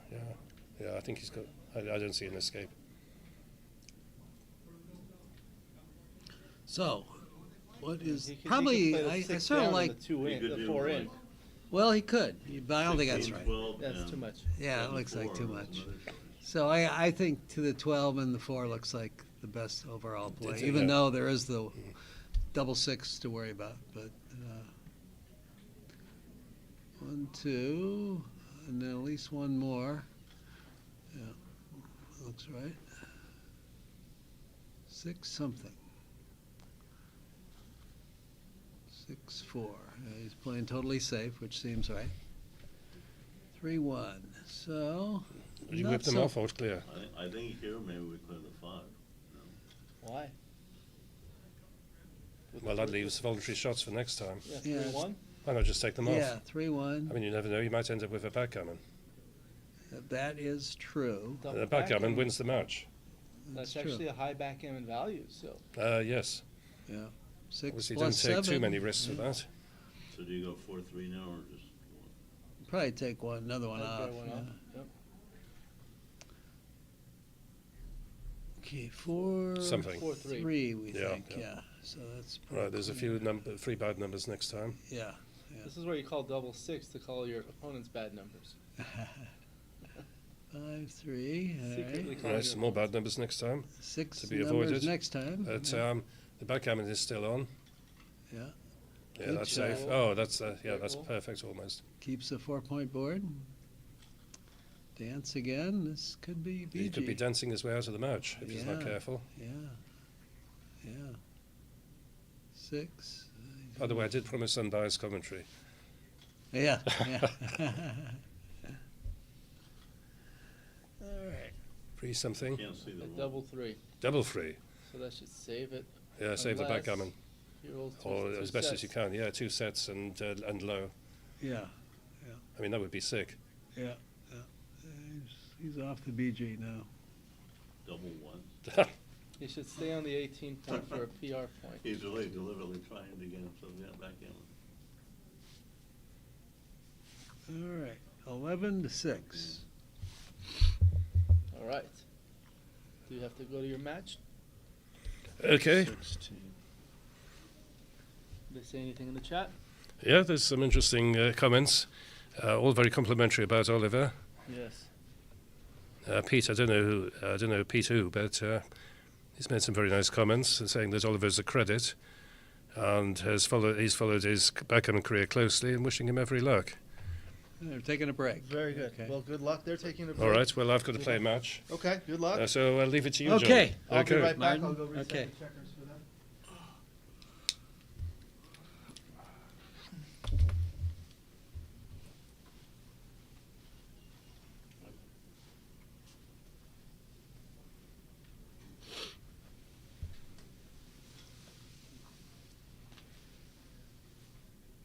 Holy shit, we're crushing these guys.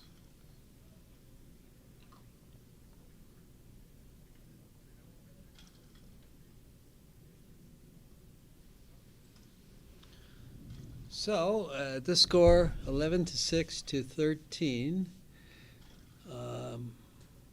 Between 2 even players, the leader, I think, has roughly 84% winning chances to win the match.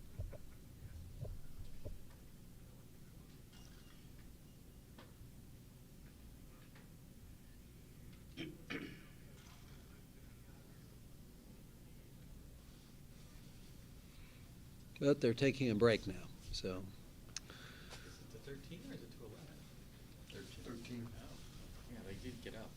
They're walking around out there. Yeah.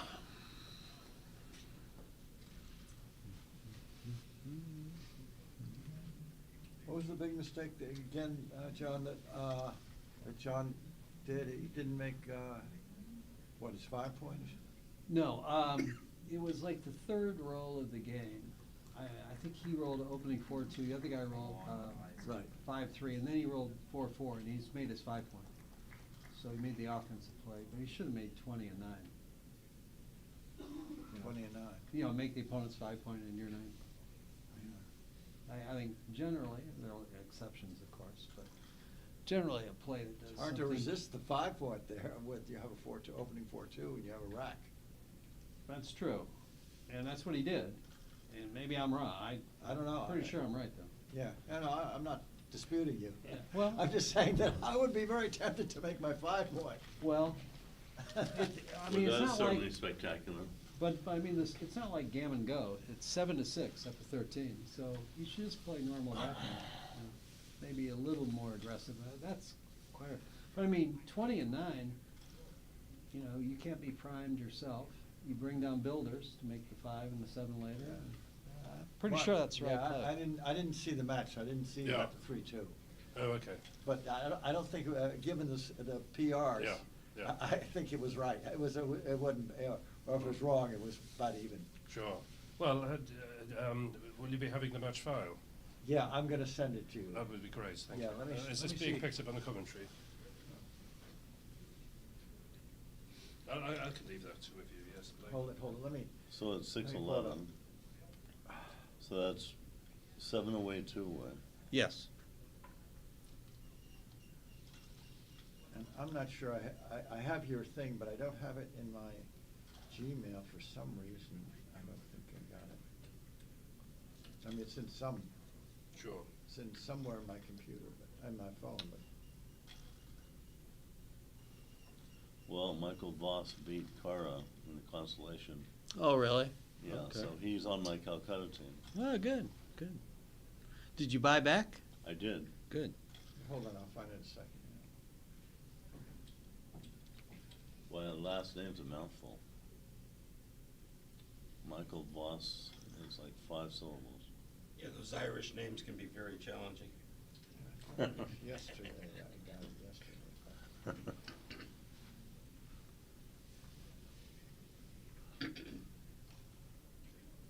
So I don't mind playing 4-1-7.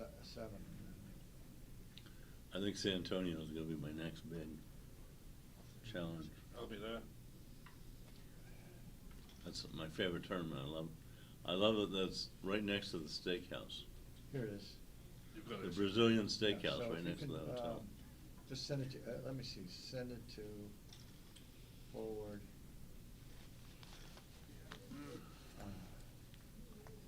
Include attachments, include Martin, let me see if you come up. There it is. Great. Okay. All right, thanks, Blake. Yeah. Yeah, we were partners and we played 4.17, our opponents played 4.16. Wow, that's exciting. And that was Jonathan Seewald and somebody, a really good person. When was this? Okay, so they're back. They're back playing. So I guess Oliver Squire's playing another match after this, the finals match. Yes. Okay. See how the delay is such. It's that- about 15 seconds. Okay. So we should comment according to this, right?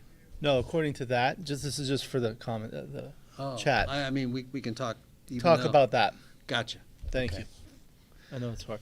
Actually, let me switch with you so I can man the computer. Okay. You All need right. Some more water? No, I'm fine. Okay. All right, so let's see what's happening here. Okay. John has 4 men back, and Buddy rolls 4-4, so he kind of has to try to go for it. I think 13-9-7-3 is the right play here, and he goes for it. I think that's right. 2-4. 4-2. So, And 13-9 with the 4 is so this clear. looks like it's a good opportunity for Oliver to win an undoubled gammon for the match. Yeah, that's right. He's got some gammons. So here. what in the world is he supposed to do? Do you just cover the 3-point, or do you do something a little more wild, like I think he just 6-2 covers and the 23-21 maybe? I don't know. Double 3s for red. Okay, makes I the think it would make 3-point, the 3-point and and then- 13-10. Looks right. Now he really needs to move off one of those 2 anchors, I think. 3-5. Or does he? Well, it almost You is. have to. Well, there's the. Okay. The John's not timing going is- to play like that. I know John. Yeah. John Rockwell, at least.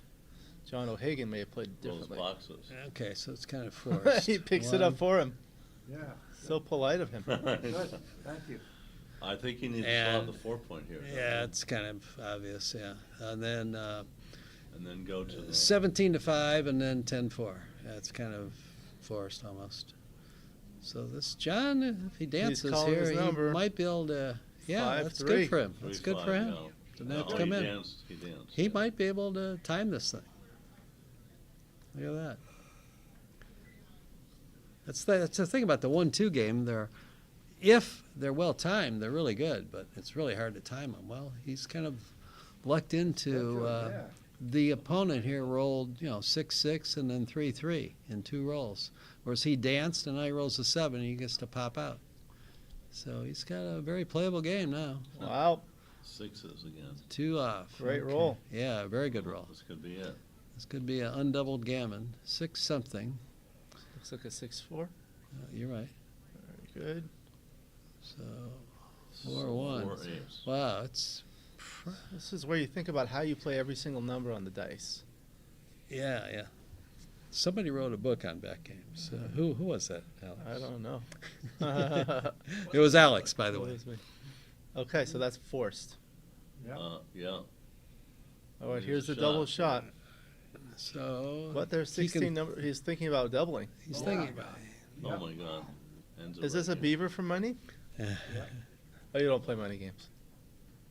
He probably feels he's not going to get 6-5. It's good for the race.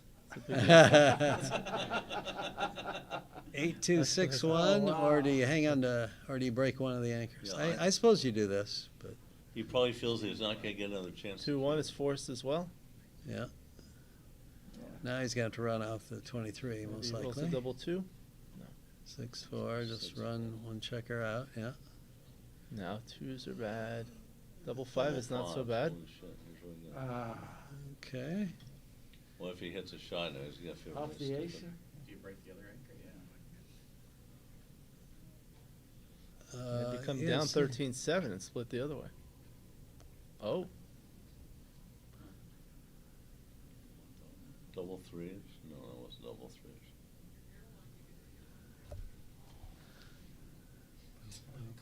Five, 6.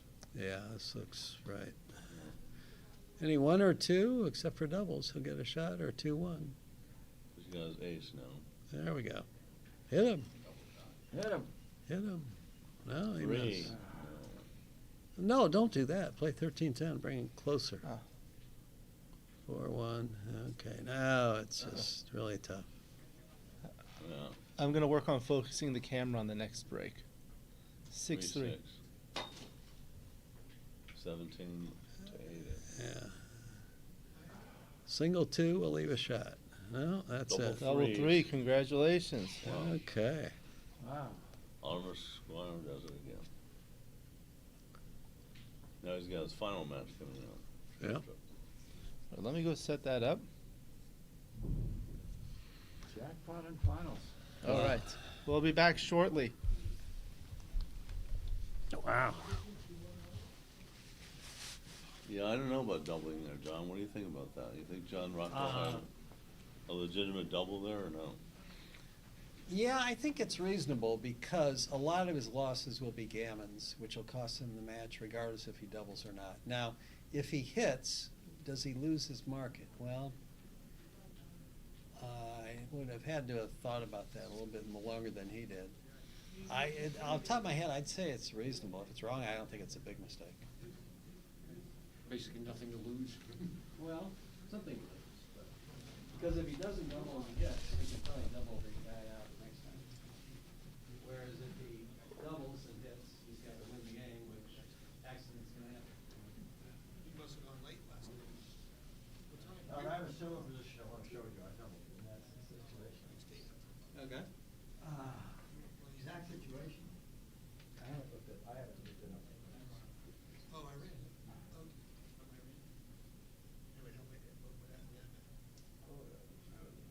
Anyway, help me with that. Dispute.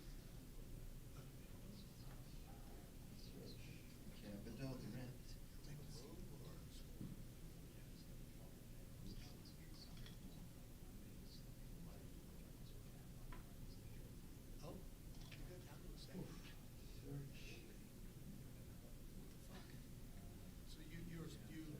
have clock trouble? Okay. I don't know you. Not me. I don't have that problem. Okay, so Well, tell you what, all I know how to do is if it's the last photo you took, if you just go to your front page, and then you click on camera, it should show you that picture.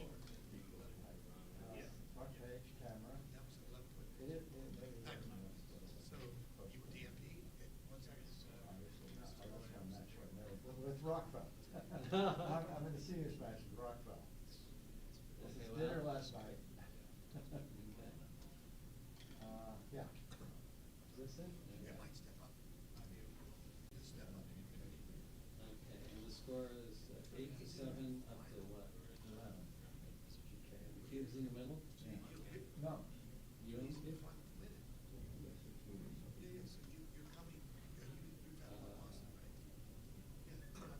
But you are white. Yeah, I'm white. But you're not sure what the cube means. You own it or it's still in the middle? I don't see it now. Well, do you remember if it was a recube or an initial cube?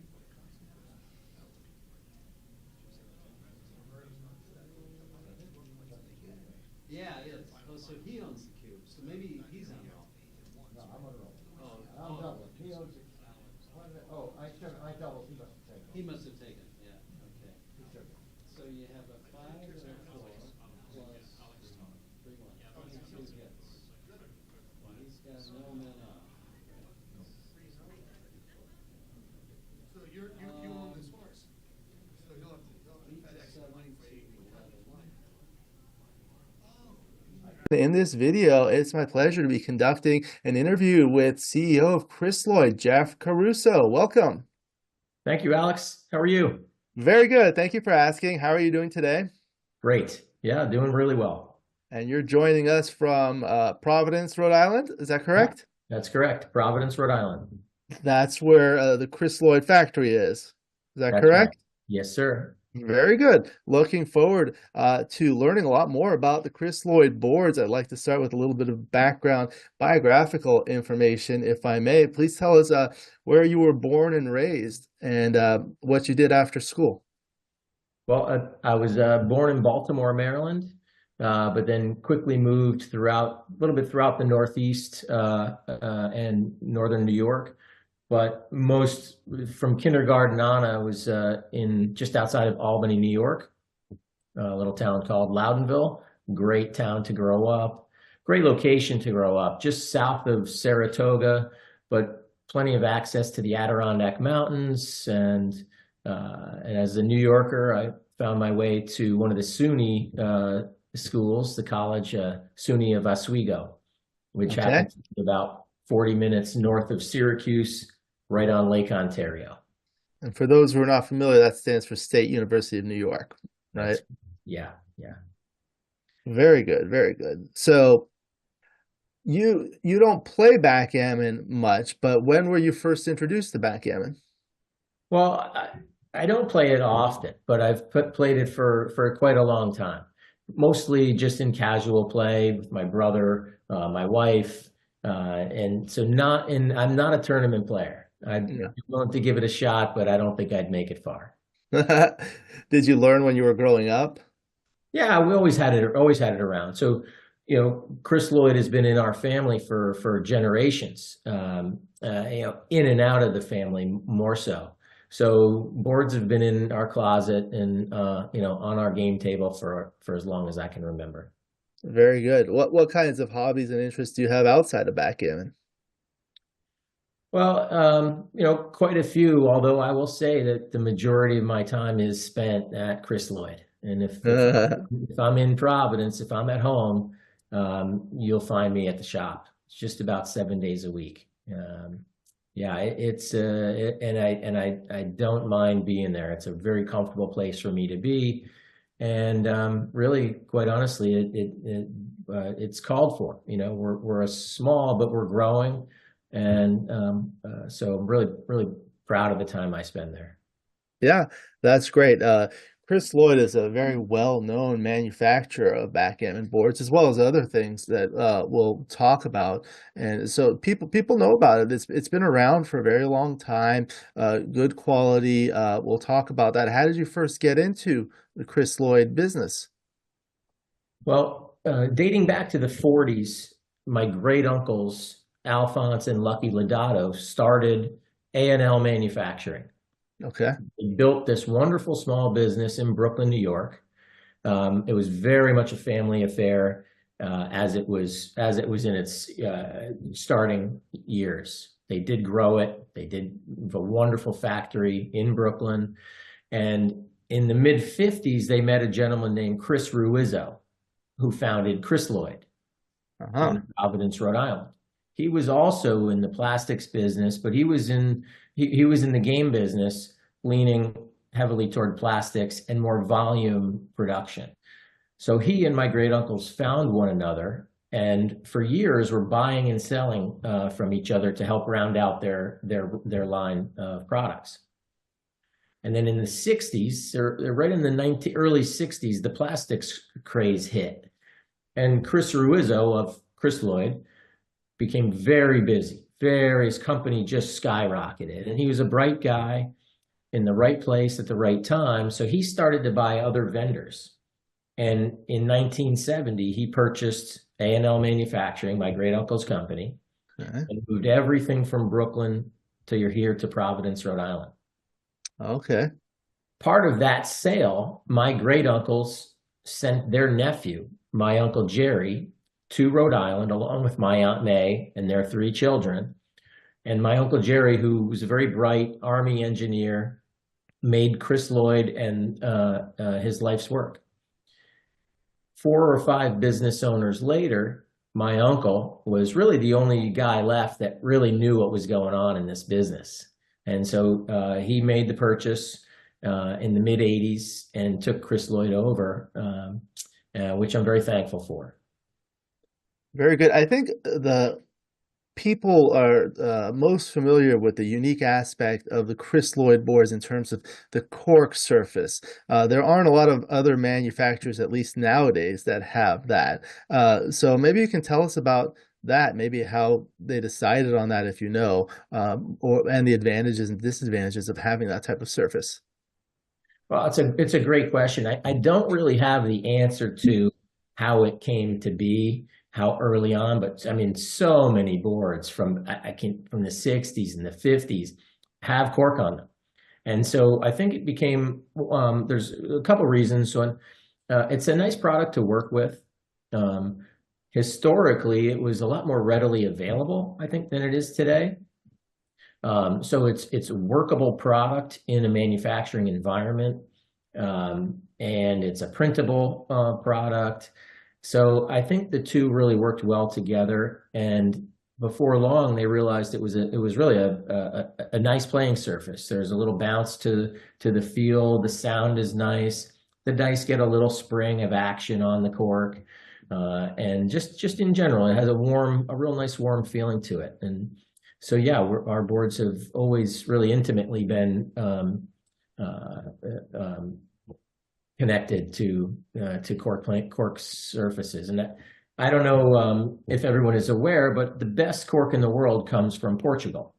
Really? And so we've always brought our cork in from Portugal. And from there, it's processed through, it's trimmed and mounted, sealed and printed. And in more recent years, really because of the popularity of cork, one in the wine industry and a few other industries, it hasn't been as easy to produce. The only other element that not everybody is aware of, but it's a renewable resource. Cork, it comes from a cork tree, which I think it's every 4 or 7 years the tree is ready to then be harvested again. And so they peel the tree and then they leave it to replenish, and it grows back again in not too many years down the road. So that's also a really nice fact that not only people realize that. Interesting.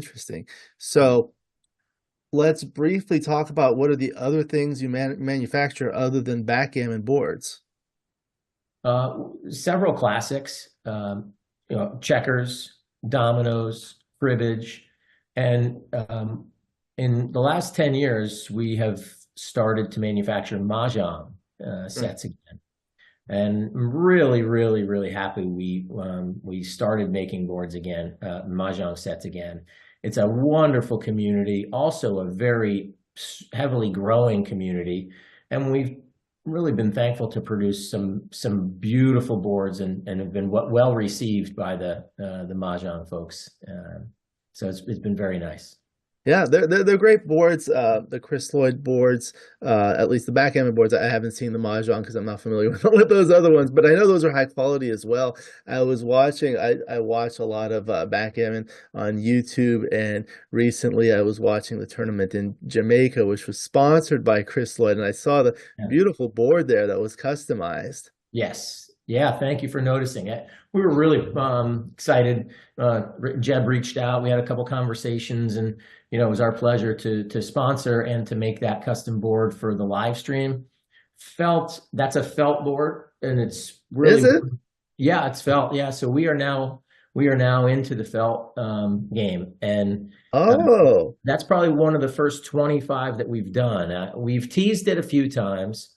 But we have to be really smart about how we roll out a new product. So right, and people have been calling for felt from us for a long time, and so we did our homework, and we found the right supplier, the right felt supplier, and we did a lot of R&D. So one prototype after another, we did well over a year's worth of testing. And we feel really good about that set that we shipped to Jamaica, and that was sort of I'd say its international debut for felt crystalloid board. That's interesting. I don't know if maybe they mentioned it in the stream. I know Larry Shiller and Phil Simborg were doing it. I didn't watch everything from beginning to end, so they may have mentioned that, but I didn't know that. So that's interesting. What made you decide to go into felt? People were asking about it. Yeah, we had to answer the call. The many tournament players, want to play on felt. Excuse me. Give me 1 second here. Yeah, I think felt is interesting. Most of the boards that I've seen are on felt. There's also all sorts of different types, like I've seen the merino wool that's very high quality. I'm sure there's a different manufacturing process that you have to go through with felt versus cork. Tell us about that, please. Well, the manufacturing process is something I have outsourced that element of it. We didn't bring in the machinery and the equipment and the fabrics, and we're doing it in-house. Now, I don't necessarily want to do that. It's a lot of work. It's a lot of work, and there's I've found a wonderful group that's what they do. They're very good at it, and so I'd like to build that relationship. We've got enough work to do. Yeah, that's good. So I know you can customize the boards. I see the custom board behind you, but you can customize the felt as well. Yeah. So we knew once it really doesn't. A big part of what we do now is customization. So I knew, even though we were introducing, we have a line of 3 new colorways that'll be on our website in a few weeks. Okay. But everybody wants custom. So we have absolutely developed, that system for customizing the felt boards also. They'll just take a little bit longer. Right. But the fit and finish of those sets is really, really beautiful. That's great. So speaking of customization, I know you have that custom board something. Anyway, he wound up going, well, that place wasn't a bar.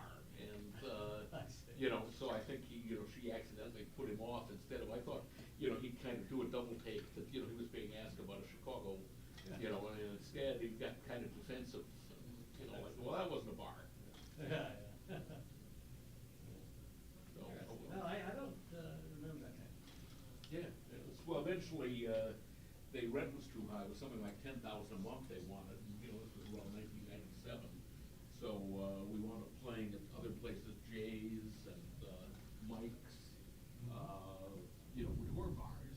I hear you say you're looking for her? Yeah, he's playing the college.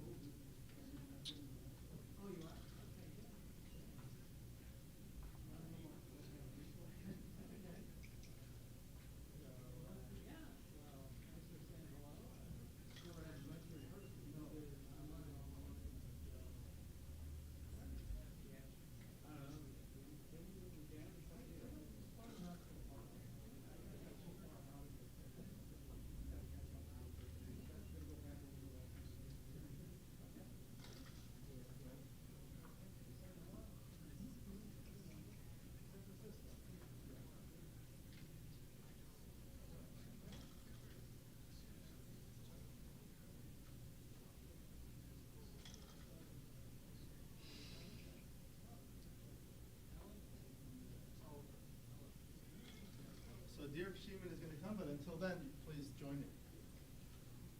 Okay. Sure. Yeah, when he comes, actually, we can have the two of you. That'll be good. Okay. All right, welcome back, everyone. It's the open final between Alex Toth and Oliver Squire. People are very familiar with Oliver Squire. He's been doing outstanding. Mr. Super Jackpot from the UK. Alex Toth is not as well known, but he's a very strong player out of the Seattle area. Do you know Alex Toth? Yes, I've played him once in Vegas years ago, and also I played him in some of the Houston online tournaments on the weekends. So, yeah. He's strong, right? Yeah. Mm-hmm. Yep. So he plays with his friend Max Locke on Max's YouTube channel.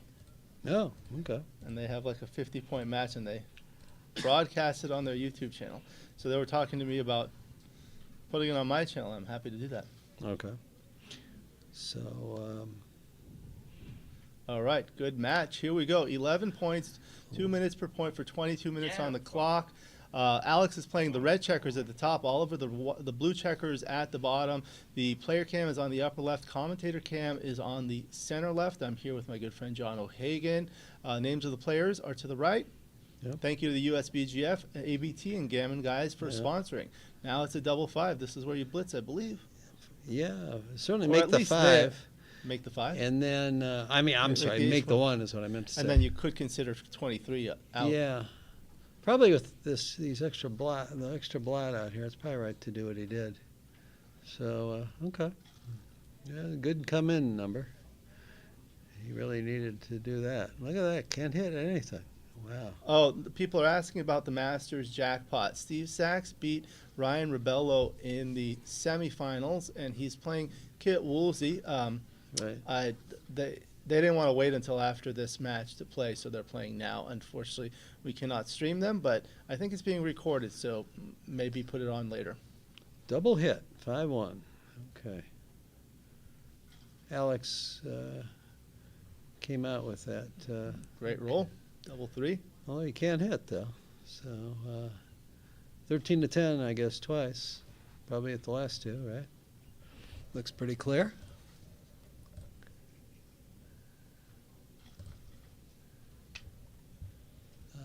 What else? Yeah, I don't see anything better. Do you? No, sir. Yeah, 13 to 10 twice. Okay. And certainly no double here for Oliver. We do have about 100 people. Let's please smash that like button. Yes. Got Vegas Backgammon, 10 back. Chris Bray is watching. Welcome. Okay. Ian Terry and Rory Pascar. Hello, welcome. Oh, here he is.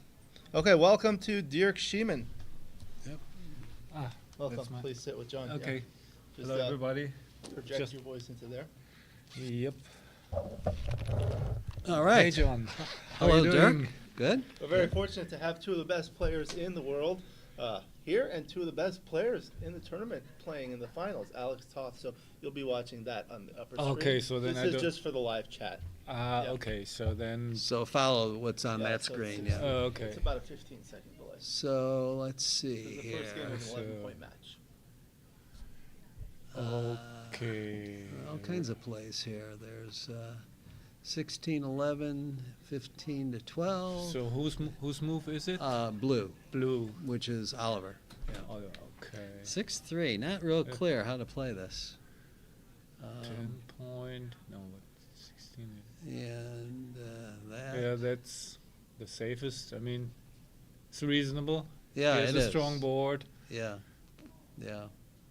Probably least shots for sure. I mean, making the 10 is just too many numbers. Yeah, Fours yeah. and aces, 6s. I think that's Right, a right. good and prudent play. And misses. Misses. So make the 21 maybe? Yeah, I certainly wouldn't go into backgame mode. Make the 23 is a mistake, I Right. would say, but with the home board as it is. I mean, Red's home board is really bad for a backgame. Yeah. Yeah. So, yeah. Yeah, this looks right. Yeah. 2-1. Make the 7 point. Yes. Agreed.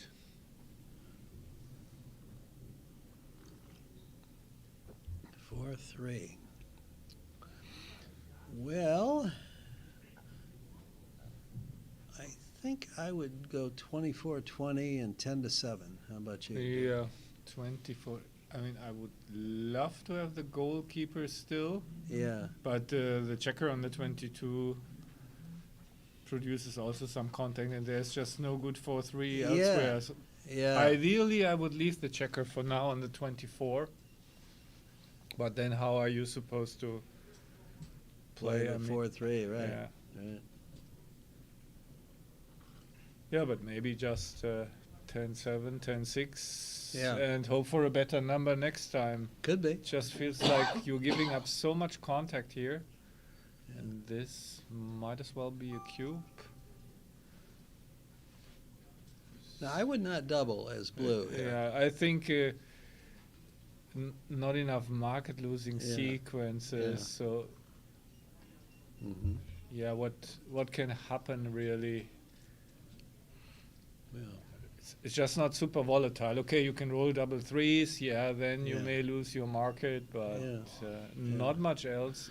Yeah, even like 6-1 probably loses the market. But even then, blue or red can roll a 3 and have Yeah. somewhat of a playable 3-4. Yeah, yeah. Most of the market losers at least don't lose the market by Yeah, a ton. right, right.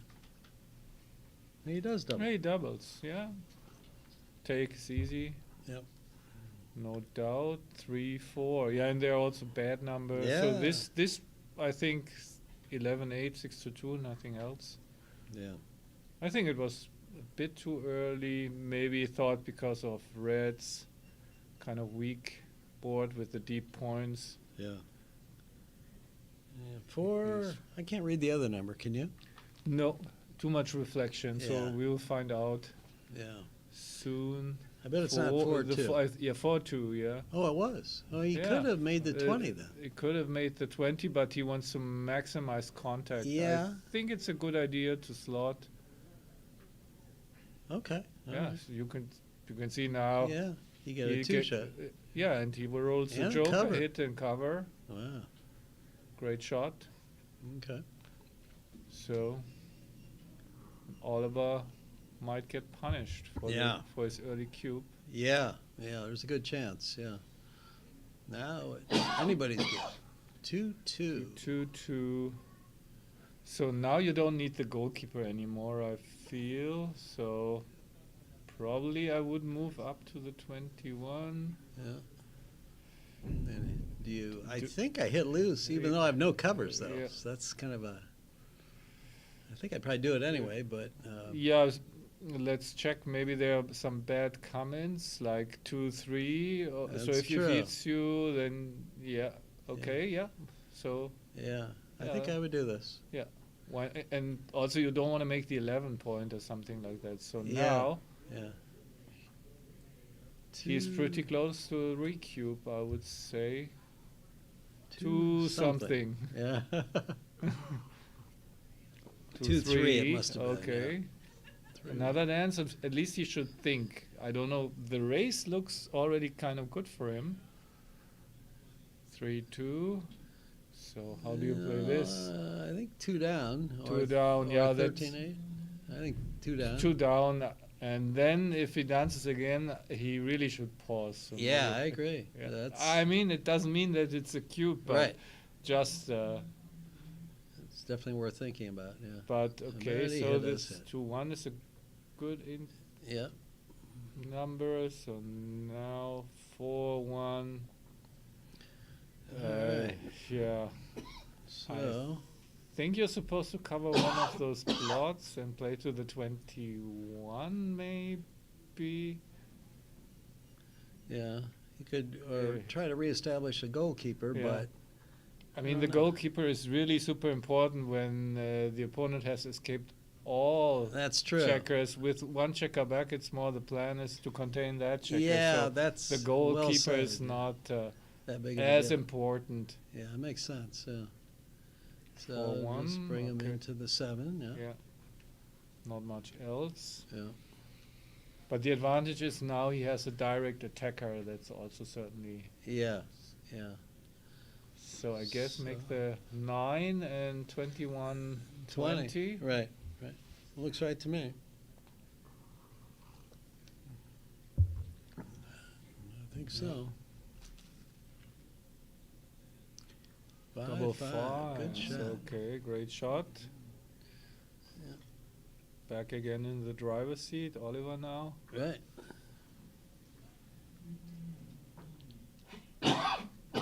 So now, the chance to make the anchor, second anchor. Yeah. Okay, he plays quickly. That I mean, I wouldn't have known what to do here. So it's just like. Ooh, well, you can play safe, but it's kind of awkward. You could use this position for your quiz. Ugly plays, yeah. I think it's a bit too ugly for my taste. It's so hard to get this home. He should hit and Go continue to to the 9. It's not so many numbers. Right. I mean, 3-6 doesn't hit. 5-4 is I mean, Yeah. it's actually not many numbers. Right. Right. 2-3 is not one of them. Right. Okay. I guess again stepping up to the 20 and keep the goalkeeper. Yeah, I think so. Yeah.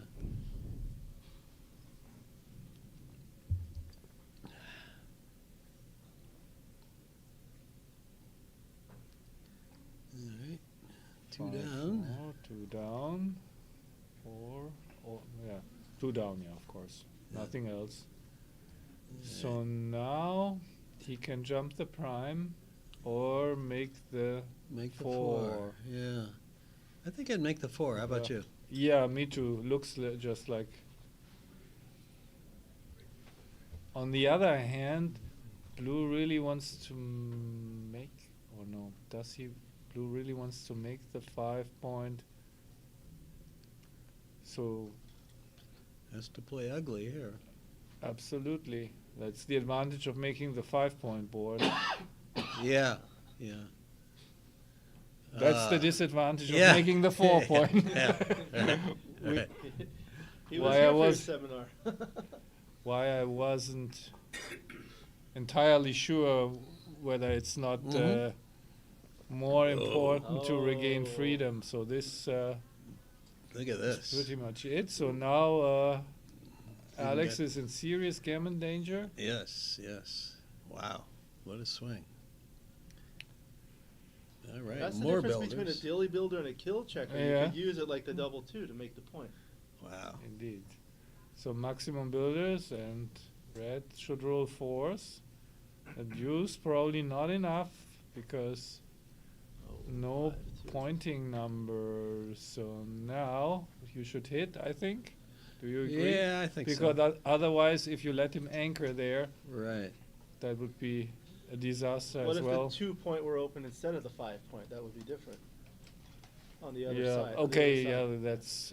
I mean, since the game has progressed already, it's hard to say. But still, I think it's correct to keep him from anchoring there, and it increases gammon wins. So probably against almost all kinds of boards, you do it.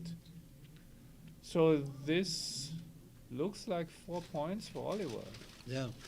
So with the 4, do you prepare to clear the 6 point by playing 6-2, or do you play 5-1? I think since I want to win a gammon, I want to keep the 5 point board longer in case he dances. So that's Good an argument. point. Wins more gammons when you play like this because with Good all point. likelihood you can keep the 5 point board. That's a good point. Yeah, and there's no blotting numbers. Yeah.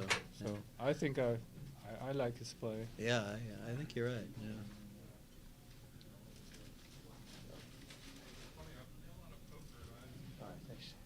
Let's see. This way, if you take 2 off, 6-1 is a blotting number. Yeah. Next time, might be worth it. Yeah, but still, I mean, you want to win a gammon here, and and also if red rolls a 4, then 6-1 simply takes a checker That's off, and you are 2 checkers off, and you are happy. That's right. That's right. So I think he played the bear off really well. Yeah. Clear the 5 or clear the 3? I think clear from the. Yeah, clear 5. from the rear. Yeah. Yeah. I mean. Yeah, I think so. Yeah. Okay. A 5 would be good. Yeah, there's the back game. Yeah, that's right. The 5-4 Last finally. second. And that is just useless. And so, barring a miracle, this is going to be 4 points. 4-0, yeah. So the early cube paid off. It did. I remember before we started the tournament, you played a practice match with him, and now you're commentating on the finals with him. I wished it would have been the other way I around. know. He commentated my Of final, course, but of what course. can you do? Yeah, all right. How have you enjoyed your stay here in Los Angeles? Yeah, great. Had a good time. Yeah.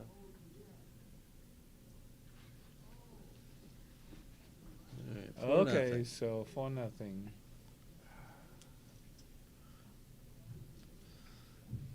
Oliver trying to win both the super jackpot and the main.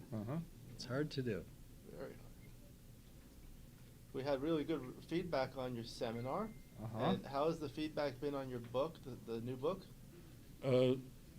So far, only positive, but of course, it's, I mean, like somebody who doesn't like the book probably doesn't say anything, but so Right. far everybody who spoke to me really liked it, and I loved it, but I'm biased.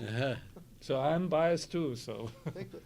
Yeah, but I think. Yeah, I don't like this 5-2 double hit here. No, I think that's it's wrong. 2 down is right for money. Yeah, Two two down is right. This may be because he's down for nothing. He felt like he had to get something going, but that's definitely not the right idea. Not at any score. I would have split with the 3 there rather than hitting, rather than 13-10. Yeah, but he was in the driver's seat basically, and maybe.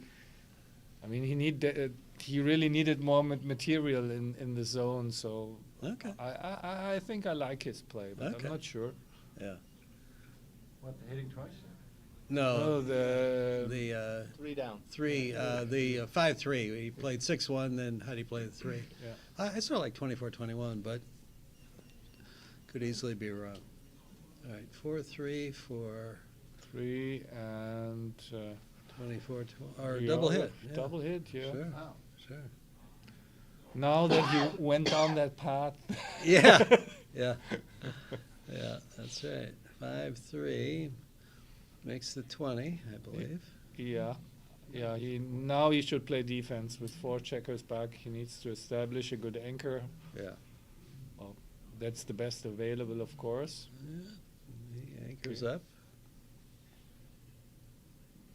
Another 4-3, make the 10 and step up, probably. Right. Yeah. Yeah. Yeah. 5-2, 13-8, and 6-4, I think.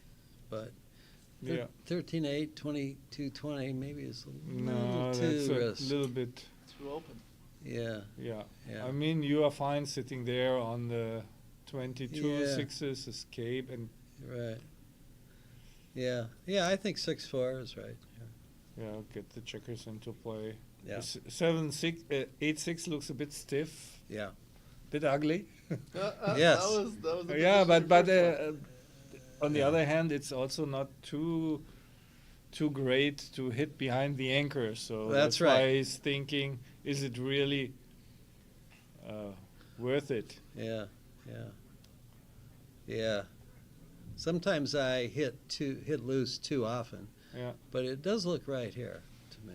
But develop the position, and if you get hit back, okay. I can understand the rationale. He's ahead in the race. Right. So make the blocking 9-point, or just come out to the 16? I think I probably would come out. I think I would too, but it's tempting. Block 6s, but it does break the mid, and I don't It's know. another blot. Another blot. Yeah. Yeah, I think you don't have the material really to build a prime with the Yeah. ace point made, so I would just step into the outfield. Yeah, that makes Usually sense. when you have 4 checkers back Yeah. behind this mini prime, you just want to get some of them into play, basically. And Blue's midpoint is stripped, so Yeah. he's really probably not going to hit with I mean, a 4. he can even play to the 15, just keeping more That's Ooh. that is a. I mean, that's duplication of force and uses all over the place. But Yeah. I think stripping the 6 point, and you don't really want to break one of these, the 8 point, for example, to make the 5 Yeah. point. So even when it works, so now he can make it, but then he has to break his Yeah. 8 point. I think I didn't like that. No, slot. I didn't either. I mean, yeah. he has already made his ace point, so then he reverts back to playing purely. Yeah. Doesn't make that much sense to me with the strip points. Now with the 3 here, does he cover or does he do that? I think I would have done this. Yeah, me but- too. So you can see now he rolls a covering number and he doesn't even cover it. So. Right. Right. 6 out, and then the 5 either keep it going or hit on the 1 point. I think I keep it going, but I'm really not sure. Yeah, I mean, blue is ahead in the race. Duplicates the ones. I mean, you're way ahead in the race. Your game plan is escaping, certainly. I mean, that's also fine, I think. Yeah, I think so too, yeah. So Yeah, now... Pretty good roll. I think you have to take a chance, just hit again. Yeah. Yeah. Whoops, double hit. Okay.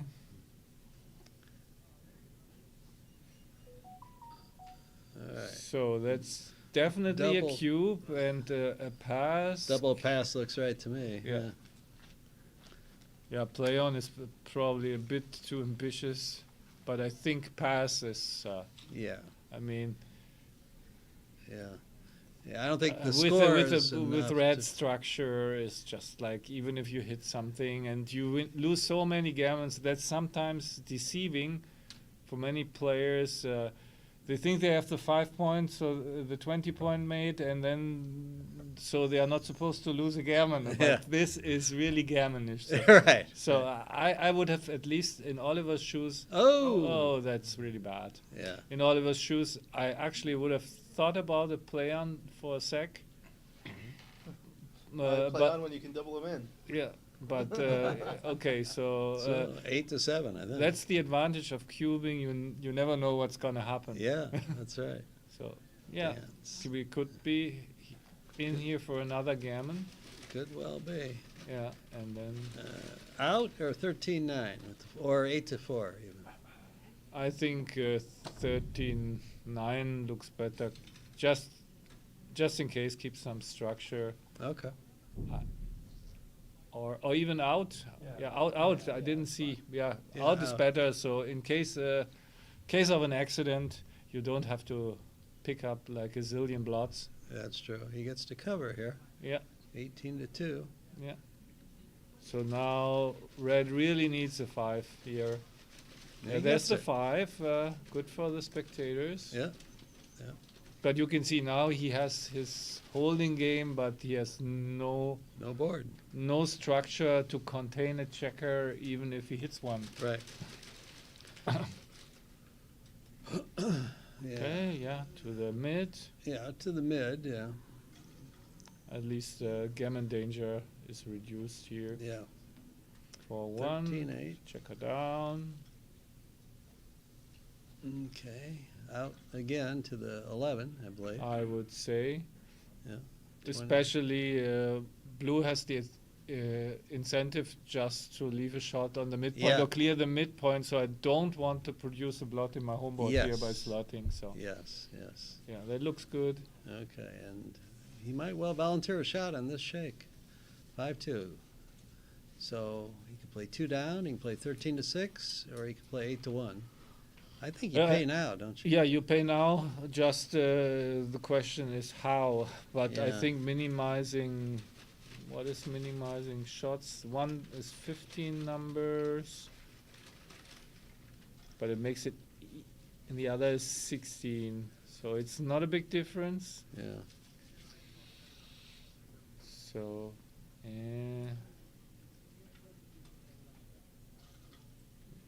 I mean, that makes it easier to get home once missed. Yeah. So, Yeah. but it's one more number, right? This is 16, and the other. No, the other is also the other is 17. So it's one fewer number. I think so. Yeah. So yeah. 6, 2, 5, Yeah. 3, Then it's 4, clear. 4. Then it's clear. Yeah. Yeah. 17 versus 16, and this is 16 and closer to home. Actually, well, Oh. let's see. This way, I'm just trying to think of, okay, if red hits after either play, and you then come in with a 5-1, is it one play or the other Yeah, better? I but don't know. That's such a minor thing. I can't quite understand this play because it leaves more numbers. More numbers. And also next, you might not safety it next time. Yeah, that's what I said. That if you move the checker down and get missed, there's a much better chance to get it to safety. Right. Now you have 6-2, 2-1, 4-2, all kinds of numbers. Yeah, 6-6 also. Yeah. 6-6 and 4-2, of course, would have left shot either way too. Either way, but that's true. Okay. So again, running against the gammon basically, which this time he should succeed at. Yeah. Yeah, I don't know about 8-4 with the 4. Mhm. He was probably supposed to minimize the gammons, like you said, right? Yeah. Probably but with either 2016 or 13-9. He's not so likely now to lose a gammon, and there are some outside chances he will hit something. Yeah. Right. He rolls 6-3. Playable. He doesn't want to roll that next time. That's another black number. 6-5. So I think it's highly unlikely. Now I wouldn't slot. Maybe just bring the checker around. Around looks good. Yeah. All those builders anyway. Yeah. And 3-2. 3-2. Now you can clear the 6, so play like this. I think I would have done this. Is it right to clear the 6? No, I would have thought about it. Those were the two options. Yeah. I think, you certainly gain now on some deuces. And do you lose on any numbers? Probably there are no numbers where you lose. I mean, you lose on 3-1. Yeah. Right. But not on 3-2. Okay. All right, well, 13-8, 10-6, looks fine. What else? Yeah. Yeah.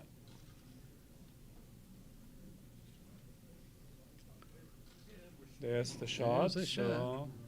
Can he roll a 1? 1 is basically a winner. Yeah, there it is. He gets it. Okay, so instead of 6-0 or 8-0, we will probably see 4-2. 4-2. Yeah. So, unless Oliver rolls a 5-2 precisely, this is game over. Right. Larry Shiller, the voice of Backgammon, joining us. All right, you guys want to give some color over here. Hey, Dirk, how are you? John? Hey. Yeah, it's a pass. It's already a colorful board, but 4-2. It's a colorful board. All right, so what do we got? Tell us about Alex Toth. I've played him once in Vegas years ago, and also I played him online a handful of times. And I think he's from Seattle, somebody said. And you don't see him at many ABT tournaments, but you do see him occasionally. West Coast guy. West Coast guy, okay. They stay to the West Coast. No, opening 5-4, he plays 2 down. Interesting. That's the Michi play. That's what you said. I didn't know that. So now what you're going that's to do? just modern backgammon, John. Okay. This is how they do it now in the That 21st century. Doesn't he hit and split? Wouldn't that be better? Yeah, or you may even make the 4. Even make the 4. Yeah. Yeah. Well. Yeah, All right. he knew he was Safety gonna roll a here, I 5-2. think. 18-13, 10-8. Or you can double hit. Double hit looks. I mean, what for? I mean, you Right. don't want to play a blitz, but he double hit last time. That's so, right, he did. But this time. That's right. 5 something. 5x. Yes. Yes. So All right. 6-5. Okay. Yeah. 5-1. So now I guess he has to become a little bit more active. Yeah. Hitting. Yeah. He should be down in the race, right? Yeah. And also when the opponent, in this case blue, has checkers on 9, 8 and 6, and they're one checker over on his side, it's hard to find a bad number for blue. That's a bit too passive for my taste. Yeah, but- I think you have to hit. Yeah, for sure. It All takes right, away hit a and good run. 4-2. Yeah. Yeah. My play also would have taken away the 4-2. Thank you, Dirk. But you know, you're doing the commentary on this. What's wrong with this picture? So bar 20, 6-4, or bar to 18, I think, are the. I don't think you enter with the 2, do you? No. No. I think he probably All right, should come out to the bar. No? to the bar. Or- Which point you rather want to make? Yeah. My gut feeling tells me coming out to the bar probably is a bit better, but This is I'm- reasonable too. Yeah. I mean, he wants to start building his board. Yeah. So Oliver is certainly counting the race and will find out that he's way at. Yeah. And he's turning the cube. What this score? 4-2. With He's up that's 4-2. interesting. Yeah, yeah, he's kind of aggressive with the cube. Yeah. Yeah, with the 1-point board. I'm not so sure. Yeah. Well, it's got 9 good numbers. That's not one of them.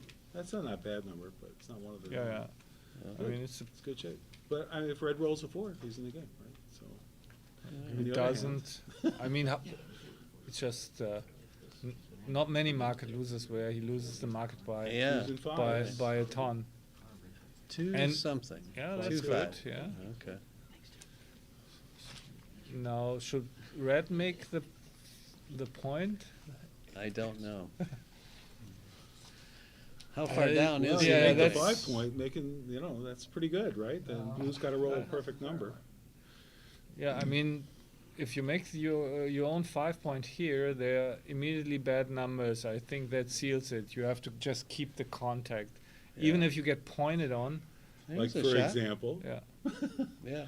Yeah, even you get pointed Yeah, on. making the 4 point And looks then right, still duplicate the can fours. win from Yeah. behind, has the Yeah. contact. I think he found the correct play. Yeah, I of think course, so. it's a function of the race. If the race is close, then you are happy to make the with, 20. with Yeah. stepping up. That's right. So yeah, here just all right. So he makes a constructive point.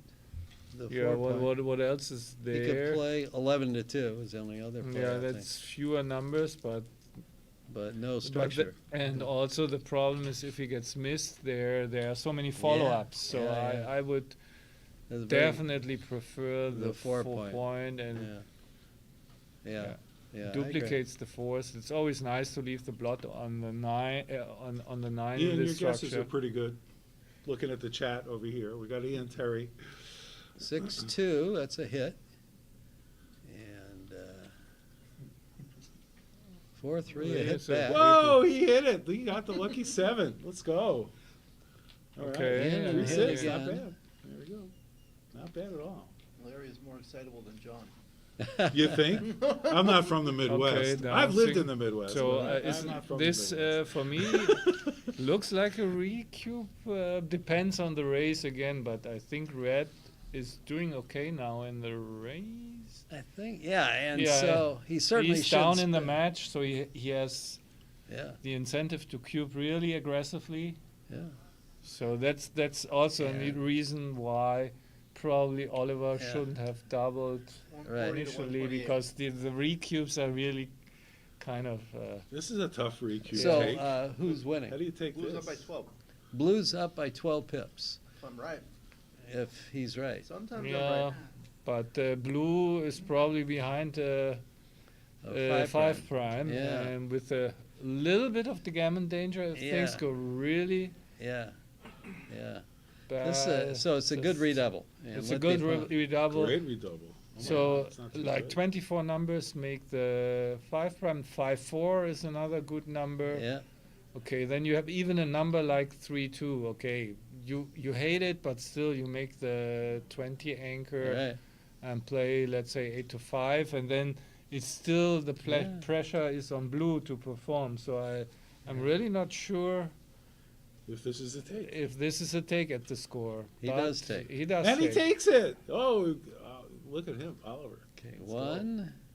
go. Double ones. Yeah, What? it's That's nice. And then probably 16 to 15, so you're bearing on the 9 point. Yeah, that way. absolutely. And then 8-6, the last two. 8-6 Maybe? looks good. Yeah. That's that. That's Okay. a good play. Okay, this is strange. So Yeah. I don't see the reason. For example, he pops out with the 6-3, and then Yeah. you have fewer numbers. So Right. there's absolutely no reason why you should do this, Ace. But he will Yeah, find it. I'm he sure. found it, yeah. He just. He found it. Okay. 2-1. So. Well, do you hit or just go up to the 22? Oh, I think you want to hit, right? Duplicate fives and. Yeah, but then I think that's the prudent play. You're ahead in the race. 5-3, a joker. Yep. Yeah, you would have hit back. Okay, so that settles that. That's all right. So Oliver is in trouble here. So Yeah, I'm big not so time. sure about the now. Of course, that's Oh, yeah. hindsight bias. Yeah, yeah. Okay, 6-3. Does he want to get a second direct cover by playing like 22 to 16, 15, 12? That would be my play. Just I go for agree. the 6 prime. Yeah, I agree. Yeah. Or well, he can also play to the mid, and then aces are duplicated, kind of. But yeah. I think I would prefer 15-12. Yeah. Maximizing covers. Yeah, sure. Then come out Even with if you six. get hit with sixes and with 5s and 4s, you then can cover from the bar once you get the 6 prime. Right. It's basically over, and your only concern is winning No, a but now gammon. red is only playing with 14 checkers, so this is a He problem. just picked up the one on the 22, and now he put it back. Okay, put it back. All right. Okay. So. Okay, yeah, that's reasonable. It is, yeah. Okay, Oh, ace and 3, then so let's I go. guess. Let's You know, go. what else? I think I'd go 8-5. Yeah, Oh, let's yeah, I go. mean, You the gotta other win the would be game. just giving up. Yeah. 5s are duplicated. Yeah. So, yeah. So that's. Yeah. Oh, double double ace ones. Look at is that. 1. So, All right. so 13 to 10, or. I wouldn't go to the 22 because I don't want to be attacked, because I Yeah. want to cover, make the 6 prime in peace, basically. Right. So I would play like maybe 13, Just 10. play off the 13 point. Yeah, just play off the 13 point. Yeah. Yeah. Exactly how, I don't know. Yeah, he does. I mean, that's also fine. Yeah. All right, did not 5, roll. 1. Ooh, hits and nice. covers. That's Wow. great. That's a great shot. He's not out of this yet. All right, so we're kind of in a prime versus prime-ish kind of. 1-4 is a killer. That's a killer. So, But what about a unless- 4-1 a coming 4 back? Yeah, Let's yeah. go. Then that's the. You want to slot that? Yeah. Hmm. Well, let's see. Or coming to the edge is also important. Yeah, So. he's on the edge of a 6. I don't know, maybe. Yeah, slot- yeah, but slot then the, if he has to break the 8 point, then he's right there. Yeah. Slot. timing is I mean, he also has to be concerned about gammons here. Yeah, I So- think this is a reasonable play. Yeah, I think so. Yeah. We don't like to slot. We're not in Vegas. We don't want to slot. All right, it's okay. He's got. Yeah. So he's looking at just total builders. You know? Well, you know, prime versus prime. Red escapes. Let's say red rolls a 6 and gets out. You know, and blue doesn't hit. That's a great play to build that strong home board. Yeah, but it won't matter that and much. though. timing is double 4s. That's not the best roll for red. Bad roll. That's Yeah. for sure. So it's all kind of forced. 11-3, 8 No, you to 4 can hit 'em. twice. Yeah. Yeah, but you're not going to. So now Oliver has decent decent game. chances now. Yeah. Yeah. Yeah, that's the only play, Yeah. and just hope to roll a 6 next time. Yeah, yeah. Do we see a recube? Let's go. Not yet. Let's, Not yet. Four to 4-2. almost. All right. Yeah, make the point and hope. If he doesn't roll a 6. Yeah, this time- 5s are terrible here. Yeah, he's in trouble. 5, 5-2. 5-2. Makes the 2 point. Yeah. It's kind of forced. I don't think Oliver would ever read all the either. Yeah. So Yeah. making the 2 must be better Yeah. than starting the 5. the 2. I mean, you can start with the 5 by playing 7-2. Yeah, and right. then it's fairly obvious. Yeah. Yeah. Yeah. Yeah. Just. Yeah, yeah. So Oliver, let's turn this game around. If he can get a 6. If you can get a 6, then. Or I don't know if he 4-1, needs a 6. 4-4. This is Well, this not is 2-2 really- also is really good. It's not a 6. All right, so 11 to 6. 11 to 6. Just- it's easy. Yeah. Just play the Yeah, 6 one. yeah. And now He could slot. So, yeah. What's there to think about? I mean, he can also play 11-8. He can also play safe. Yeah, he doesn't want to leave a second block because of the gammon. So yeah, that. Oh, interesting. Yeah, so I 4-1 don't know if is it's right, but yeah. Might be right. Also, it's nice. Imagine red pops out with the 6-4 now. Yeah, yeah. Big swing. Yeah, on that number. Wow. KW. Oh, wow. my gosh. We What a have shot. a 5 Let's prime. go. What a shot. 2-1. Oh my gosh, look at that. Hit and split. Hit and split, yeah. So That's a great counterplay, shot. Yeah. One of the few What a great One great of the game. fruit. Now what? Ultimate prime versus prime. Can't recube this. No. Ace 3. Oh my gosh, double hit. Yeah. Nice. Yeah. So big swing coming up. There's the Woo, 3, he rolled and the threes. This is if anybody's Oliver game. enters now, then he's in trouble. Ooh. So actually both want to dance. Yeah. I know, right? Both on the bar and both want to dance. Nobody wants to come in. Oh, 3-6 is just 3-6 is such pretty a good. great shot. Now we have a new favorite in town. Yeah. Yeah. So wow, what is Oh, hits 2. Oh So- my gosh. yeah, does he want to hit that checker? He shouldn't switch for sure. He wants to keep a 5 prime. So if he hits it, yeah, he's kill supposed to all hit three. it lose. So he should play 3-1 and then 16-14. That way he's got 2s and 3s. Yeah, that but will isn't play it for. better to just leave it open and give Oh, that's a blue good point. bad entry numbers? That's a good point. Because it's He's gonna still a lot crush. of work. If you get hit back, then you have 3 checkers I behind. see. I wouldn't hit. No. I wouldn't. That's that's interesting, yeah. Because of I- the strip position, white's blue strip position. That I think Dirk you're has right. it nailed Yeah, here. I think you're right. Yeah. Yeah. Absolutely. Yeah. That's a good point. Yeah. Okay. Will he do it? Yeah, he'll do it. That's right. He's from Northern California. It's gonna make it rain. Oh, he's from Washington State. Oh, is it Washington Seattle, State? yeah. All right, it's close enough. That's very northern California. That's really extremely northern. northern. They haven't annexed it yet. but, Only, you know. only one state in between. That's right. He gets a 6. Another one. But by the way, great play, and he should continue not hitting. Right. So Right. just let him come in and crunch. Yeah. Yeah. So I think And he. hope he never rolls it too. I Hope, think Alex he. I think he should go to the mid. Yeah. I agree. Yeah, get max coverage on the 1-6. 2s, 3s, 5s, and 6s. It's easy to play this game when you're not over the board, isn't it? It's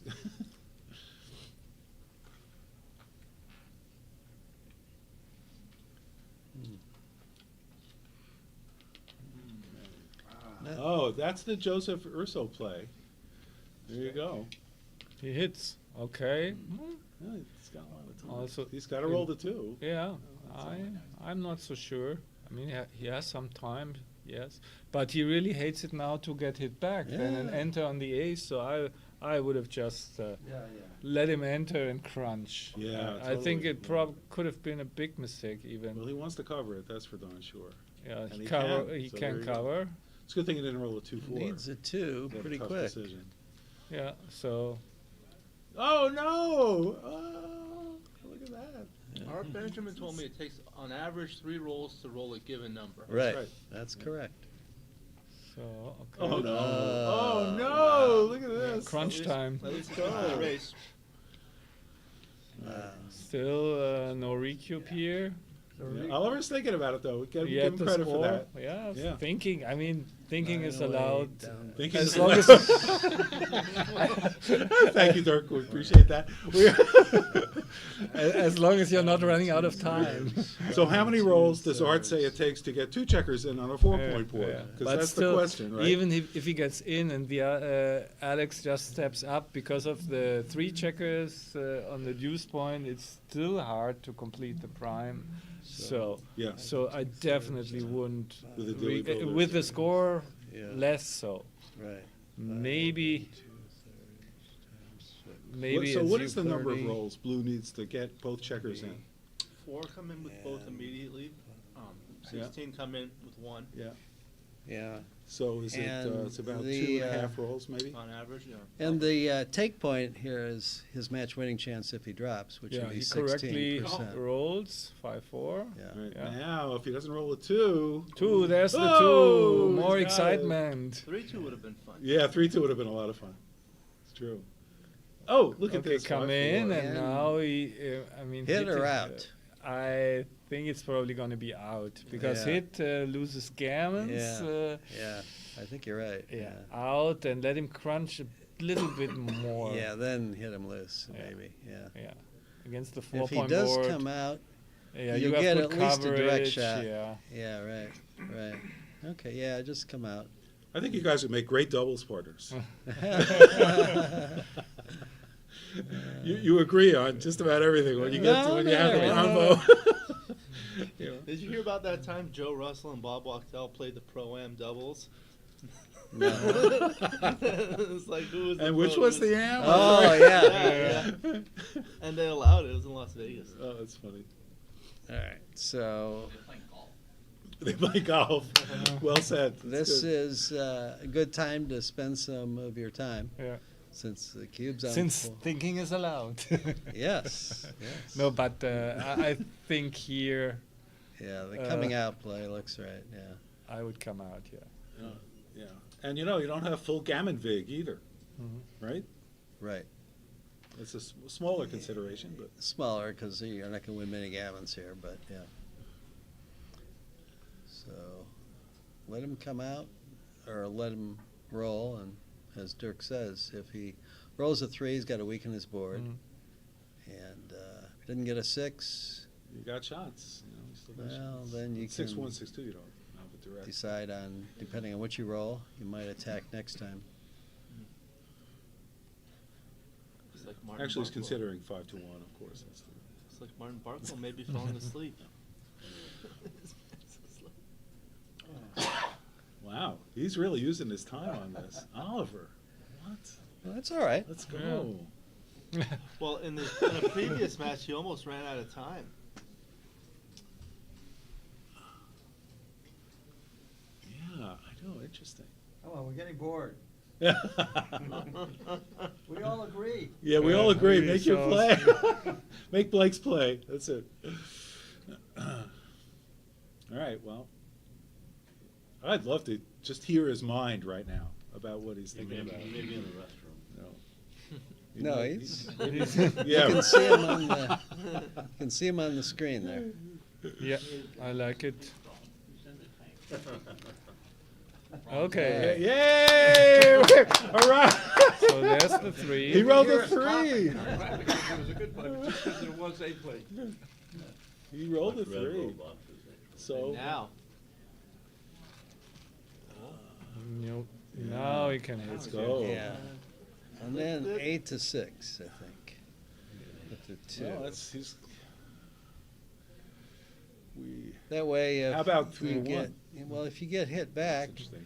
you can't enter with 3, so this way you can enter with the other number and hit with a 3. Yeah, that's right. I think that's right. Okay, we'll see what's going on. He's got a cube if he doesn't hit, so there you go. Okay. You take this, recube. Well, he's got 16% I think is his take point. So, can he win this game 1 out of 6 times? I don't know. Looks pretty tough to me. Yeah.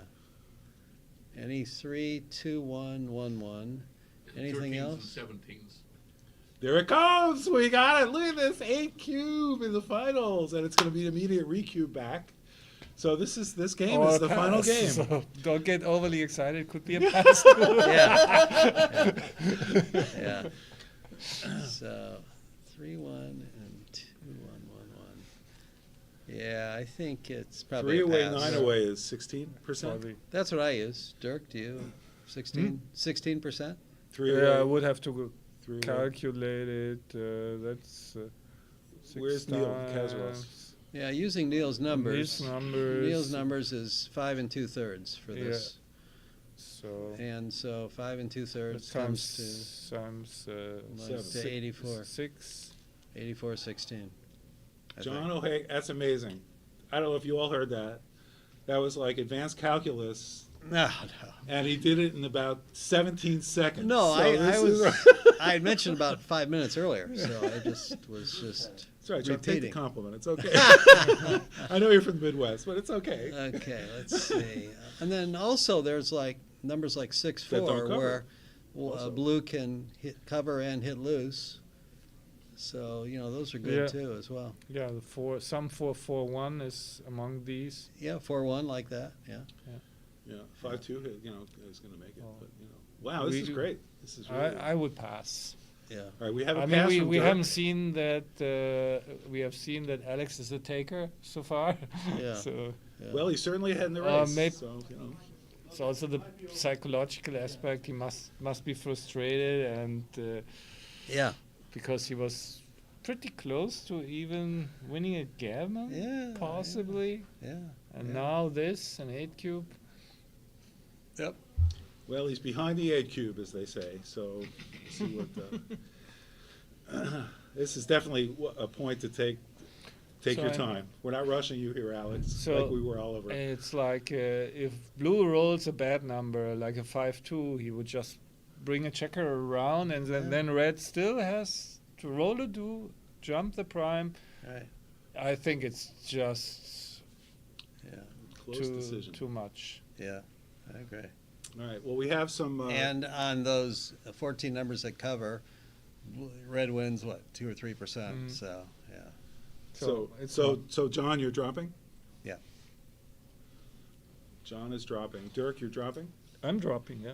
And what about you? Me? The I'm going to expert. reroll. Hey, are there any people on the commentary who are putting it into XG? Yes, and Ian it's a drop. Ian and Rory usually do that. Yeah. And it's a drop by It's a how drop, much? But not much. It's not a blunder. So. Not a blunder. Not a blunder to take. Thank you to Ian and Rory for Yeah, doing that. really appreciate the folks in the comments who were putting this into XG and proving the expertise of Dirk and John here. Larry, Appreciate that. The other night, Ian and Rory got into an argument over who would transcribe the match. They ended up both transcribing. And who was right? All right. So certainly I'm rooting for the take because it's really exciting. Yeah. Yeah, it would be exciting to have 16 cube. he rolls a bad number, and then Alex rolls a 2. Yeah. So we'll see if that will happen. But like you say, he did take an earlier cube that Dirk and I both thought it was a clear pass, and he turned What it does around. Ryan Rebello think about this? Huh? You think it's a take or a pass? It's gotta be a massive drop, no? Okay. Massive drop we hear from.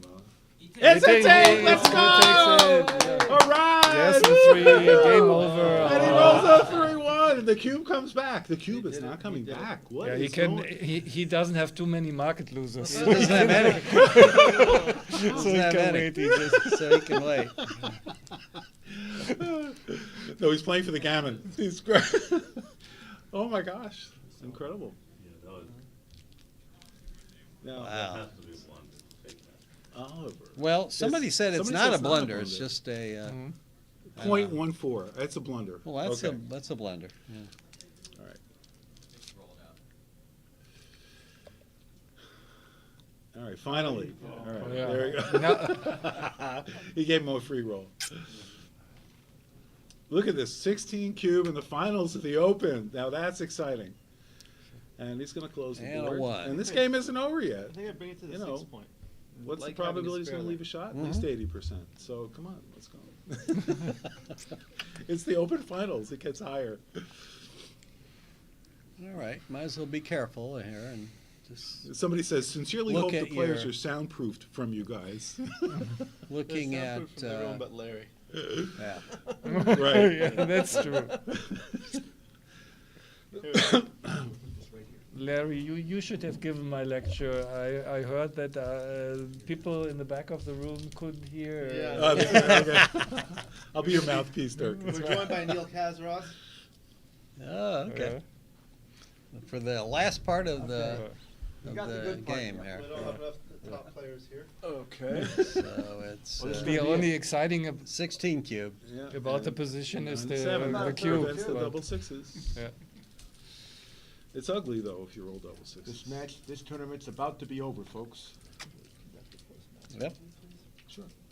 And Alex needs a long shot win. Two, from nice there. and smoothing. Yep. All right, here we go. 4-1 is not the right number. No. We'll leave No, 6-6 it's and 7, 5-5. 8 to 3. Let's go. We'll leave shots.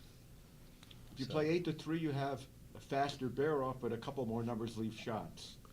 I believe this is a close play. Well, Oliver thinks so too. I would play 8 to 3 if Alex had a couple of checkers born off, but Alex has nobody born off, so it's very close. Wow. 6-1. Oh, okay. it is! Oh Okay. no! Yeah. This is backgammon. Rip him. Let's go. Can he roll a 6, 1, 2, or a 3? Well, I don't know. Maybe. Can he do it? Oh, he misses. That play was actually close too, but he's less likely to leave a blot this way. If he Double shot. 4s. This is- Yeah, against the Oh, good still board. alive. Okay, let's go. This is still a game. No, No, All okay. right, No longer it's a over. game. Okay. Oh, 4-6. Yep. Okay. Over, but the shouting. Looks like Oliver is going to win this, Yes, he is. and on a 16 cube, no less. Which good reason to take your time. All right, he's off in 4. 1, 2, 3, 4. That's it. That's it. Okay. Game, set, match. Shake hands. Congratulations, Yeah, Oliver. Congratulations. Well done, Oliver. Wow. I think he outplayed him because of the cubes, I would say. Yeah. You'll have to review. Are there cube errors? Yeah. Alex Yeah. took a Have to cube. review that. I mean, I would be shocked if that was Yeah. remotely Yeah. in the taking range. So, Yeah, yeah. yeah. Was it at 4 or 8? Just an initial cube. Oh, but still, yeah. Yeah. And then in this game, I'm trying to remember if there were some bad No, I liked takes. his re-cube. Okay, I can look yeah. at it upstairs. So, And then the 8 cube. yeah, congratulations, Oliver. Yeah, so Well the done, 8 cube was young- a pass as well Wow. in this Young, game. yeah. John, Dirk, thank you. Yep. I Thank really you. appreciate your expert Okay. You're welcome. testimony here. He got the shot.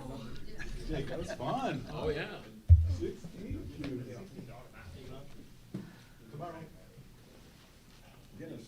So who knows Oliver? Probably no more commentary after that. Yeah. It's all over with the shouting. We gotta settle up. Are you leaving? No. Okay. You all leaving today? No, tomorrow. I will be around too. Yeah. You're leaving today? I think they have, a few side events still going on. Great job.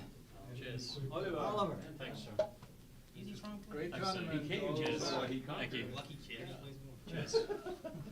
All right, congratulations to Oliver Squire sweeping the Open and the Super Jackpot. We have Larry Shiller. He's going to be conducting a post-match interview with Oliver. Welcome. Hey, Oliver, congratulations, man. That was really very exciting. Your hands are freezing cold. Yeah. Are you still nervous from the match? Have a A seat. little bit, yeah.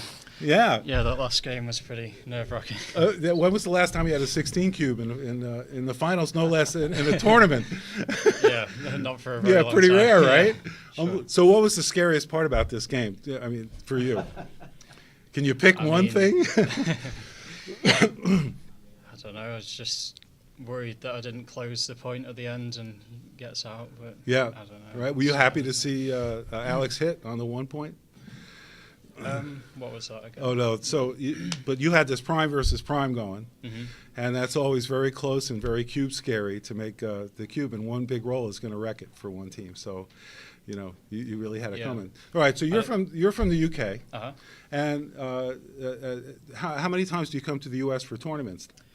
Not very often. This is like our second time. I came to New York at the beginning of this year, and I've just been to Miami and then come over here for the Yeah. LA So what do you think? You're going to come back? Yeah, for sure. Have we enticed you into enjoying these tournaments enough to return?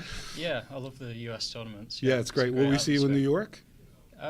Not this time. Maybe the year after. The year after I'm going that. back home for Christmas. Okay, that sounds great. Now, so what are your backgammon like? What's the story with you and backgammon? Like, what is your mission in backgammon? Aside from winning this tournament, which you I just want to become the best player I can, basically. Just see how far I can get with it. What are your study habits? What can you share with us about how you, if you're willing to share your secret sauce about how you study and how you become a better player? Probably the thing I've done mostly is just play lots and lots of matches online, like on Galaxy or against XG, and then just analyze them. So just to get a lot of data in, I've also taken a few lessons with people like Sebastian Wilkinson and players like that. Yeah. Tell me about reference positions. Do you use reference positions a lot in your play? Not so much. I rely on just like memory and pattern recognition. Pattern recognition, right? Yeah. From my experience. Like Joe Urso, who recently won in Monte Carlo in the warm-up, he has these folders, and he's got like dozens of positions. And do you do something like that where you're tracking and organize it? Yeah, I'm a bit on and off with it, but I do have a Blunder database that I categorize positions in sometimes and put them in categories. Yeah. And occasionally I'll look back over the folders. And is this for people who want to get better? What's your biggest tip so they can grow up and be like you? Just play more, like read books and play a lot and analyze your matches. Do you have a favorite book that you would recommend? Aside from Dirk's that he was talking about today. Yeah, Dirk's are amazing. But, I liked Pure Strategy by Mark Olson. Okay.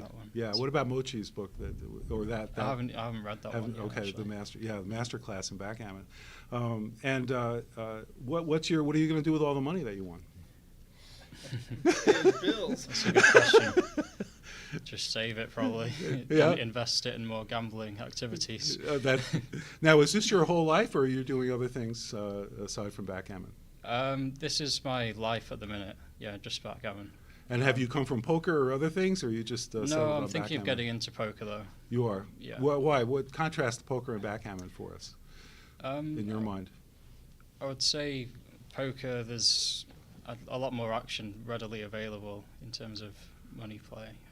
Right. So there's more opportunities, yeah. More fish, maybe? Maybe. But there's similar games, I would say, in terms of strategy and luck. Yep, So. great. And any wishes you wish to give to your friends and family while we have you in this interview? Just thanks for watching. Thanks for supporting me.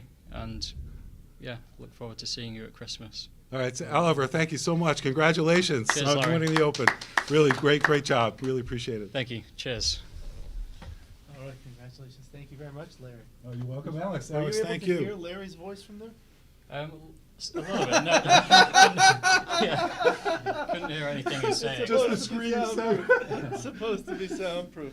All right, we're going to take a break, We had and a lot of clapping at one point. we'll be back shortly for another match. two. Thank you, everyone. We all clapped. 'cause we won the match. Thank you, everyone, for watching. If someone transcribed it, you can put the PRs in there. I think they both played outstanding. We'll take a short break. I'm going to look for another match to play. Please hit the like button. Alex, thank you. Thank you very much, Larry Shiller, the Really voice of appreciate it. Backgammon. This is the man. All right. 4 cube was close. 8 cube was not a was a pass. Okay. All right. If you haven't done so, please smash the like button, but be gentle so you don't break it. Oh, we're at 70. Okay. Very good. Thank you, Blake. It was nice. It was good. Yeah. That was a good, interesting match. A little too short. I know that 16 cube.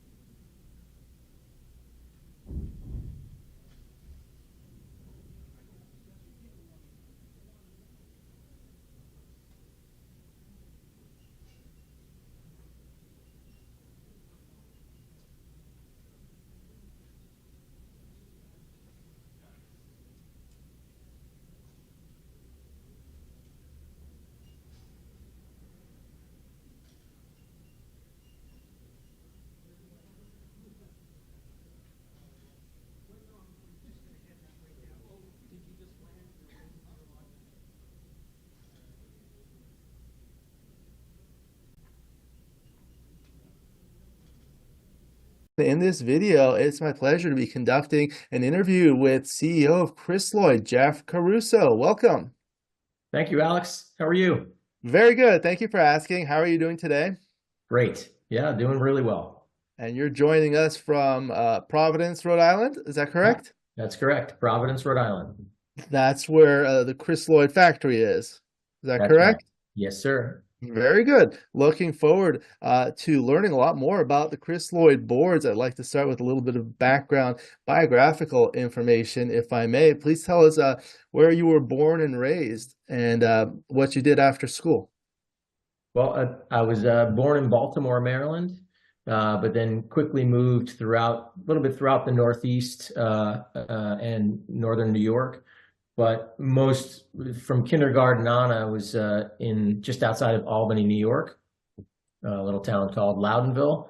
Great town to grow up, great location to grow up, just south of Saratoga, but plenty of access to the Adirondack Mountains. And as a New Yorker, I found my way to one of the SUNY schools, the college SUNY of Oswego, which happens to be about 40 minutes north of Syracuse, right on Lake Ontario.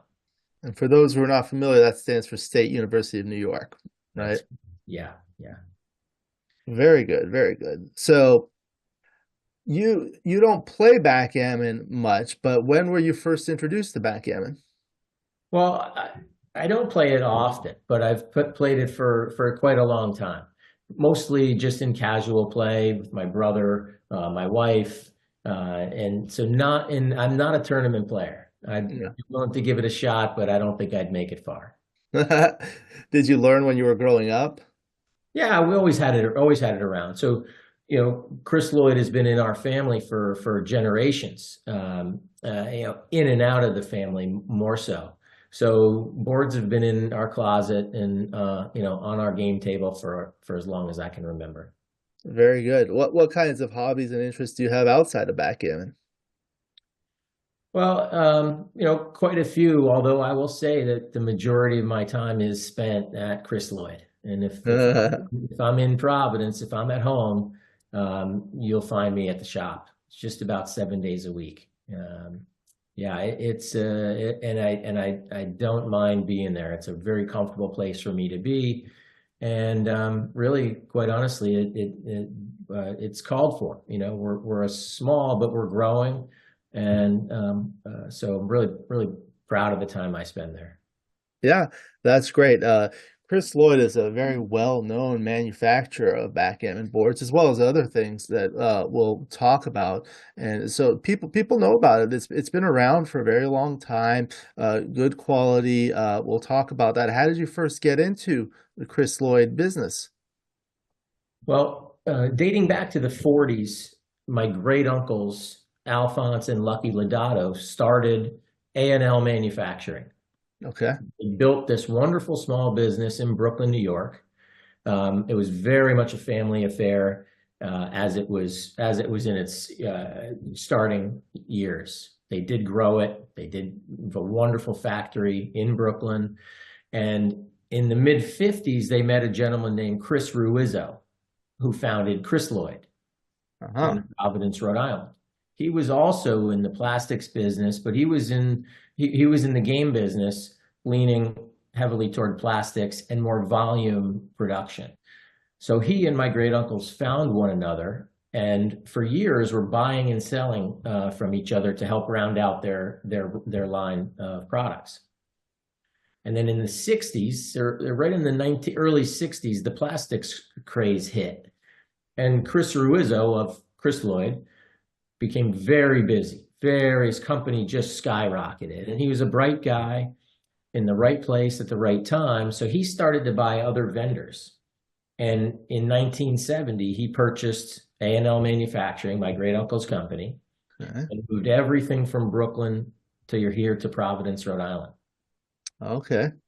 Part of that sale, my great uncles sent their nephew, my Uncle Jerry, to Rhode Island, along with my Aunt May and their 3 children. And my Uncle Jerry, who was a very bright Army engineer, made Chris Lloyd and his life's work. 4 or 5 business owners later, my uncle was really the only guy left that really knew what was going on in this business. And so he made the purchase in the mid-'80s and took Chris Lloyd over, which I'm very thankful for. Very good. I think the people are most familiar with the unique aspect of the Chris Lloyd boards in terms of the cork surface. There aren't a lot of other manufacturers, at least nowadays, that have that. So maybe you can tell us about that, maybe how they decided on that, if you know, and the advantages and disadvantages of having that type of surface. Well, it's a great question. I don't really have the answer to how it came to be, how early on, but I mean, so many boards from from the 60s and the 50s have cork on them. And so I think it became, there's a couple reasons. So it's a nice product to work with. Historically, it was a lot more readily available, I think, than it is today. So it's a workable product in a manufacturing environment, and it's a printable product. So I think the two really worked well together. And before long, they realized it was really a nice playing surface. There's a little bounce to the feel. The sound is nice. The dice get a little spring of action on the cork, and just in general, it has a real nice warm feeling to it. And so yeah, our boards have always really intimately been connected to cork surfaces. And that, I don't know if everyone is aware, but the best cork in the world comes from Portugal.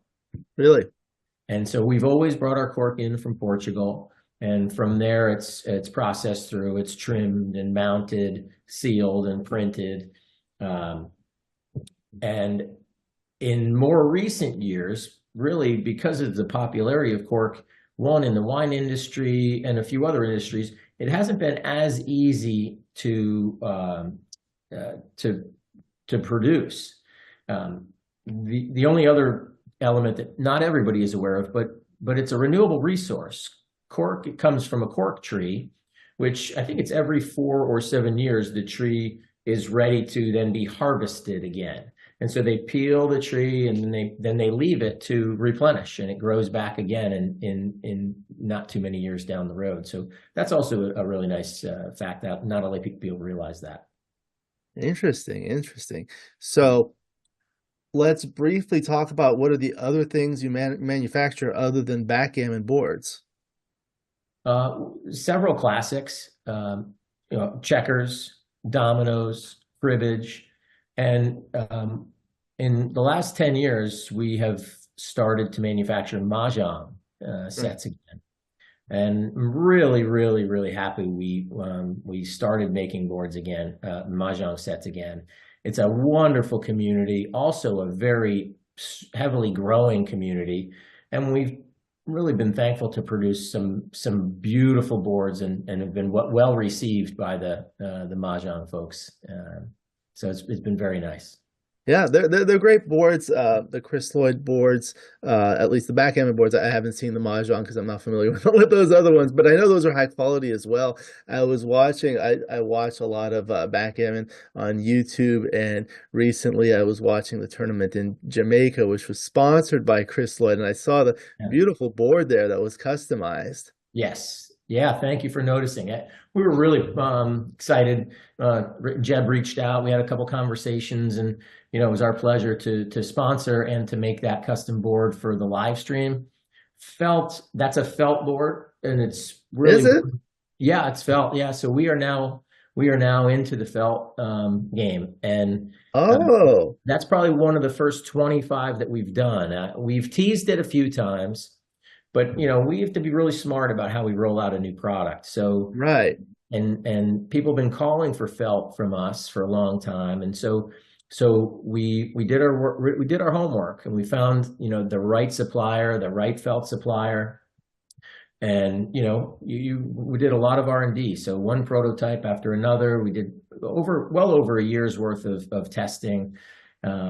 And we feel really good about that set that we shipped to Jamaica, and that was sort of I'd say its international debut for felt Chris Lloyd's board. That's interesting. I don't know if maybe they mentioned it in the stream. I know Larry Shiller and Phil Simborg were doing it. I didn't watch everything from beginning to end, so they may have mentioned that, but I didn't know that. So that's interesting. What made you decide to go into felt? People were asking about it. Yeah, we had to answer the call. The many tournament players, want to play on felt. Excuse me. Give me 1 second here. Yeah, I think felt is interesting. Most of the boards that I've seen are on felt. There's also all sorts of different types. Like I've seen the merino wool that's very high quality. I'm sure there's a different manufacturing process that you have to go through with felt versus cork. Tell us about that, please. Well, the manufacturing process is something I have outsourced that element of it. We didn't bring in the machinery and the equipment and the fabrics, and we're doing it in-house. Now, I don't necessarily want to do that. It's a lot of work. It's a lot of work, and there's I've found a wonderful group that's what they do. They're very good at it, and so I'd like to build that relationship. We've got enough work to do. Yeah, that's good. So I know you can customize the boards. I see the custom board behind you, but you can customize the felt as well. Yeah. So we knew once it really doesn't. A big part of what we do now is customization. So I knew, even though we were introducing, we have a line of 3 new colorways that'll be on our website in a few weeks. Okay. But everybody wants custom. So we have absolutely developed, that system for customizing the felt boards also. They'll just take a little bit longer. But the fit and finish of those sets is really, really beautiful. That's great. So speaking of customization, I know you have that custom board behind you. That's a little special. Can you tell us about that one, please? Yeah, that's a stock board. It's one of our signature series. That's called our Ocean State. So you can see that there's little sailboats. It's a really nicely designed set. And so Rhode Island is the ocean state. There's a lot of sailing going on here, and it was a little nod to our hometown. And it's a great seller. It's nice for we sell it to a lot of people who have a summer camp, or maybe have visited someone that treated them pretty well, and so then they're gifting this for them to their camp or their place on Nantucket or the Vineyard or Montauk, So it's a nice set. It's a good feel good set. It looks good open and left out. So yeah, we love the colors. Very good, vibrant colors. Yeah. So that's a stock one. And in terms of the customization, what are the various aspects of the board that can be customized for the viewers? Yeah, so we make everything at Crystalloid, and we cast our own checkers. So we have a casting department, we have the cutting department, the wet tubbing, the polishing, wood shop, case department, printing, fit and finish, and so because we do all of those things there, and the boards get built along the way, we can customize just about any element of the board. Most common are the playing fields. You can choose your own point colors, your point styles. If you want to add a logo or some initials, that's a great place to do it. Some people like a nice classic visual, so they'll customize the bumpers, any of the bumpers.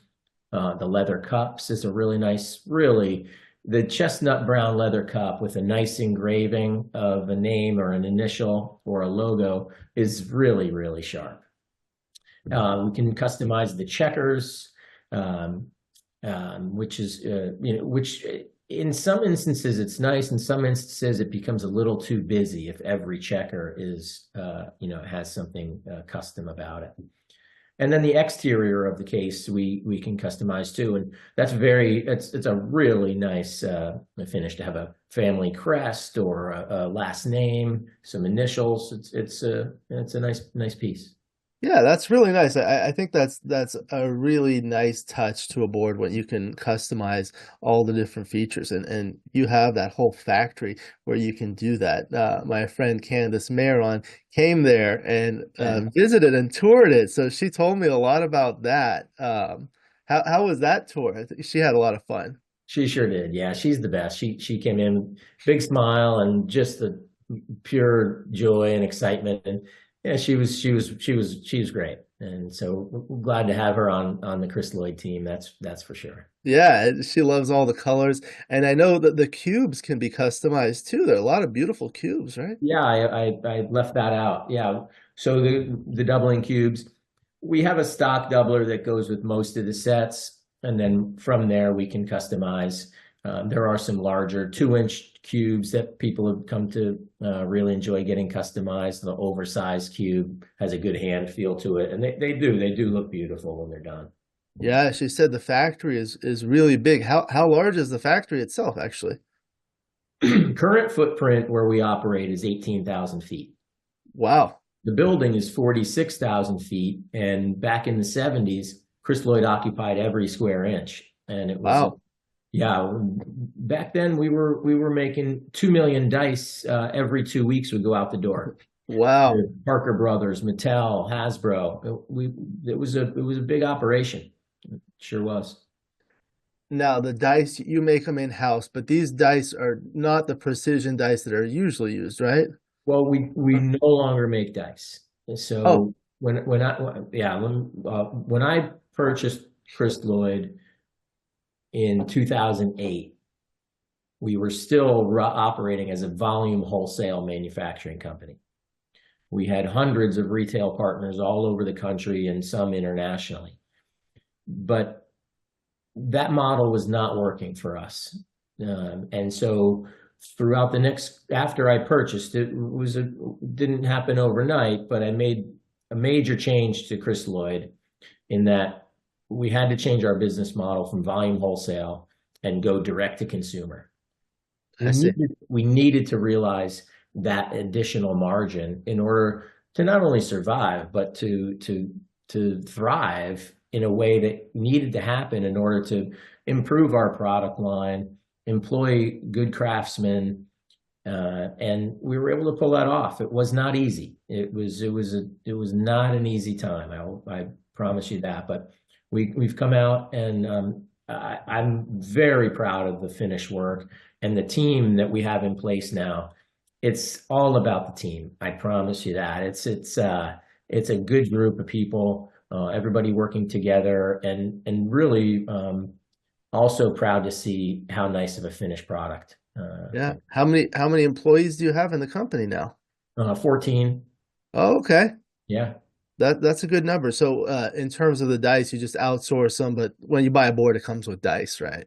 Yeah, we outsource. I mean, There was a time where everybody wanted Chris Lloyd dice, but throughout the late 70s and the 80s, they just wanted nice dice, and plenty of nice dice were coming in from overseas. So it just was a business decision to make that happen. And so we just buy them now. Very good. I wanted to also display the website to showcase some of the products, because this is really beautiful. There's a lot of great stuff here. So are you able to see the website now on the screen?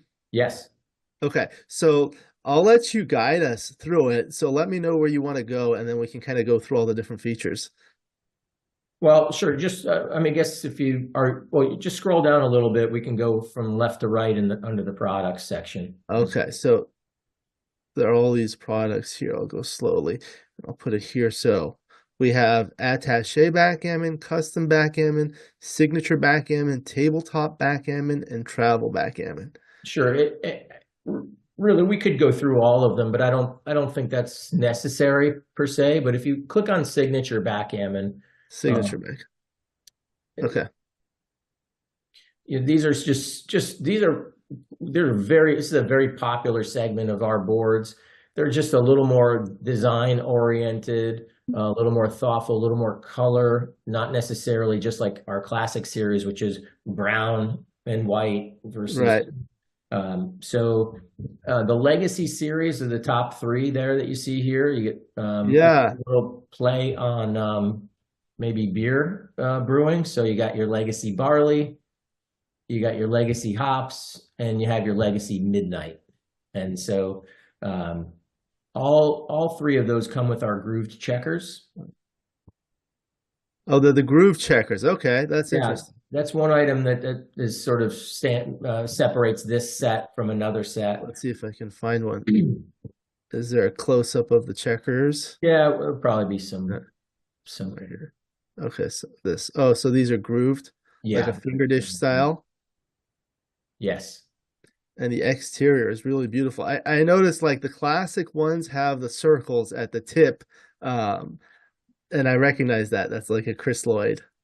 Yeah, we've tried to pay homage to some of the history. We've seen some with the inline point, the circle. There's just that little point circle at the top, which it's a nice touch. It just brings a little element to it. And this looks like a custom cube. Let me see if there's a close-up. Yeah, this is a custom cube, isn't it?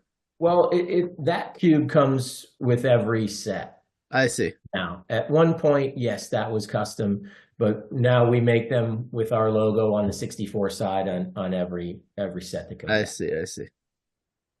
Really nice. And then this was the one that you were talking about. Yep, that's the one Ocean that's State. on the background, our Ocean State. Yep. That series does not have groove checkers, but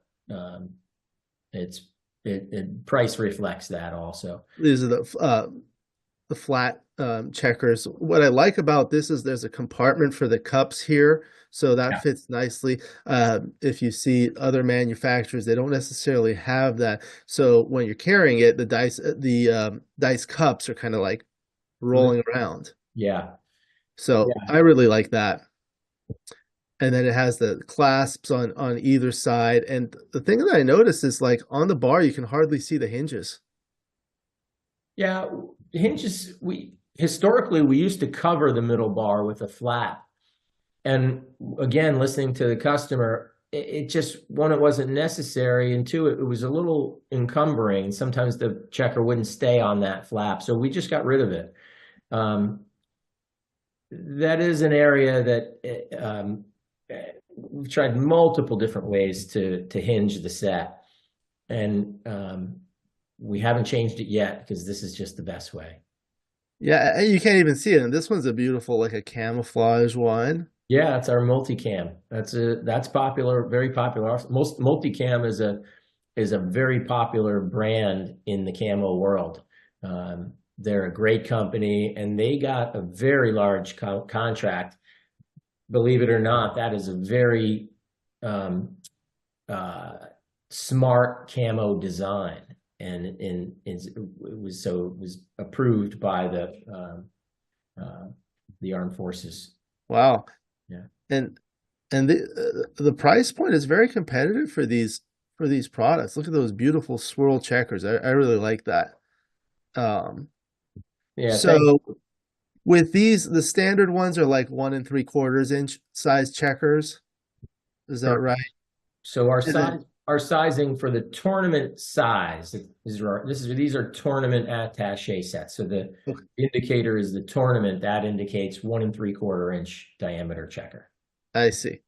And then it looks like here you can fit maybe 11 checkers across. You can, absolutely. Yep. They're all designed to do 11 across. Okay, so that's actually nice because some people prefer the shorter boards that they can reach across a little bit better. Yeah. Oh, this kind of goes through it by itself. So that's nice, and it's got the nice sturdy handle there. Yeah. Beautiful exterior. Much of our hardware, so again, we made a lot of changes. It's not always easy to keep up with new photography and new changes. So some of these images are a bit dated. We are in the process now of doing photography. So on our more premium boards, we have new handle, new hardware, really, again, just updated stuff, and feels very nice. Yeah. Right. One of the things I noticed is you can put like a custom imprint on the bumper, the side, the edges here. Yeah, that's correct. That I was mentioning on the bumpers before. We've had some people customize every single bumper, phrasing all the way Oh, around. wow. Yeah, some fun stuff. Interesting. Okay, so let me get out of this one. Okay, so that was this one. So let's go back. What was the next one you would like to look at? Well, the travel sets is a nice section. Okay, so how big are these travel set ones? Well, you're testing me here. I couldn't tell you the name of the Oh, well, what are the size of the checkers, for example? Yeah, so this particular one is a newest set this year, and this is our magnetic travel set. If you're watching and you don't want it magnetic, yes, we could do it non-magnetic. But that's a 1 1/4 inch checker. Okay. And so again, doing a lot of R&D before we went ahead and introduced this, we found a nice balance from, it's not a heavily magnetized checker to board. There's really you don't notice the drag when you're moving the checkers around.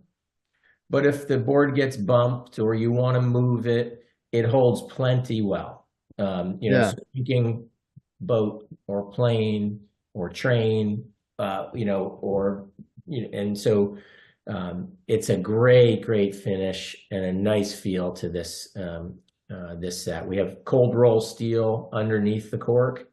Oh, and every one of our checkers is drilled, and magnets are, we do that in our shop, drilled and the magnet placed and glued, and it's a little tedious, but it makes for a very nice finish set. Does that make things a little heavier? It sure does. Not so heavy where you're like, I don't want to put that in my my bag, or reasonable. But from those two, between the magnet and the steel, now it's a thin roll of steel. So right. But yes, it's. I think each one of those is 5 pounds. Okay, that's not too bad. I also noticed the checker racks are 1 row of 15, which is unique. Most of the crystalloids are 3 rows of 5. Yeah, that's correct. And this is the only one we have. And the reason we did it here, we have leather fold-up cups that would come with this. So you can just lay flat in the middle. And then it also kept that board just a little smaller. If it needed to be bigger, or the checkers to fit the other way, it was going to go a little bit bigger, a little bit wider. And so it's nice and clean. Love this board. Yeah, good. Okay, so let's see. So these were the travel ones. Okay, so let's look at. Let's go back. There are some other ones. The tabletop is just like a non-foldable one, right? Yeah, that's correct. Yep. So you just leave it. Yeah, this has been a staple crystalloid for a long time, and I will say it's due for a little bit of an update, but it's very popular. It's very functional. People buy them. They love to leave them out, and like our attaché boards, they last forever. People send their boards back to be refurbed, and they're 50 years old, 60 years old. We polish the checkers, throw in some new cork, and it's going to last another several generations. So we love that. This is like a piece of art you can put in your home. Yes. Yeah, I agree. It looks good. It looks good just sitting out on the table. Look at all the different styles that you have.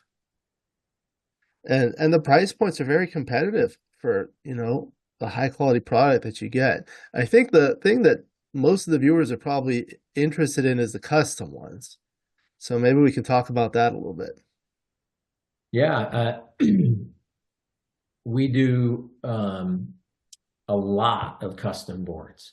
I mean, there are multiple, I don't know how many a week, but wow. So beautiful. Oh, you have different ones here. Let's see. Look at that. I wanted to showcase some of the custom designs. You can put your names on it. Oh, this is what you were talking about. You can put it on. Yeah. You can write like a whole poem on there. And then, wow, look at all the checkers. Yeah, we have mountains of custom. If you want to design a custom board, this is how you do it, right? So maybe we can go through the process for people. So here it takes. Yeah, the process. This particular process is what I would consider. It's good for the customer to go through this so they can kind of think about what they might want. They can see some of the options, and then we get an email with their baseline, what it is they want, and what they want. We follow that up with a graphic that builds what they had in mind. And then what we do essentially at that point, we open it up for conversation. Do you like these colors together? Do you like this size?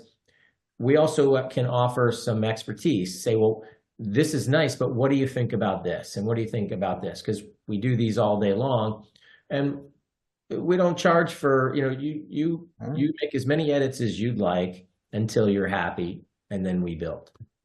Typically, it's not that much back and forth. It doesn't. We get there pretty quickly, and a lot of happy customers. So let's go back here. Let's do some stock ones. What's the custom points colors? So you can. What are popular custom point colors? Well, blue and white is the most popular of anything we do. Okay. Yeah. I'm just kind of going through the process so people can see it. Yeah. Yeah. Custom leather cups, very popular. Wow, wow. That's nice. Okay. This is really easy. You just kind of click. Yeah. Yeah, and then it gives you a sense where your price point is. And like I said, we get the email, and then we're in touch right away, and we get designing for you. Wow, look at that. And it's fast. Custom badge. No thanks for now. Which font? You can select the font. Yeah. And rush your order. So what's the typical turnaround time for a custom board? On average, 3 weeks. Some weeks it's 2. This time of year, we're going to start pushing 3 for sure. And if anybody out there is listening and wants to order a stock or a custom for holiday, don't wait. Just don't. Yeah. Oh, the holidays are busy. That's actually a really fast turnaround time. I've talked with other manufacturers, and it's like a year. And I think that's really long. Yeah. Well, like I said, we've got a dedicated team, and because we do everything there, and we've got a wonderful flow to the work process, it's 2 weeks, 3 weeks. And I'm sure there are people out there that may listen and say, well, mine was 5.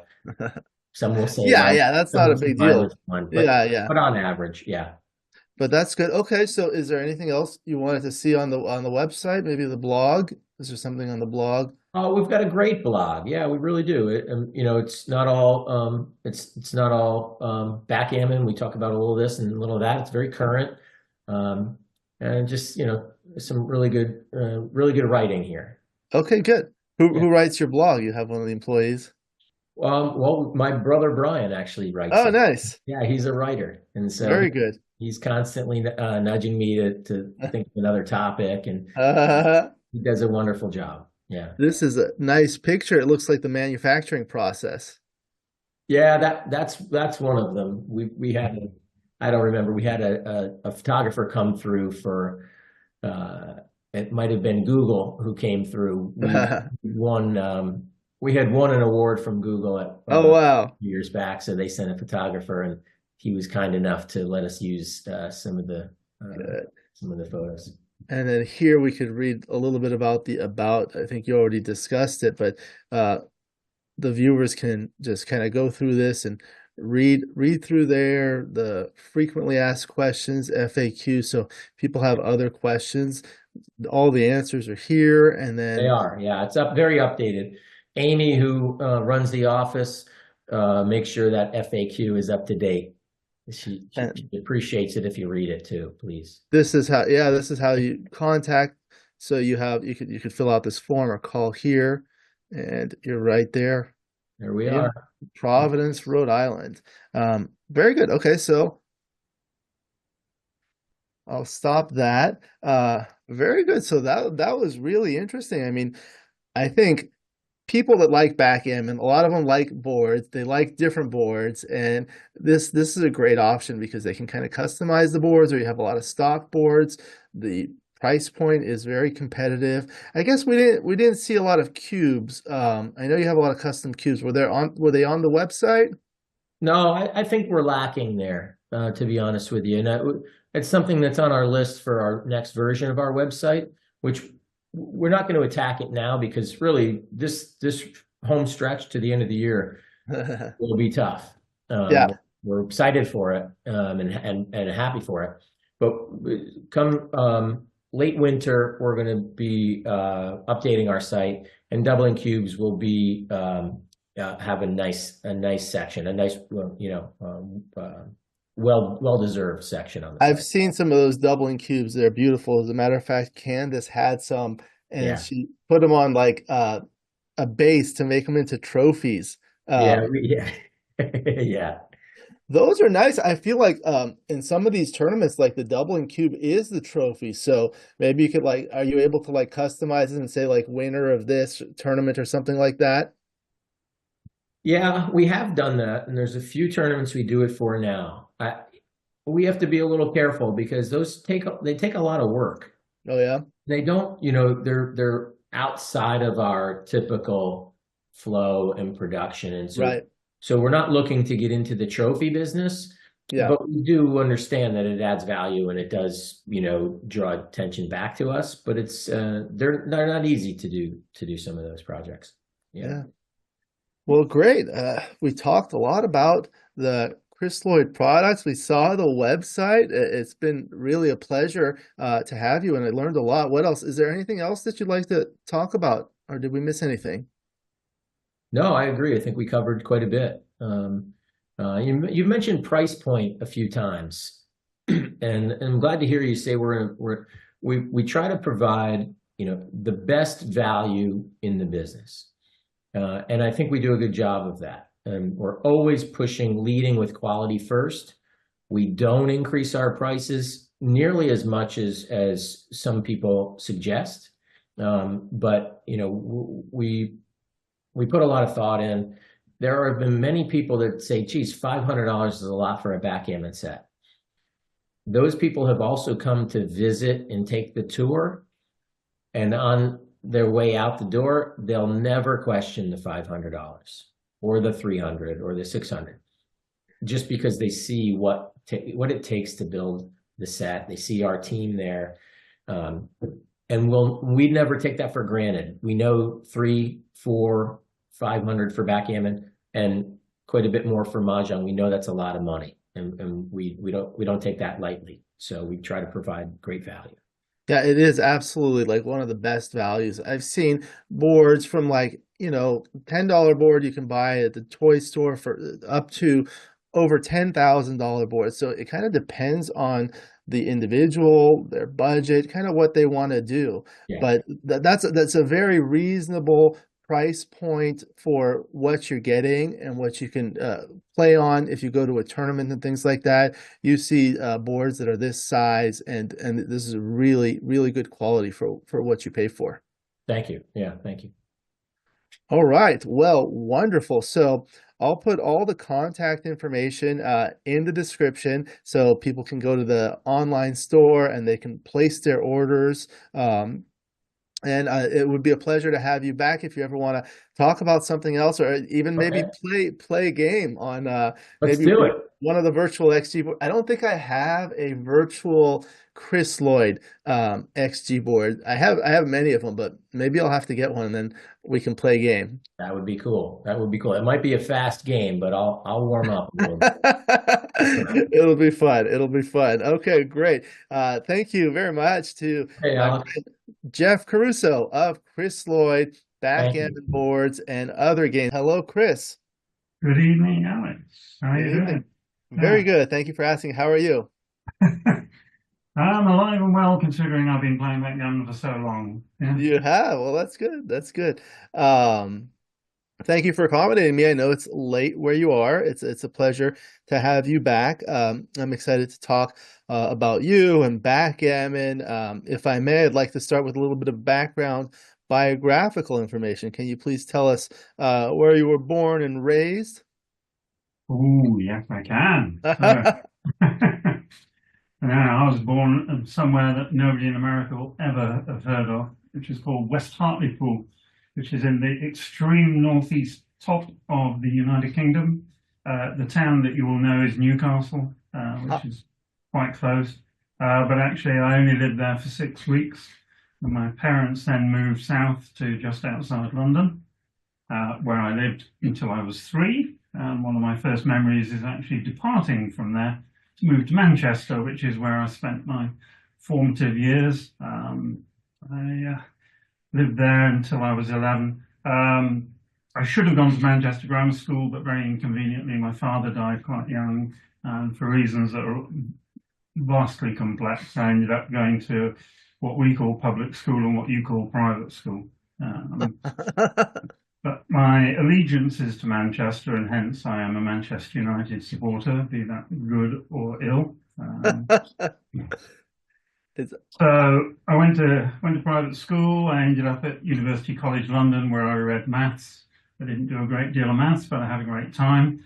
I played chess, I played bridge, and after that, I got through my 3 years at university, got a degree, went off to work for ICL, which is the UK equivalent of IBM, and spent most of my working life in IT one way or the other, starting off very technically and becoming a very sort of salesy type person by the end of it. And I did a lot of lecturing and teaching all over the world for IBM, who I joined and worked for the last 15 years of my working life. That's the biographical bit. In terms of backgammon, I didn't really come across backgammon much until I was about 25. I was playing chess quite seriously in London leagues and representing my county. My then girlfriend, now my wife of many years, introduced me to backgammon. I thought, this is a bloody stupid game, right?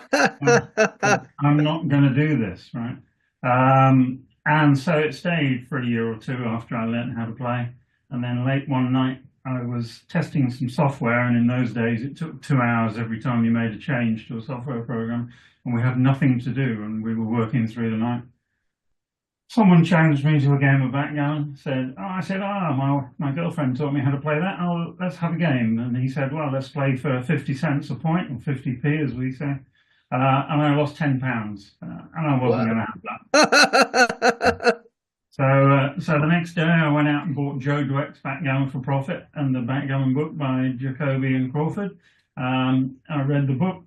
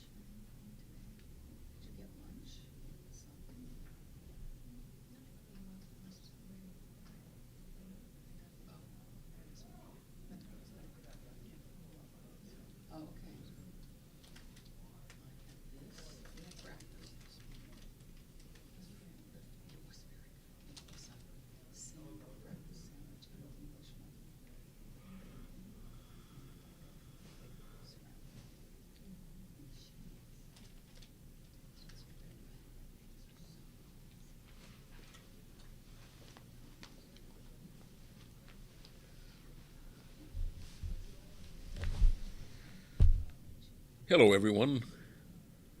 Looks like we're about to start the amateur jackpot final. It's a 9-point final. Ricardo Mollis playing the red checkers. Paul Mangone playing the blue.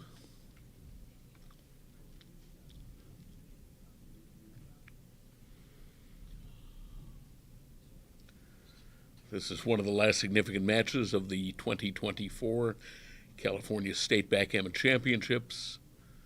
We've already seen some thrilling finals. Oliver Squires won the Super Jackpot. He won the championship, coming back through the fighters bracket. That one was settled with a 16 cube.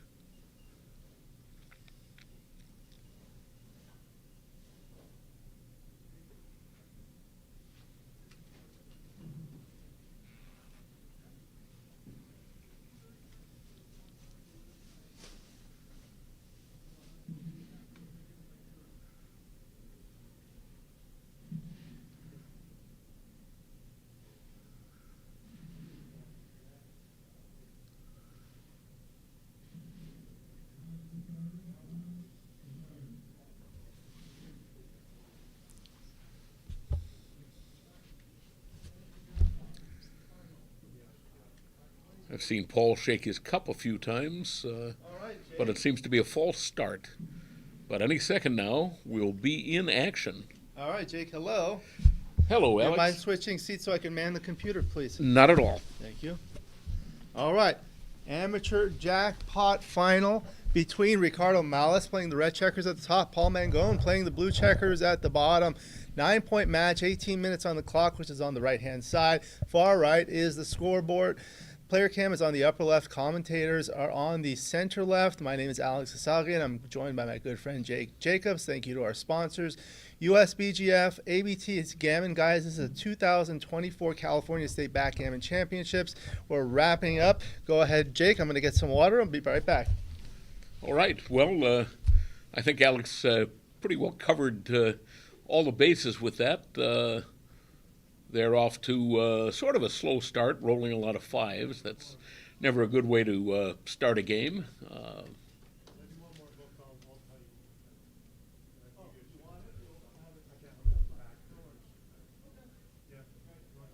And more fives. If I were him, I would come in on the 20 and step up to the 22.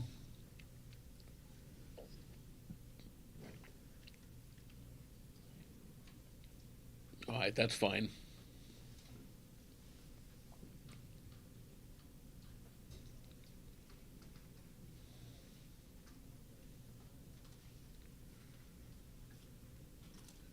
And now he'll hit.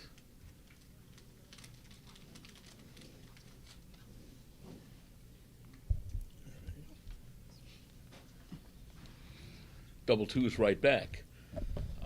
Now he certainly can hit here, but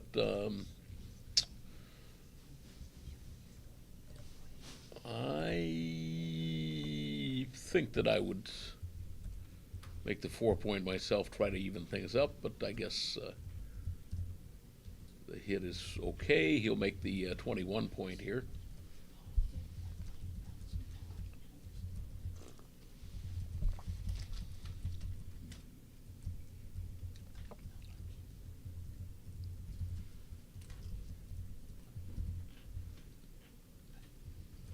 Can't tell what the number is with the 1.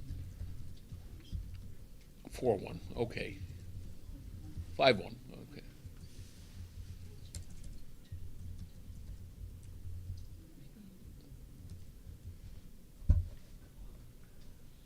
And now he'll go ahead and bring one down. He doesn't expect to be hit here. It not only duplicates, but right now the only asset that Paul has is that anchor.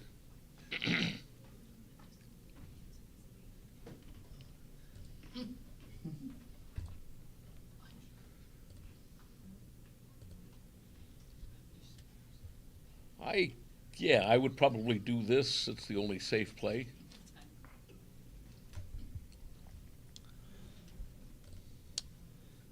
People were asking about the other events. Oliver Squire swept the Super Jackpot and the Open, and Steve Sachs won the Masters Jackpot. Oh, he did. He came back against Kit Woolsey. Yeah, I watched part of that, and he was down 2 away Crawford when I looked, but looked like he was winning that game. Yeah.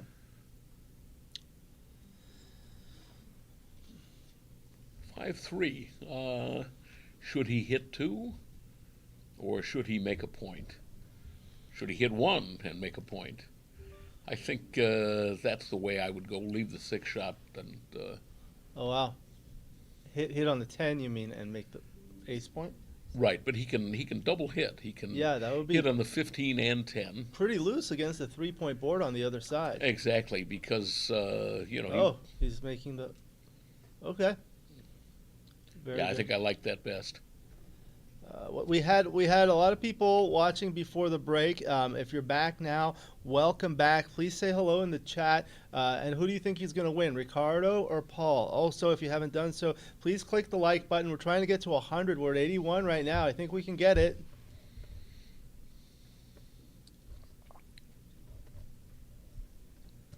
(3-1). That's a good shot.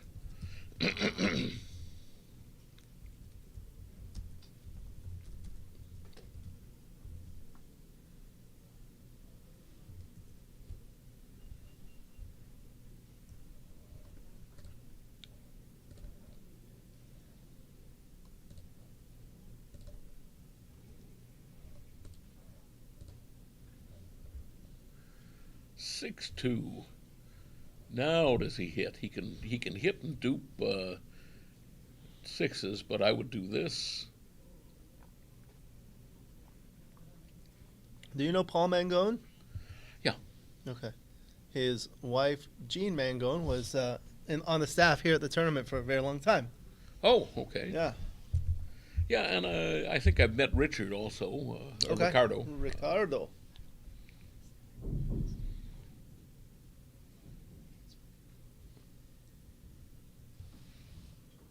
I will monitor the chat.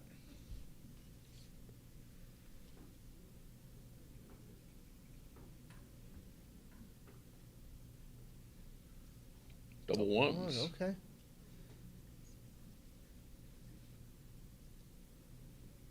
Well, once again, he has a choice of hitting, but I think he's just going to make the bar and the ace point. Shift, yeah. Hello, David. Okay. I'll go like that. Okay, that's fine.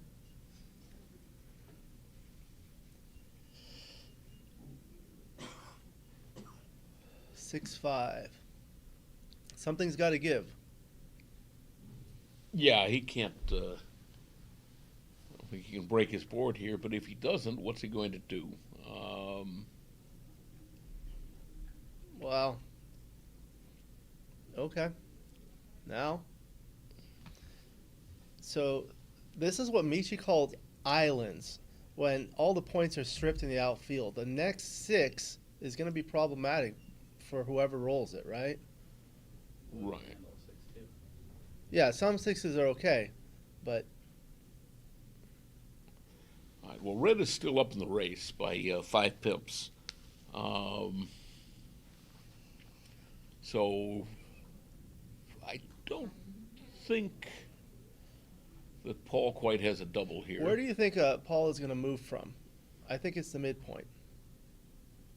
Yeah, with this 6-3. Yeah, I mean before he rolled, the next checker he's going to touch, it's going to be the midpoint, right?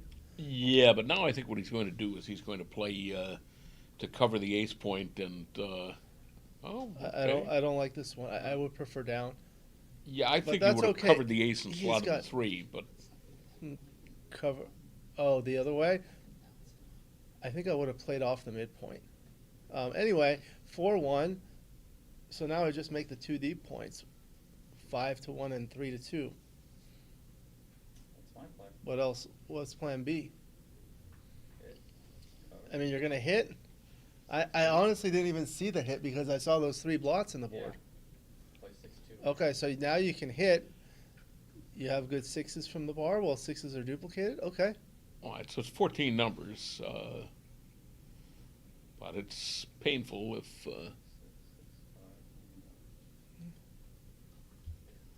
Yeah, I think it was 15 numbers.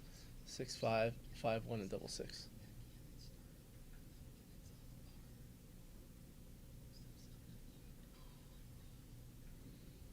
So that worked out. Now, with him lacking his 6 point, it's going to be hard to send the cube, right? Especially after 6-1 that. is a great shot. Much harder now. Yeah. Now the shoe's on the other foot. He's thinking about covering with the ace, but Yeah. I would do this. I wouldn't leave the. That just gives him a good 6s for pick and pass. Yeah, every 6 would play either picking, passing, or pointing. Plus double 3s, 2-2. 2-1. Okay, still something's got to give.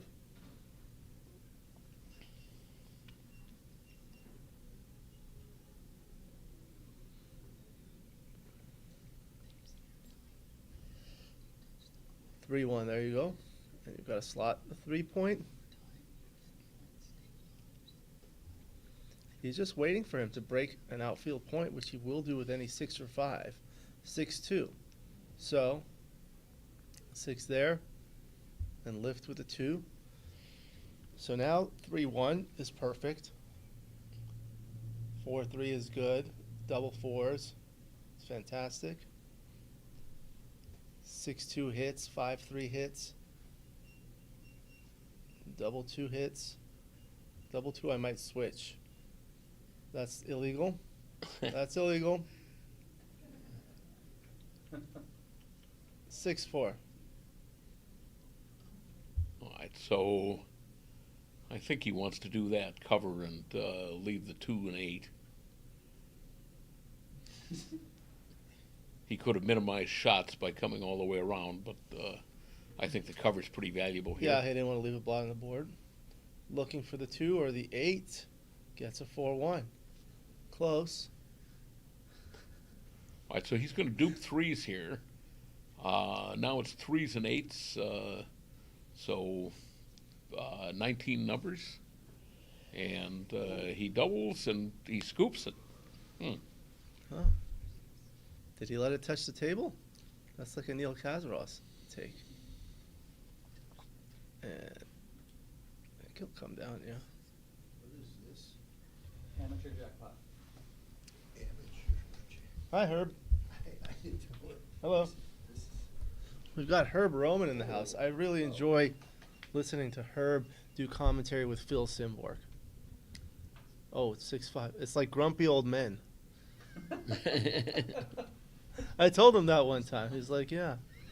So you can pick any 2 people who comment on Backgammon and grumpy old men, Alex.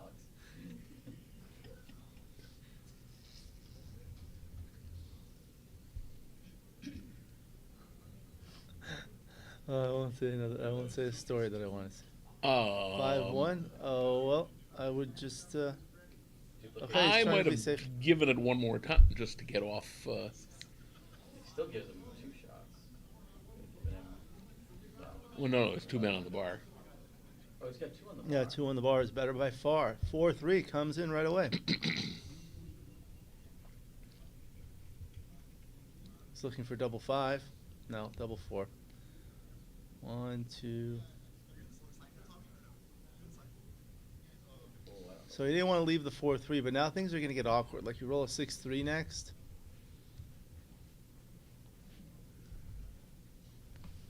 So roll double Hello. 3s, solve the problems. Thank you very much. You're welcome very much. Candace, hello. Hello, everybody. We're doing the finals of the amateur jackpot. Oh my gosh. Finals of the amateur jackpot. Okay. This will be likely the last one. Who we got? So I just want to remind everybody the Los Angeles Open will be June 12 through 15. And if you're on this chat, you should be here in person next time. Yeah, we had a lot of people come from a very long way. So thank you for everything you do, Candace. Well, thank you so much for your pleasure. incredible streaming and commentating. It's unbelievable. Mwah. All right, we are continuing. This is the first game.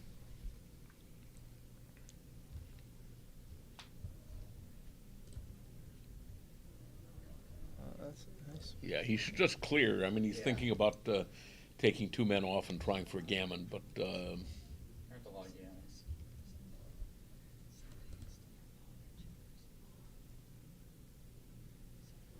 yeah, if he clears, it's seven rolls to get off, and he 34 pips and 8 crossovers. So red certainly should be able.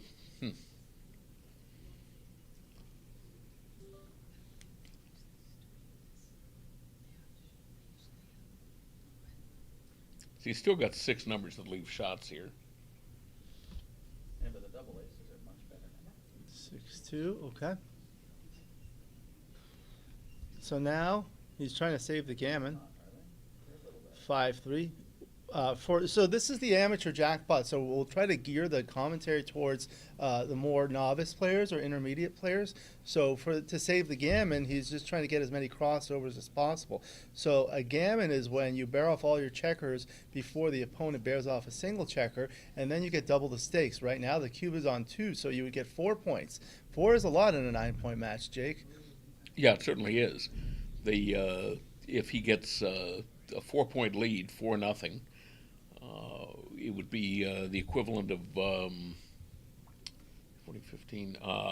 73%. Yeah, I mean, if you can't calculate all those numbers, 4 is almost halfway to 9. Yeah.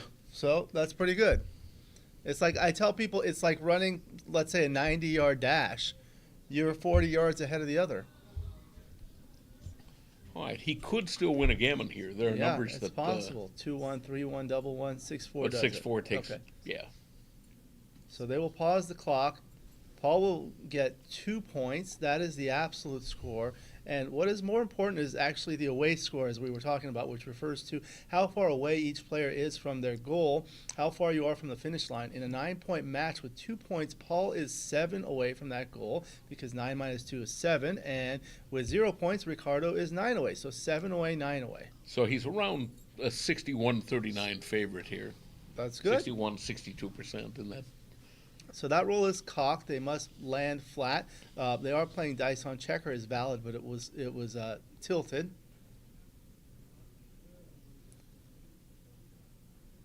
So they roll the same number. That means they roll again. 3, 2.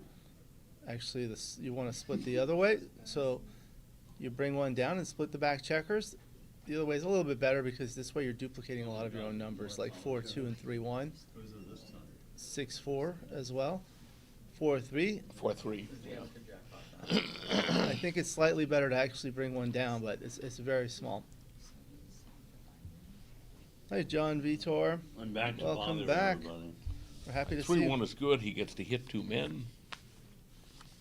Paul Mangone and Ricardo Malas. Double 3s. All right, so he will go ahead and point on his head. This is to 9. We've been trying to do an interactive chat, so I've been asking questions. 5. 5-3 maybe? Maybe Well, it's 5-3 is easy. 5-4. Maybe 5-4. 5-4. So it's 5-4, then I think I come in on the 21 and cover. Yeah. I've been doing these videos with people like yourself and John, the 1-minute interviews. I've asked people 5-1. what they, how do they first get into backgammon? So why don't you put that in the chat? How did you first get into backgammon so we can get an interactive chat while we're watching? 6-3 he runs. Yeah. Now, meantime, with 5-1, I would have certainly come in on the 20 point and covered with the 1. 6-5, yeah, that was another option. Yeah, you always have to look at when you're on the bar, if you come in with one number, what do you do with the other half? And if you come in with the other number, what do you do with the other half then? Now 4-2, he can hit or he can make the 4-point. This is an interesting decision. I think I hit here. I think I do too. Yeah. Bar point makes sense. And if you do make the 4-point, it's good, but that gives him the full roll, allowing him to consolidate those blots on his 18-point and his 10-point. He also really wants to move that builder from the 8-point to the 6-point. It's really awkward to have a strip 6-point when you have an outfield point with a third checker on it. If he hits, there are 11 numbers off the bar that hit back, but if not hit, he rates to make a strong 4-prime with 3 men behind it. Yeah, he's hitting.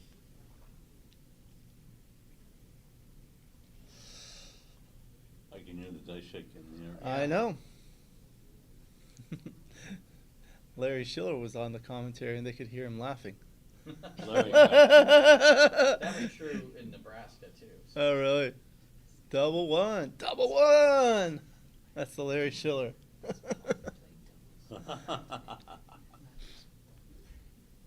It's probably going to wind up making the 22-point here. I mean, the 23-point, rather. Yeah. So cover, split builder off the 6 to the 5, and then it's not that he wants to. No. He's just looking. He's just looking. He's a methodical thinker. You're allowed to look, but you're not allowed to Oh, touch. didn't see that coming. At least that's what my wife says. Yeah, that was bad.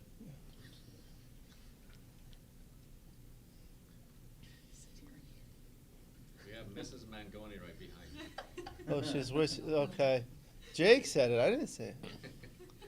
I think he's playing a fantastic. Well, 3-2. He's going to go ahead and make the point there. Very good.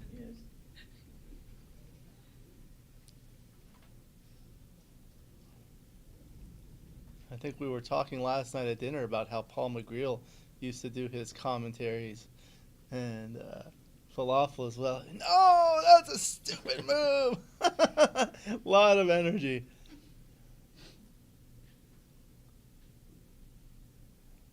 All right, so he's looking. The issue here is the 2 points that are glued on the 24 point. They're not split. And the stripped 6 point with the third checker on the... You see what happens? Yeah, I think you'll have to do this because you really need to do something about that. There you go. You know, I don't think it's all that bad an idea to slot the point, though. Which is what he did. 13-8, slotting the 8 point. You don't have an easy cover. You don't want to let him come out and hit you. Well, anyway, it's a 6-3. So, we'll just bring 2 to the 10 point. Looks pretty solid. Ryan, why don't you do a commentary? Ryan, would you like to join us? Yeah, why not? Okay. We've got Ryan Rebello. I'm going to give up my seat to Ryan. Here, I'll put you in the center. This is the amateur jackpot, so we're trying to gear the commentary towards those players. That's all right. Ryan is one of the superhuman players. Well, I try. 5-3 is a good roll. I figured out that Ryan Rebello and Ian Squire, when you add their ages... You mean Oliver Squire? Oliver Squire. Ian Squire. Adding their ages, they're still younger than me. What if you had Ian Terry in there? Does that get you? Ian Terry will do it. They're just barely. Barely though, right? Yes, but I'm also going to see you. So you should bring 3 down, because if he doesn't bring 3 down, he doesn't have a last 2 if he steps up, right? Yeah, he's probably older than he looks. I mean, stepping up is very nice, but then how are you going to play the other 2? You can slot the 9 point, which is... Can't learn anything in there. It's too quiet. Hello to Patrick Gibson. Welcome. Go say hello over there near the microphone. Hello near the microphone. Hello. Oh, and double and pass. No, that was... Passing that? No, Yeah, that and was these a ones big I'll bring them take. back after we're done. They're useful. But they weren't available. I've been to be known to used. take bad cubes. So are those. Did you need But them? that one was certainly I a don't take. know. You have too much Probably not. counterplay. There's 2 there too. 6, 7, so it looks like 7 of them.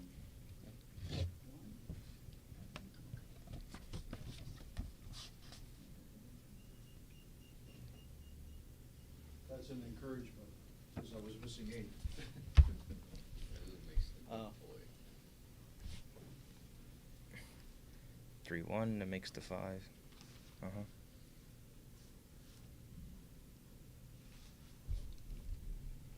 Yeah, so a lot of people watching. 1-5 makes... 5-1 is nice. Yeah, it's a good anchoring roll. They knew Ryan was coming, so they're watching. I wish. 4-1 will split to the edge like that. That's a good play.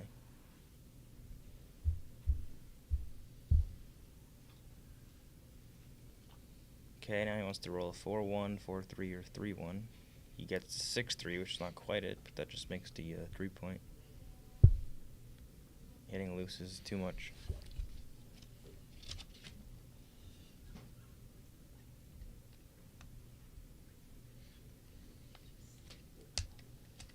Three, brings 3 down and steps up.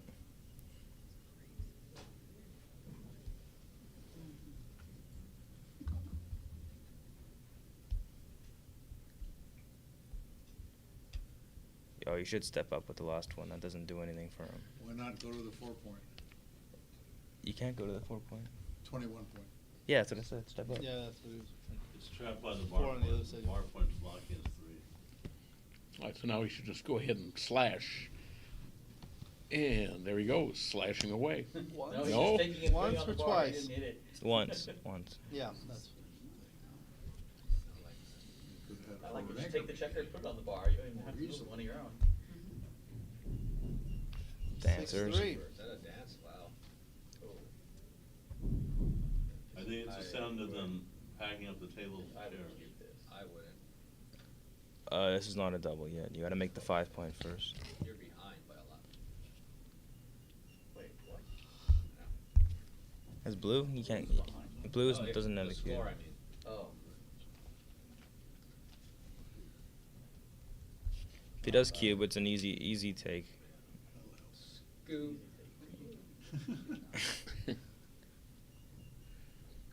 Okay, 3-1 is there. That's a good roll. 3-1 or 2-1? 3-1. It's better. Actually, yeah, just slightly better than 2-1. 3 should just come down because you don't have a good 6 otherwise. Okay, now he wants to anchor up any way he can. Double 4s.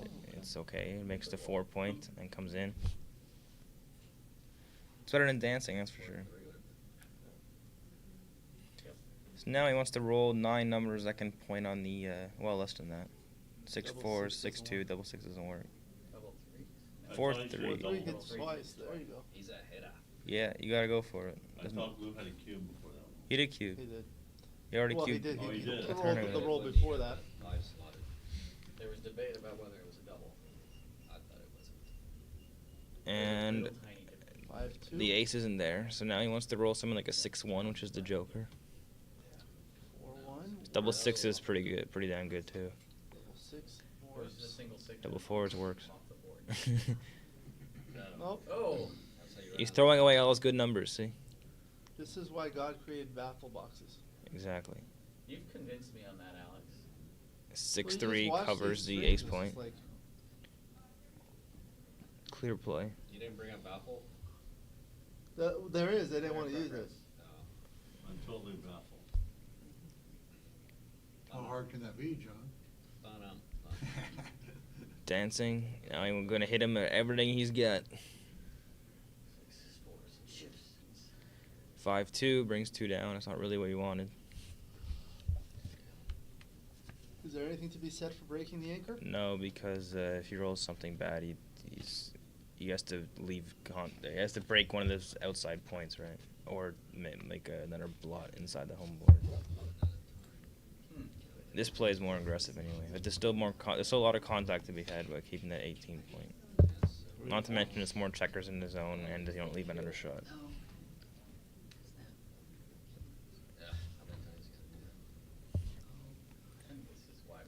Yeah. 5-4 is a decent roll. Yeah, just come in. There's no overplay is the split there. I don't want to say that Paul has bad aim because his wife is watching. And 4 is good enough for now. So he wants a 4 or a 2. He wants even numbers. Yeah, even numbers are good. 2-1 is a switch off the 5 point maybe. Oh, that's called the lava blitz. You can do that. You can also do this, and I think I like the switch off the 5 point better actually, just to make the deeper points.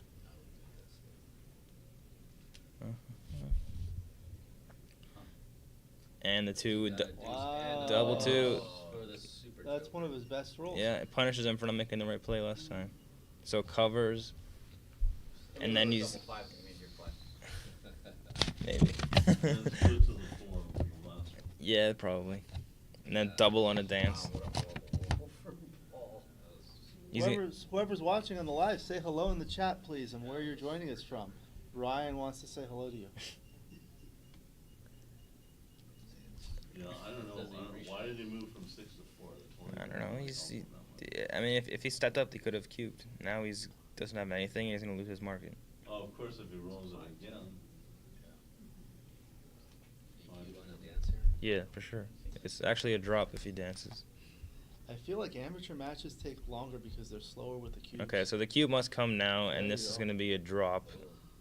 Unless he's like 30 pips ahead in the race, which he's clearly is not. Yeah, double 2 is really bad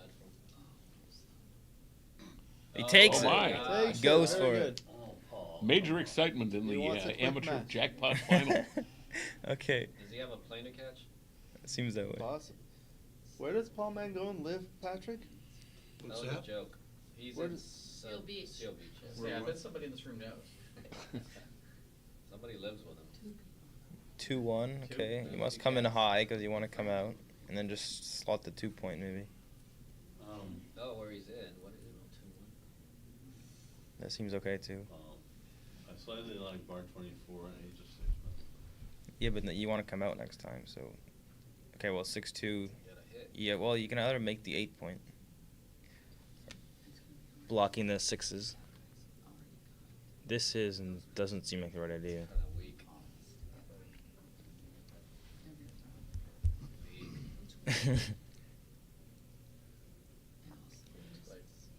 I'm hitting. 4-1. And then do Wilton 6. Move it. 4-1. Slot 2 points. Yeah. That's all you got, unless you Slot want. the deuce. No, slot the deuce. Yeah, just slot both of them. That builder on the 3 point's not doing anything other than trying to slot, get covered on the 2. I have a feeling he's averse to slotting 2 points, so maybe he'll slot the 4th ring 7 to 6. Yeah, I understand that, but at the end of the day, Oh. it's just more efficient to slot both of them. Well, no, I agree, but I'm just trying to guess what he'd be doing. I didn't guess that. 6-2. Well, now he has to hit. 6-1? 6-2. So he has to hit and come down to the 9 point. Hitting again. Then he would have done that last turn. Then he would have been rewarded, I guess. Yep. No guts, no glory. Ram. Hey, Vinny's the where you the advanced folk. Back to back in LA. Yeah. And Two dancing. advanced tournaments here in this room. Big roll coming up. 4 is not there. 2-1 makes the 8. Gives him another shot though. Gets another shot after deuce. He should make. You should make the 8 point. Yeah, block when they come in. Blocks the deuce. Oh, just they hit. It gets hit on the deuce point. And 2-3 is the ultra joker. Any 2 would have done there, but 2 is not there. Now he needs a 6 or a 4 or a 5-3 to cover. Because now he can get G'd. Double 3s gives a cover. There goes the match on 4Q being On a 4Q. So here you come in and you come down to duplicate the 1-6, right? Yep. Thank you. I don't think anybody liked it. I don't know. Wow. There's no really other play because you don't want to go to the 3 point. I didn't have a chance to figure it out. Okay, now he desperately needs an ace at least to save some gammons. And this game's over on a gammon, by the way, which is why I would not have taken that cube. That's why you're playing super jackpots. Well, that's why I'm losing. Us are playing, I'm losing too much. Paul had a dentist appointment. I didn't cash as much as I nearly wanted to, Yeah, but that's okay. Yeah, Sunday night. Get him next time. He's late for dentist appointment. Who's this? On a Or Sunday, no, maybe yeah, he's Sunday getting night dentist appointment. We all No, see, he needs to close his Or his- cavity in the 4 point. Maybe he's getting a manicure. Okay, well 5-3, it's pretty much it's close to gin actually. 6-3, and now you just bring as many builders as you can into the 1 point aiming range. So this play seems reasonable, and just fade the 1-3 because it's duplicated anyway. Not that that matters here. Da, da, da, do. Shaking the table. Yeah, he needs it. He doesn't get it. He's shaking in his pants.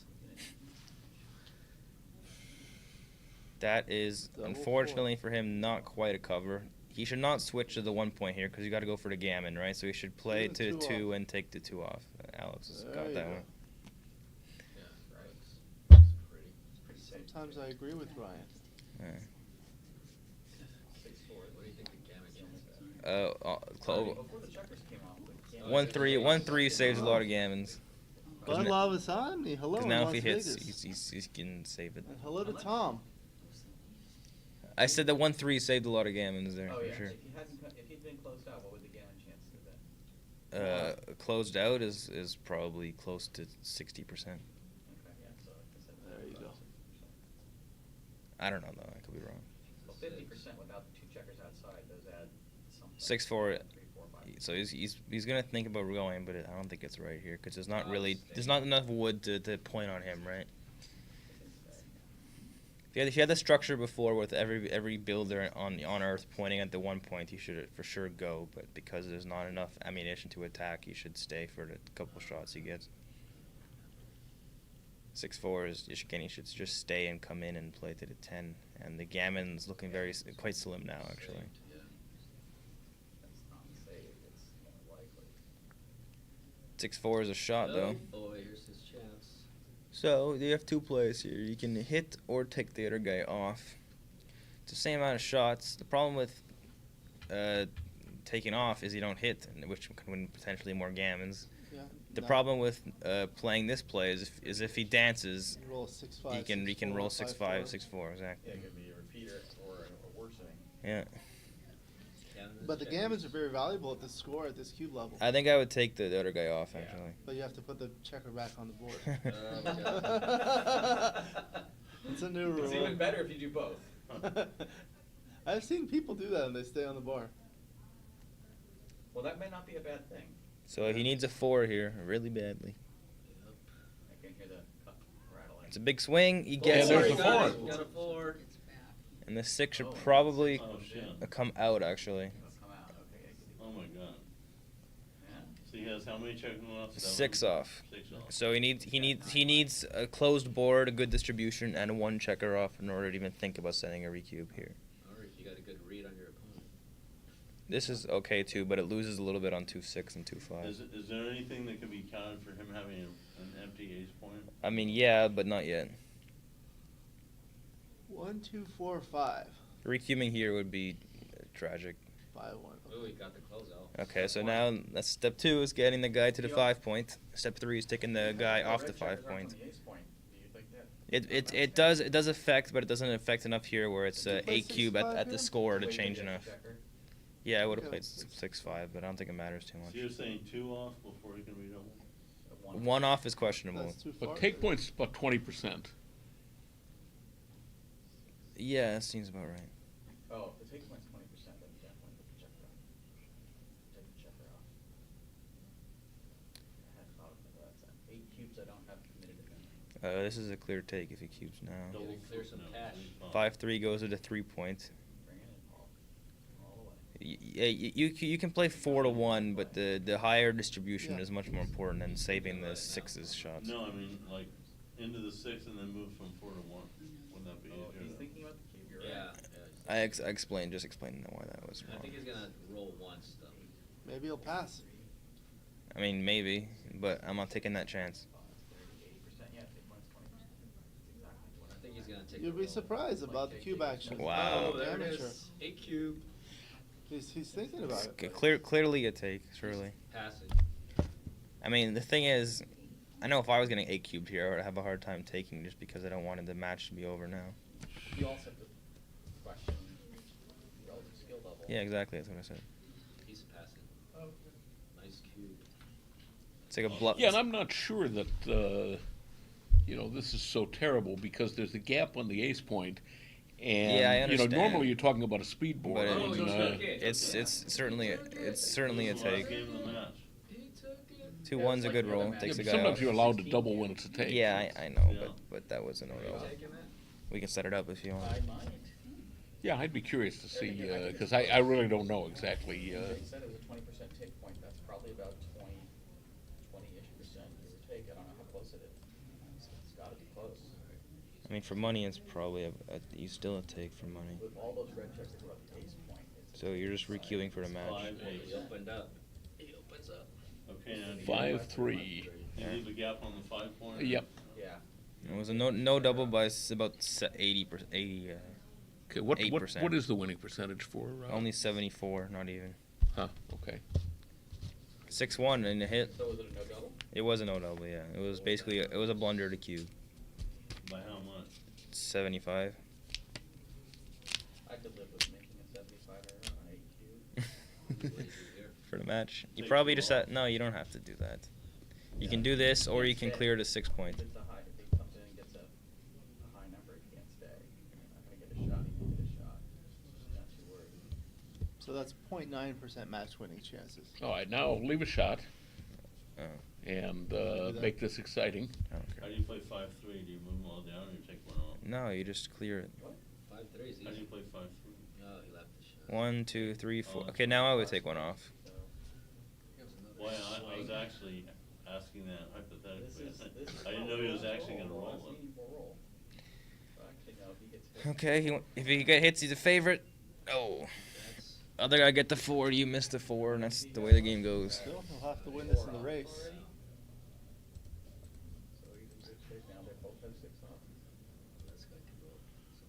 Yeah, but he has a gap What do you roll on his here? board, so.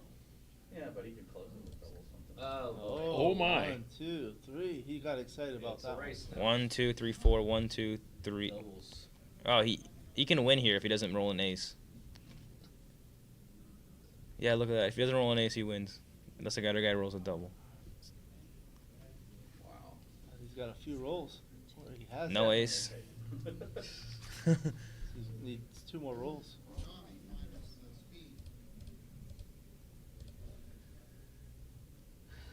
Six, four. No double. Yeah, but if red rolls an ace, then Paul's in the lead. It's a 3-roll issue. That's what Oh, wow. you almost ends it. So he needs a set and an ace. It's pretty damn slim, isn't it? Now. Either way. Ooh, look at this. Okay. Come on. Ace. See what Make it happens. exciting. Ace from space. Roll settles it. No. 6-5. Congratulations to Ricardo Malas. Came back from that. All right. Thank you. We'll be back shortly. With the DMP. I'm gonna go congratulate them, and I'll be right back. Welcome to stick around.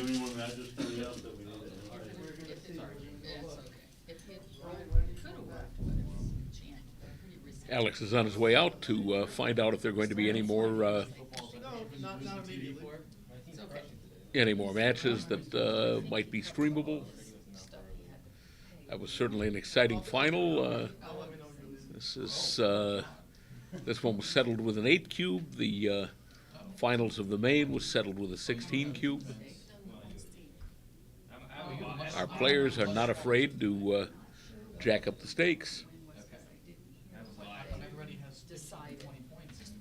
Yeah. You don't have 2 more points. We will be finding out. But I think they decided. Bill's game 42 or 48. Well, Paul will get something in per second. I don't know. Oh, at least, oh my God, 48 to 42. Yeah, crazy.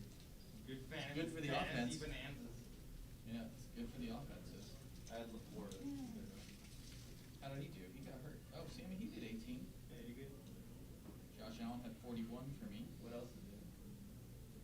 Yeah, I was happy to get him. Because he scores all his touchdowns running. He doesn't get any, he hardly gets any receiving touchdowns unless he throws it to somebody who rolls it back to him. Which happened a couple weeks ago.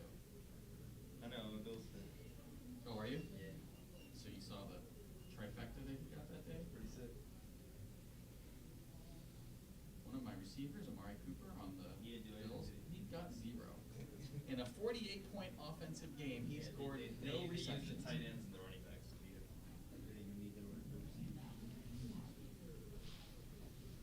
Well, that's good. One of my teams is not on the bill.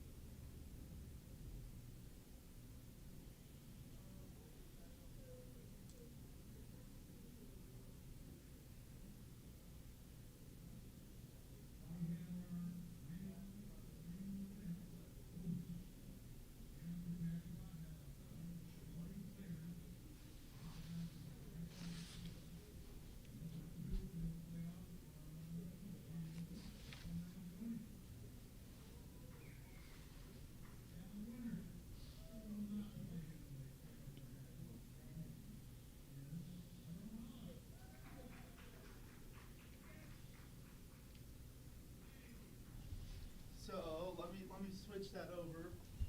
Jake? Yes.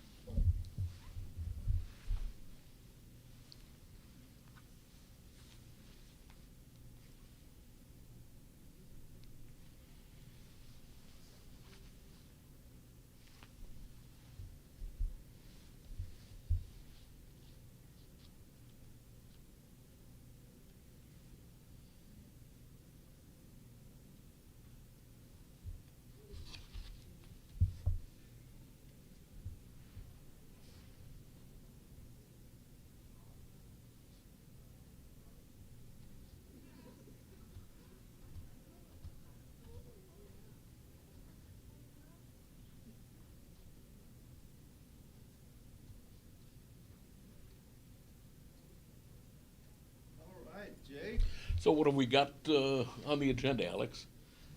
I think that's it for the streaming. Okay. Let me take a look. Okay.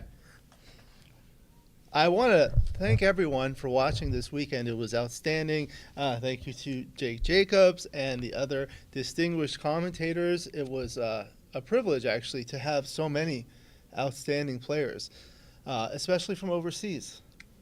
Yeah. How did you enjoy the weekend? Well, I would have enjoyed it more if I had won a few more matches. But yes, Candace always runs a great tournament, and certainly lots of fine people here, a lot of fun, a lot of engaging dinner companions when you have time on your hands because you haven't been winning enough matches.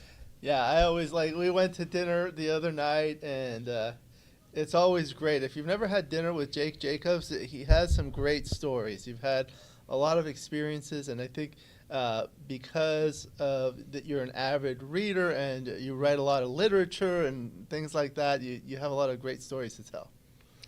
Well, I hope so. You've had a lot of interesting experiences. Yeah, I'm actually working right now on a memoir. I'd been working on, a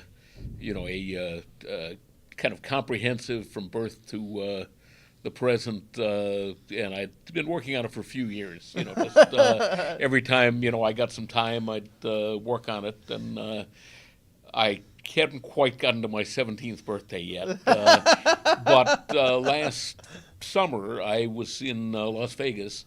I was attending the Bet Bash, which is a 3 or 4 day series of seminars on sports betting. And then that was followed by the Blackjack Ball, which is an annual event that has as its guest list the best, the elite blackjack players.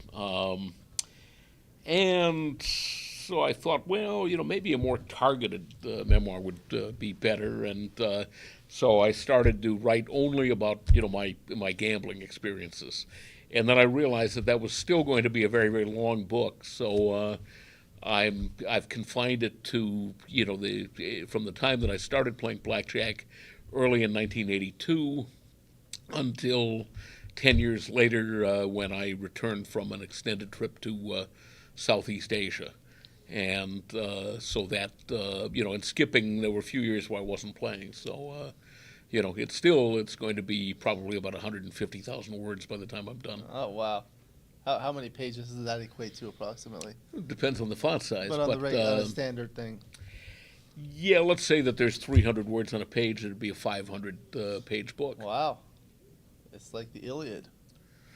Yeah, it's longer than the Iliad, I think. Well, wonderful. Thank you. Thank you, Jake, for joining us, for your time, for your expertise, for sharing your stories. It really adds a lot. I wanted to thank everyone else, producer and organizer Candace Mayron, tournament director Patrick Gibson. He's been doing this for 50 years. You better come out before he retires. He might retire soon. Frank Talbot came in from Michigan to help direct the tournament. Cece Pedrosa was the event's manager and finances. I'm Alex Eshaghian. I did the streaming and commentary. You can find a link to my YouTube channel. Please like and subscribe. And if you love Backgammon, you can become a member of my channel, giving you exclusive access to the most popular videos. I've done interviews with Jake, a lot of the other people that have been here. We've got a lot of Backgammon with Grandmasters videos. Thank you to my good friend Larry Shiller, the voice of Backgammon. Yeah, if you weren't watching the stream, you might be able to hear him from wherever you are. Sometimes that's the case. Special guest lecture by Dirk Schiemann, Super Grandmaster, top-rated player in the world, visiting us from Germany. He gave a seminar on ugly plays. Did you attend that one? I did. It was terrific. It was terrific. It was outstanding, and we have it on the live feed, so you can watch that on my channel. I want to thank the sponsors, the USBGF, ABT, Gammon Guys. What else? put a lot of work into this, specifically in the format and the quality of the feed. So I put the board in the center. I selected my board. We were trying to get a Gammon Guys board, but we couldn't get one. So I used my board for maximum contrast, and I kind of tried to put black around it. And putting the player cams and the commentator cams, because I feel like that adds value. And I put it was suggested by people when I asked for feedback, the title at the top, the names of the players.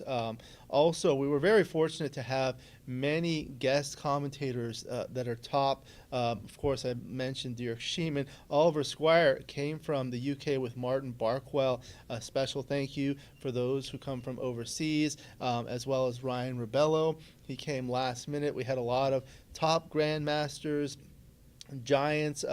So who are the winners? Oliver Squire won the Super Jackpot and the Open. Steve Sachs won the Masters Jackpot, which was formerly the Bob Glass Masters Jackpot. We didn't get to stream that one because they played it, but I did want to take a moment to recognize Bob Glass. You knew him, right? Oh, sure. Yeah. Do you want to say something about Bob Glass? Yeah, Bob Glass was a player here in Los Angeles for, well, 40-some years, certainly. I mean, he started, I think, in the mid-1970s, mid to late 1970s, and he just passed away a few years ago. He, was a fine player and certainly a very pleasant, when not playing, he was... He had a great sense of humor. He's in the top 10 all-time ABT points. Yeah, it doesn't surprise me. Yeah. He attended most tournaments. He also played some blackjack. Oh yeah. And yeah, I've heard stories about him being kicked out of casinos for counting cards. And Joe Russell used to tell me this story about one weekend he was going to Las Vegas. He would go Friday and come back Sunday. And then apparently he went on the wrong flight and ended up in Sacramento. So he came back, and then the following weekend he took another trip to Las Vegas, and he did the exact same thing. He wasn't good with directions, but he had a tremendous sense of humor. He was one of the few people who could appreciate my jokes, and I his. So yeah, we remember Bob Glass, fantastic player. The next ABT event. Actually, and since you mentioned it, we also lost stalwart, Southern California backgammon player named Sam Ahmed just this summer. I didn't know him very well, but I would see him every time with the mustache and the hat. Did you know him a little better than I did? Well, I don't say that I knew him well. I mean, I've never lived in L.A., but coming to all these tournaments, I certainly played him a number of times. And, another very nice man. Yeah. We also had a number of people join us. President and Executive Director of the USBGF, John Perner, who also represents the FTH boards. Chairman of the Board of the USBGF, Kara Schultz from Orange County. We had other board members of the USBGF, myself, Dan Minardi, Jeb Horton. I hope I'm not missing anybody. And then also Roberto Litzenberger, who runs the BMAB and Players Cup. We also had Julius High help us on the staff. He's fantastic. He helps the USBGF with a lot of different things, and he actually won the Players Cup in the BMAB. Do you know about that? No. It's kind of like the ABT. It's a points race, but it's only the BMAB tournaments. Okay. So for those that are not familiar with it, BMAB stands for Backgammon Masters Awarding Body. So they give you Masters awards, Master Level, Advanced, Grandmaster, and so forth for how you perform. So in these tournaments, you play 5 matches, and it doesn't matter if you win or lose. You continue playing the entire time. So it's a full day of play, and then they'll analyze your performance. They videotape each match. They record it and transcribe it, and they send you your PR. So there's a winner by wins and losses, and there can be side pools for PR. And all of that goes to their system, and then you can earn your title. So those are really fun because it's a one-day event, and you don't have to worry about losing because you're going to continue playing. And there is an incentive to continue playing because of the PR aspect. Yeah, so that's what you do. So basically, you get points for winning the tournament. So all those points throughout the year, he's accumulated the most points. Yeah. Have you ever played in a BMAB? I was here one year, and somebody dropped out, or I don't know what had happened, but Jeb Horton came to me and asked if I could. No, actually, I think it was Jeb I played. Oh, you played Jeb. Yeah. Anyway, I sat in as a substitute, and I played 1 or 2 matches, and I had the chance this time, but I was going to dinner, and. Yeah. So that's what I did. I filled in 1 match. Turned out to play well, which was good. But the people that do that are Roberto Litzenberger, Dmitry Obakov, Jeb Horton, and Ben Friesen in the United States, organized by Bernhard Meyer of the World Backgammon Federation. And I believe the idea first came from Rick Janowski. Right, yeah. You know him? You know who he was? I knew, I think I met him face to face once, but I certainly was in communication with him because early on he was looking for historical matches. He wanted to try to, look at the PRs of players from the past, and I had some matches that I was able to give him for his database. He also, he was a mathematician and was known for a formula that he came up with that allowed you to calculate match equities, slightly more complex than Neil's numbers. Yes, he was a tremendous theoretician. He passed away just a couple of years ago or so. Yeah, not long ago. Not long ago. So wonderful. The next ABT tournament, this was the last one of the year in December. Next one will be the first one of next year in New York, the New York Metropolitan Open in New Jersey on Hudson by the Hyatt at the Hudson, run by my good friend Lynn Ehrlich. It's always a well-attended tournament. They got 100, 200, I don't remember how many players. Last year was fantastic. I watched the stream with the voice of Backgammon, Larry Shiller, and it was incredibly special to Wilcox Snellings because he was inducted into the Hall of Fame that weekend, and he won the tournament that weekend, and it was actually kind of like a welcome back.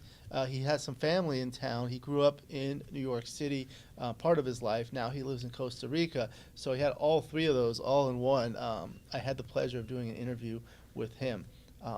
It's good that Will is back in the game. I mean, he's not totally back, but, he dropped out for a long time. Yeah. And certainly he was missed.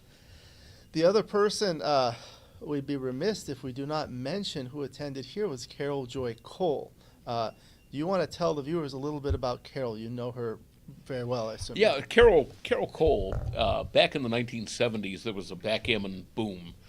And people organized clubs at a grassroots level, and Carol was one of those people. She loved to play backgammon, so she organized a club in Flint, Michigan, and then she started a newsletter. That newsletter eventually developed an international circulation. She started the Michigan Championships. It became the Michigan Summer Championships, but early on, I attended a tournament in, I think it was January of '82, in downtown Flint, Michigan. It got to 13 below zero. That's probably why she switched to summers. Learned her lesson. Moved it to Novi, Michigan. Novi, by the way, Novi.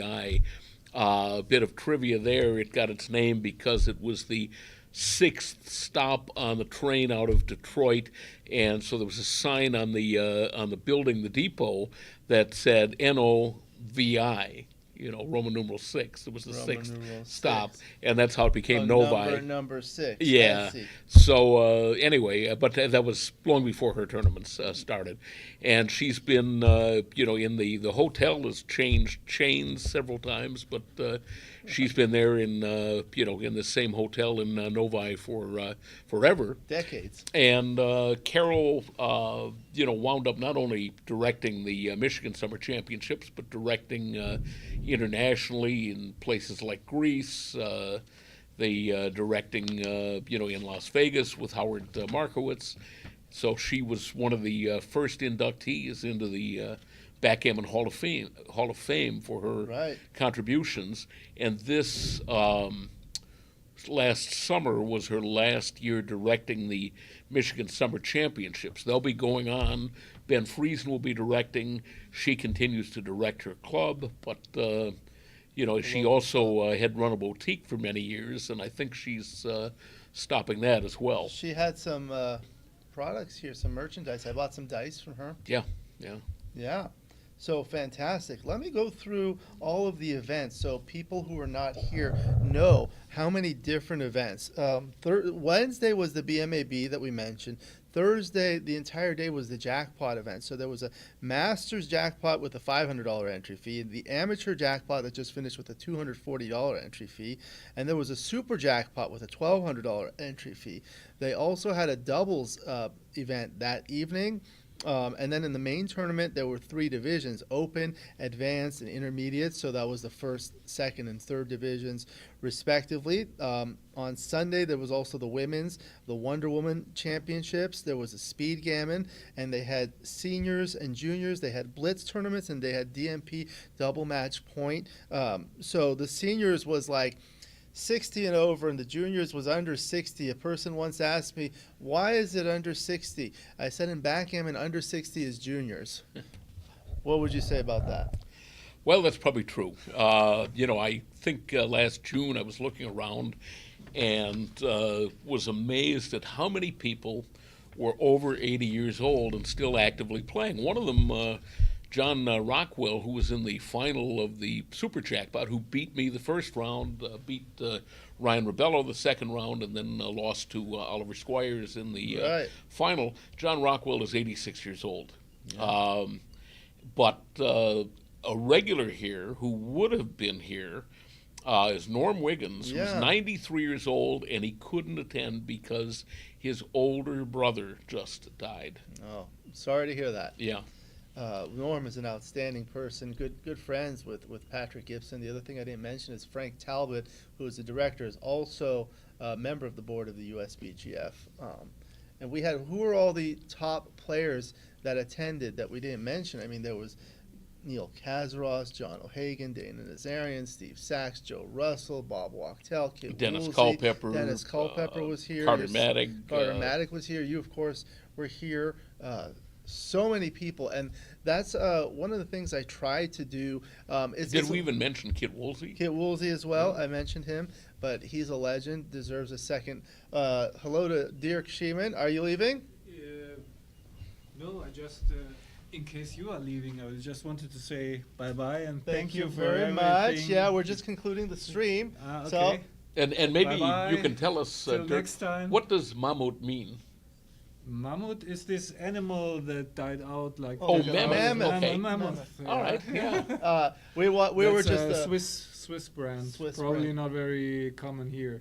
Yeah, no, I'd never seen it, but okay. We mentioned it earlier, but I wanted to thank you now that you're here in person for everything you've done, for being an outstanding ambassador to the game, for writing so many books, for joining us here.